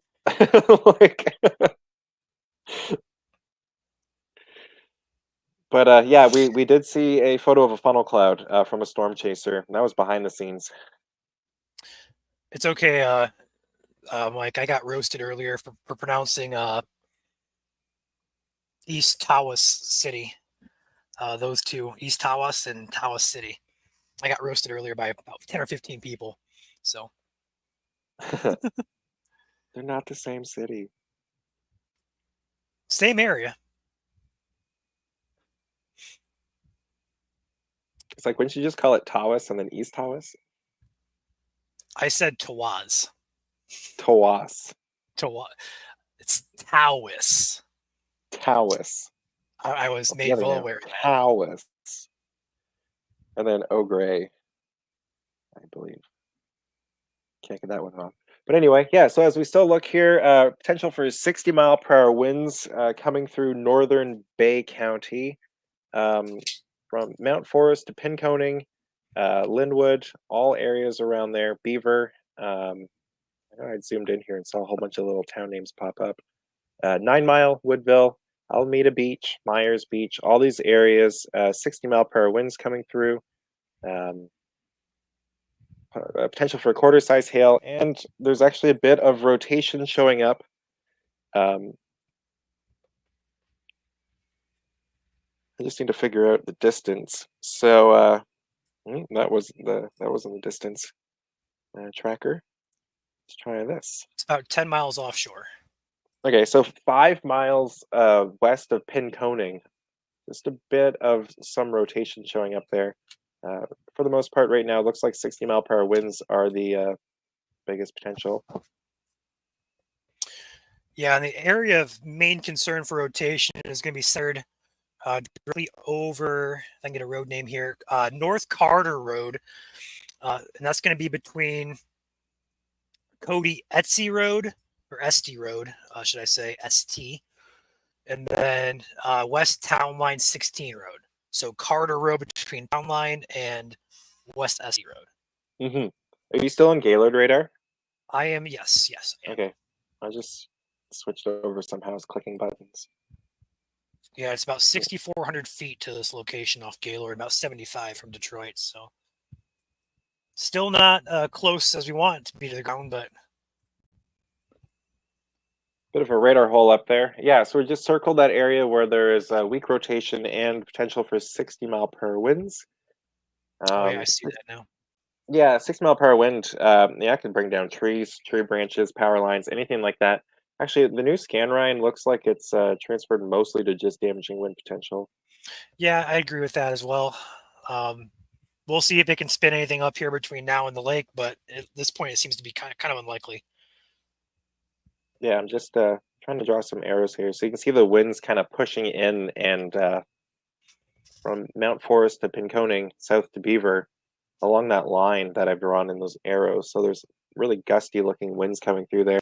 Potential for 60-mile-per-hour wind. So I know the warnings for quarter-size hail, but I'm not seeing too much in the way of hail potential. Unless I'm missing something. No, I don't see it either there. And also, just a quick, brief 30-second spiel here. Further south here from Lansing to Kalamazoo, there's a line of storms that has developed here, moving east-northeast very slowly. So expect some rain out ahead of this. And there is potential for an isolated severe storm with these. Damaging wind should be the primary concern. Also, all the way down here toward the St. Joseph and Branch County lines. Over Sturgis, you have a storm that's popped up just south of US 12 there. And then all the way up, again, up here in Lansing's getting some rain. Charlotte, Battle Creek as well. Nothing severe, but again, low chance of anything happening with these storms down here. Further north, though, barrage of special weather statements, as well as one severe warning for Bay County. I'll go ahead and take you back, Mike. Yeah, we had gone over for Southeast Michigan. The threat for a severe storm really continues till about 10 p.m. and sometime after, as these small storms from Branch County up to Lansing and then Saginaw continue to move east through the evening. Looks like we got a report of wind damage, tree down on M18 south of Gladwin. That was as of 5:54. Right. Hey, we have it's going up rapidly on the right side here. It's getting like sucked right in. It's rapid rising motion on the back side of that right now. Okay, so a bit of a wall cloud developing. That's very classic too. So the wall cloud is slanted toward the rain there. So it kind of points down toward the rain, which is on the right side of your screen. It's a pretty classic wall cloud building off. So we're going to look for this to tighten back up here somewhere. Joel, where are we? They're asking where we are. Standish. You're looking south. I-75 at the Standish exit. Standish. Are you looking southwest, I assume? Yep, looking right into it. Okay. New scan does tighten up just a bit off the Gaylord or not the Detroit radar, Mike, just to the north of Pinconning. Nothing too, nothing, insane, but it looks tighter than the last scan. Yeah, a bit of a merger about to happen around Linwood too.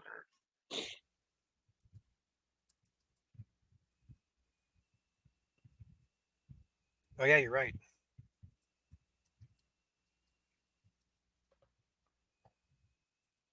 Huh. Okay. Keep an eye on that close. We'll give it here on Joel's shot. So again, Joel's in Standish looking to the south, southwest towards this storm that looks to have a wall cloud building. Wall cloud can be precursor to tornadoes, not always, but sometimes. So we'll see if this happens to do anything here. Joel's got a good shot on it.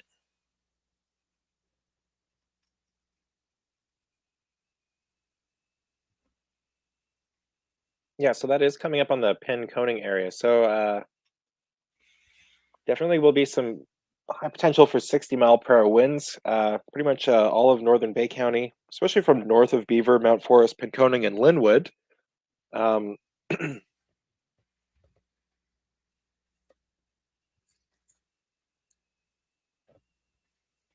will say, guys, we just saw like a huge uptick in our low level share. I wonder if it has to do with being in relation to the bay here. I wouldn't be surprised.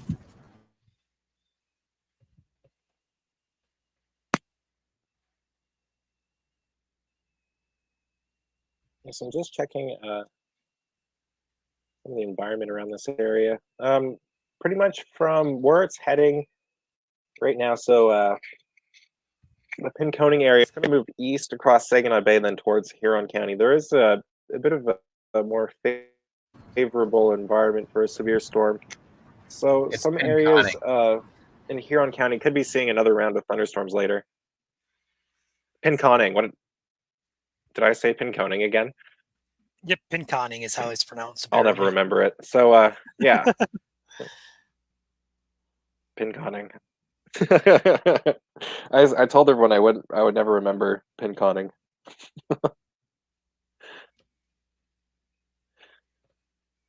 All right, so again, guys, this is looking to the south from the Standish area. Got a wall cloud building near. Again, looks like it's becoming a little bit wrapped in rain there, Joel.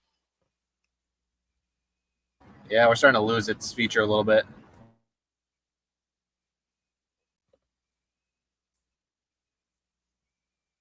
Yeah, the latest scan coming in doesn't look to be any tighter than the last, so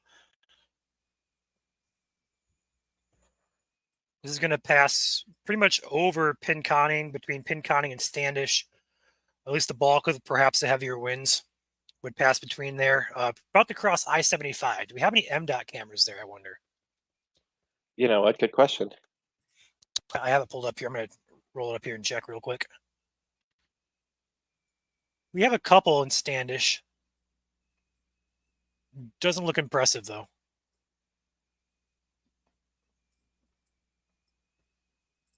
Yeah, it's like the whole highway is lined with cameras right until where that severe thunderstorm warning is. Yep. Not a single camera to be seen.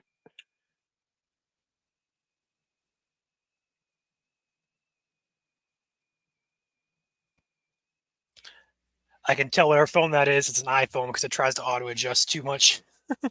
Joel, get It's a actually not Samsung. an iPhone. It's not an iPhone. That's kind of crazy. What? Oh, it's Google Pixel. Gotcha. Oh, okay.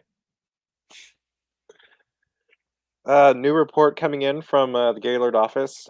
Back in Clare County, wires down 4 miles south of Harrison, as well as trees. So that's pretty much right along. What was that road name? Menacing? Oh man, you're gonna test me now. Abandoning? I'll go find it. Hold on. I can't remember it. Man siding. Man, Man yeah, siding there we road. go. So that's pretty much right along Man siding road. Yeah. Yeah, a MSC member had said that there was trees down along Man siding road. So that National Weather Service is confirming that.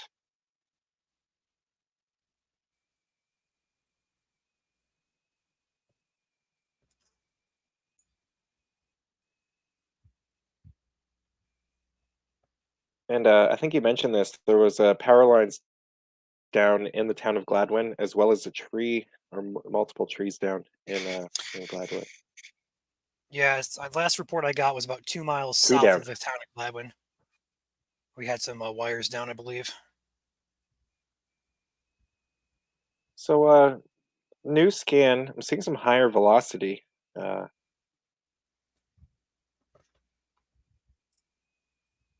They Not enough to see that continued the too, Ryan. warning. Yeah, they continued the warning. They dropped the Tor possible tag, continues it for hail up to quarter size as well as 60-mile-per-hour winds. They shrunk it just a bit. Mm-hmm. So no more tornadic possible tag with this storm, which is good news. The storm is moving on to the lake here in a few more minutes, which is also good news. We're going to take back our radar here full just for a minute. So, Mike, you don't mind, I'm going to pop mine out real quick. Yeah, go for it. So they trimmed the warning back just a bit. They dropped the tornado possible tag. The heaviest of the winds appear to be over I-75 right now between the Huron County down here toward, we're going to find a crossroad here. Kitchen Road. So just north of Kitchen Road, all the way up to the Huron County line, Huron County. That's going to be where the heaviest winds are going to be right now, right about in here. So Pinconning would be in line for that heaviest wind. Woodville as well. Alameda Beach, Myers Beach. We're going to go ahead and say White's Beach as well. You're pretty close to that warning. In fact, you are included in that warning in White's Beach. But again, the rotation with this is broadened out pretty good. Not too concerned with that, although it does, bear some watching as the warm fronts in the close proximity here. So it does bear some watching, but again, we're only about 5 miles away from the water here, so it's not going to hold out too much longer on land, should I say. Anybody on the water, though, the marine boats and stuff like that, would definitely be aware if you're out in Saginaw Bay. Definitely get the safe harbor. I see that new scan there about a minute ago, Mike, over Woodville, 9 Mile. Looks like we have some increased velocity showing up too. Yeah, it's really looking like there could be some 60-mile-per-hour plus wind gusts coming into Pinconning. It wouldn't shock me at all. I'm going to pull up I'm going to pull you back on your radar, Mike. I'm going to pull up the consumers/DTE. I think this is DTE, actually. I could be wrong. I have it on a radar scope or Omega, but nothing's coming up yet for Bay County. I know for Gladwin County we have 500 outages. Oh yeah, we have a lot. We have a lot for Clare County too. Yeah, there's about 4,000 outages total. I got about 5,000 statewide on consumers. So outside of Gladwin and Clare, there's a few scattered outages down by Sanford. There's also one coming now from, looks like, Teconcha area. I'm not sure if that's related or not. Looks like it was reported about 3 hours ago, so I wouldn't think that's related. But looking at the... I think I broke my radar, Ryan. I don't know how to get it back. What radar? You're live. I know. I hit something and it jumped and no, it doesn't. Oh, there we go. Okay. Sorry, folks. Almost broke the radar.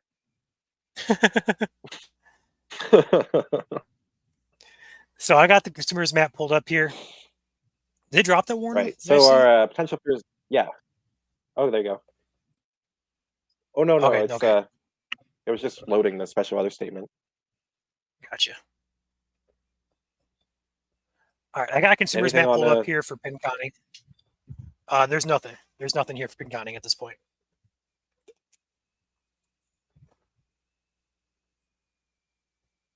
Yeah, generally, when there is an outage, it takes 5-10 minutes for it to appear on any outage map, and sometimes people actually have to call in their outage to alert the power company.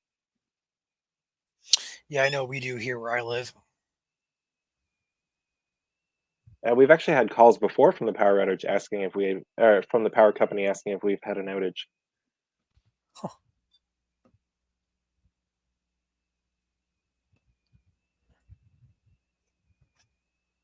I will say this, I'm noticing with this cell's movement and the environment out ahead, if you live in Huron County, this cell can hold together across the lake into Huron County. We may have round 2 for you guys over there toward that Port Hope, Port Austin area, but overall Huron County in general, Caseville, Bad Axe, Sebring, if this cell can manage to cross the lake, hold together, and arrive on Huron County, the environment remains favorable over there for perhaps some rotation, but mainly damaging winds as well. So we'll have to watch that closely again next about hour to 2 hours here for Huron County.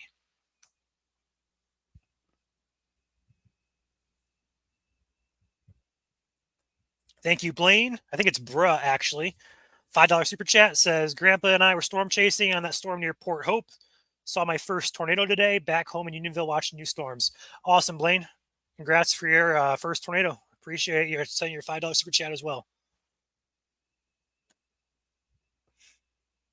You know, I Luck. don't even want to attempt to pronounce this name, but Ryan, it looks like it could be making landfall on the east side of Saginaw Bay around 7:45, 8 p.m. Okay, it's about 2 hours from now. Sebowang? Sebring. Sebowang. That's how I say it, Sebring. Sebowang. I'm going to say Sebowang. Sebowang. If we're butchering this, guys, feel free to make fun of us. So potentially around 8 p.m. for that area as these storms continue moving. I'm just going by the radar scope track. Right.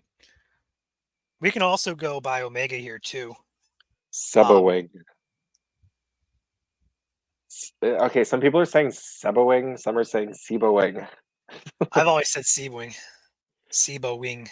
Sebowing. All right, so regardless of pronunciation, this is moving about 25 miles per hour to the east. So if we were to track this cell across via radar Omega, across Lake Huron here, into the thumb, about 26 miles away. Let's go ahead and track this here. Here we go. Yeah, right about 7:45, Mike. You're pretty spot on there with your track. Yeah, I was just going by the radar scope estimated track. That lines up too. So the good news, though, is this cell is about to push onto Saginaw Bay.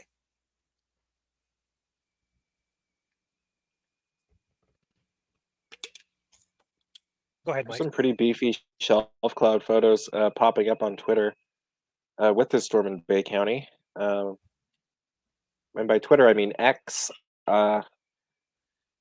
If you search hashtag MIWX on Twitter, you can see lots of things. Usually it's just automated warnings and storm reports, but there are some shelf cloud photos. I can see Joel had his shelf cloud picture from Standish, and there's a few more from Mount Forest and Pinconning. So if anyone's on X, you can always search hashtag MIWX or MIWix. Hey, we got some winds getting due south. Sorry, yeah, winds going to the south, blowing really quick. From north to south? Yeah, north to south. So winds getting sucked in from north to south. Oh, I see. I see now. Yeah.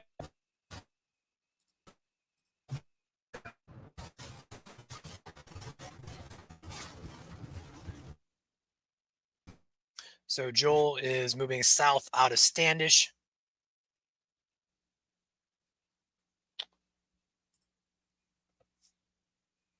So if you're going to take a look at where he's at directly, he's going to be this green dot right here. And the storm in relation to him is right about here. So it's about to move on to Saginaw Bay here. And that will include any severe if that gets dropped here. Although a couple strong storms continue across the state in various locations. Again, down here by Lansing, I know a lot of people watching this from downstate. Nothing concerning on velocity, but a lot of lightning with those. So I know a lot of people trying to go out for fireworks tonight. Just be mindful that these storms will continue to move eastward/northeastward over the next couple hours. And again, pop-ups are possible across much of the state today. So we are not over yet in terms of severe weather. Although I do think that the highest concern is with these storms over the Tri-Cities right now.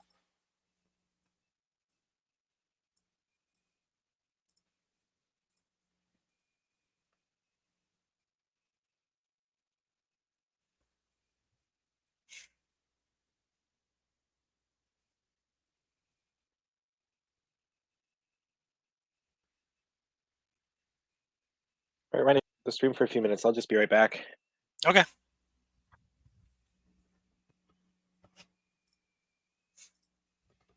So again, my concern here with these cells here outside of any severe weather, we're looking at the better environment here. It's going to be centered basically from Huron County all the way back to the backside of these storms.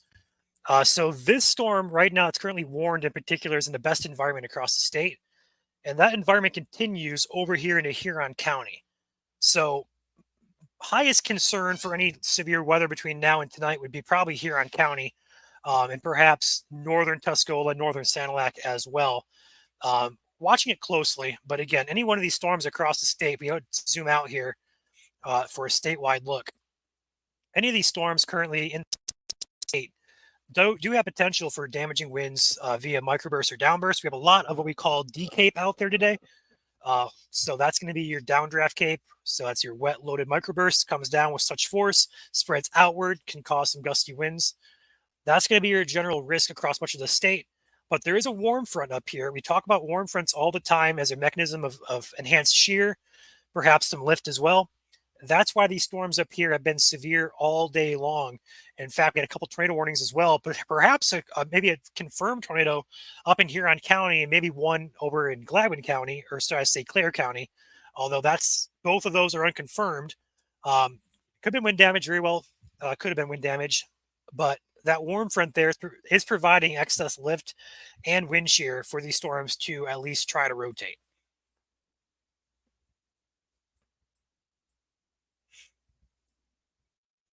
The highest velocity right now would be over Pinconning.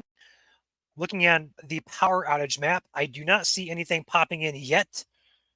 So we'll keep an eye on that. So maybe perhaps these winds are not making it to the ground, which is the best case scenario here.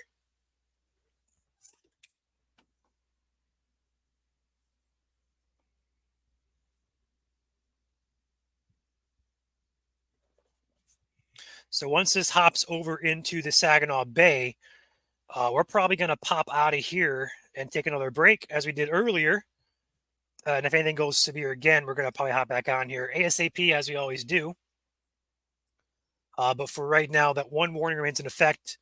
And again, scattered showers and storms are happening across the state.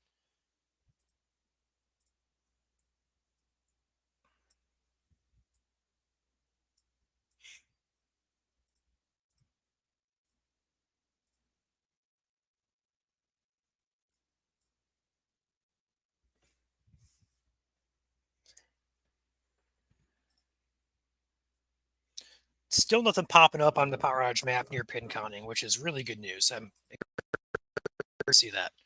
So perhaps these winds are not making it to the surface. That's the hope, at least.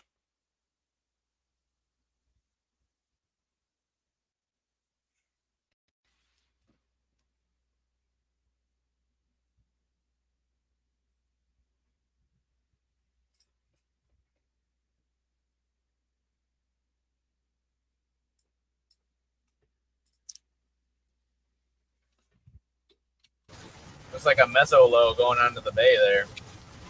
That's what I was thinking there.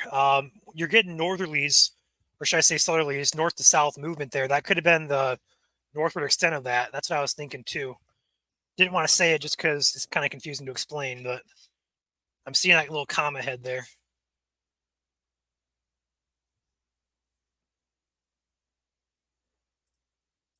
And that could also spell trouble for Huron County as well if that continues.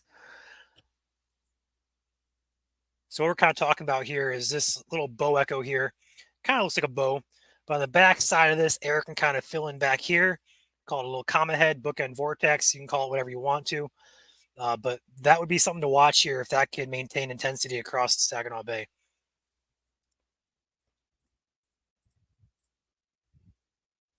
You're actually kind of seeing that velocity too, like you have a little bit of a curl back in there.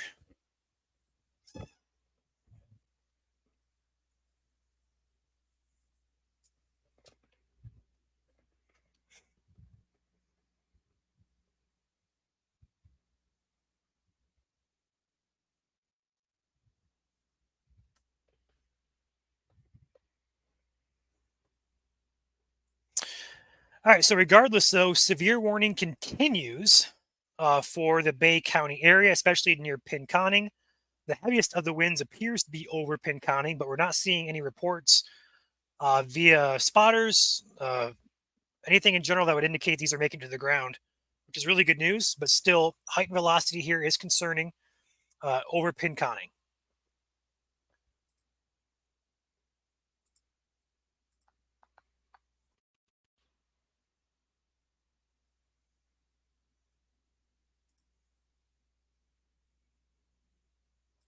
New scan coming in. We're almost onto the water. Almost.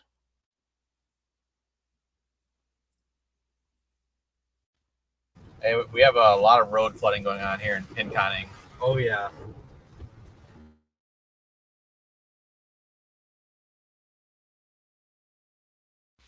Yeah, not surprising there. Slow storm movement, a good environment for rain. Not surprised at all. Luckily, though, Pinconning is coming out of the heaviest. It's going to rain for probably at least a half hour more, though.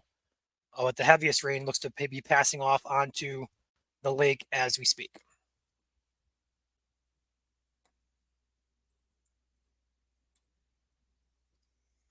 This warning expires here in about 20 minutes. Perhaps be canceled early. That's the hope, at least. If that does get canceled, the plan for right now, should all severe warnings be dropped, we're going to pop out of the stream. And we probably should make a new one just because we are on an 8-hour time limit here. We're about 5 hours deep into this. With severe weather possible up until roughly midnight, we want to make sure we're prepared not to cut into our coverage here. So once this warning gets dropped, we will probably pop out of here and make a new stream and get that ready for any future severe here tonight.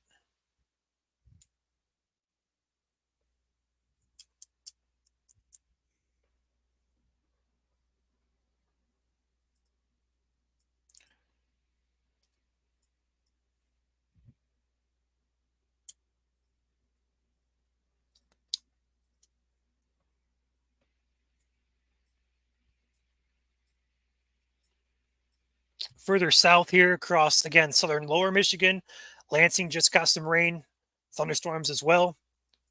Looking at velocity, still not seeing anything that would indicate anything concerned with that. Perhaps just some brief heavy downpours, maybe some small hail in there. Gusty winds. Doesn't look severe.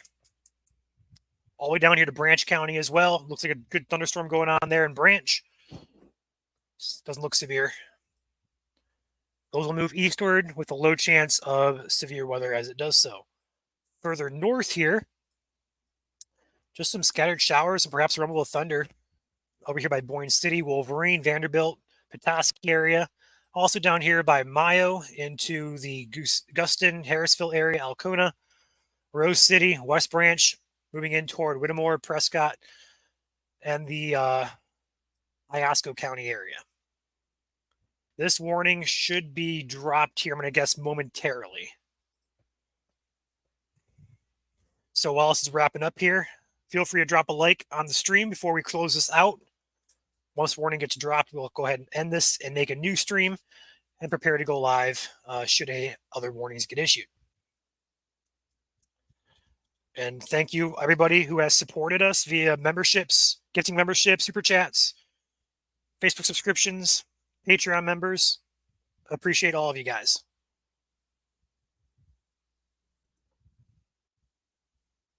We're not going just yet, but once the warning gets dropped, we're going to probably make the switch over to a new room just in case.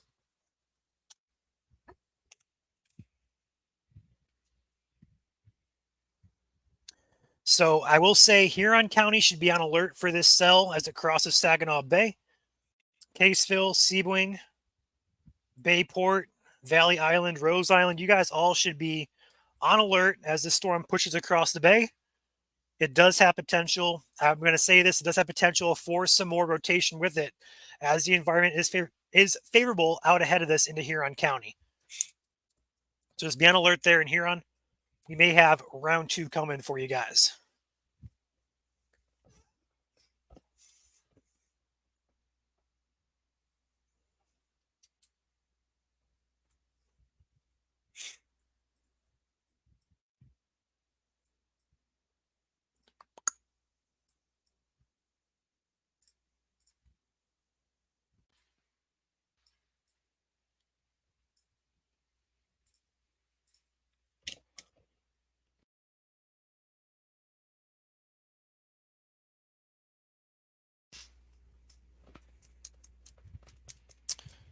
A barrage of special weather statements and one severe warning here. The storm is pretty much out of the warning here, so I'm going to assume they're going to cancel this pretty quick.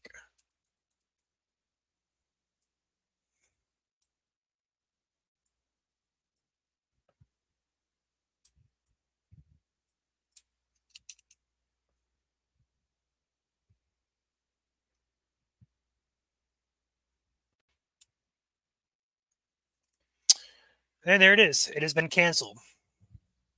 Speak of the devil. All right, that's going to be our cue to pop out of here. We're going to make a new stream, and we'll prepare to go live again for any new warnings, which you do expect at least maybe a few more here tonight. So if it does so, we'll be live tracking it once again. But with our 8-hour limit here on our software, we want to make sure we're going to be prepared here. So we're going to make a new stream. We'll be back here should anything become severe yet again. All right. You guys have a great night. Thanks for tuning in, and we will see you guys in the new stream room. Bye, everybody.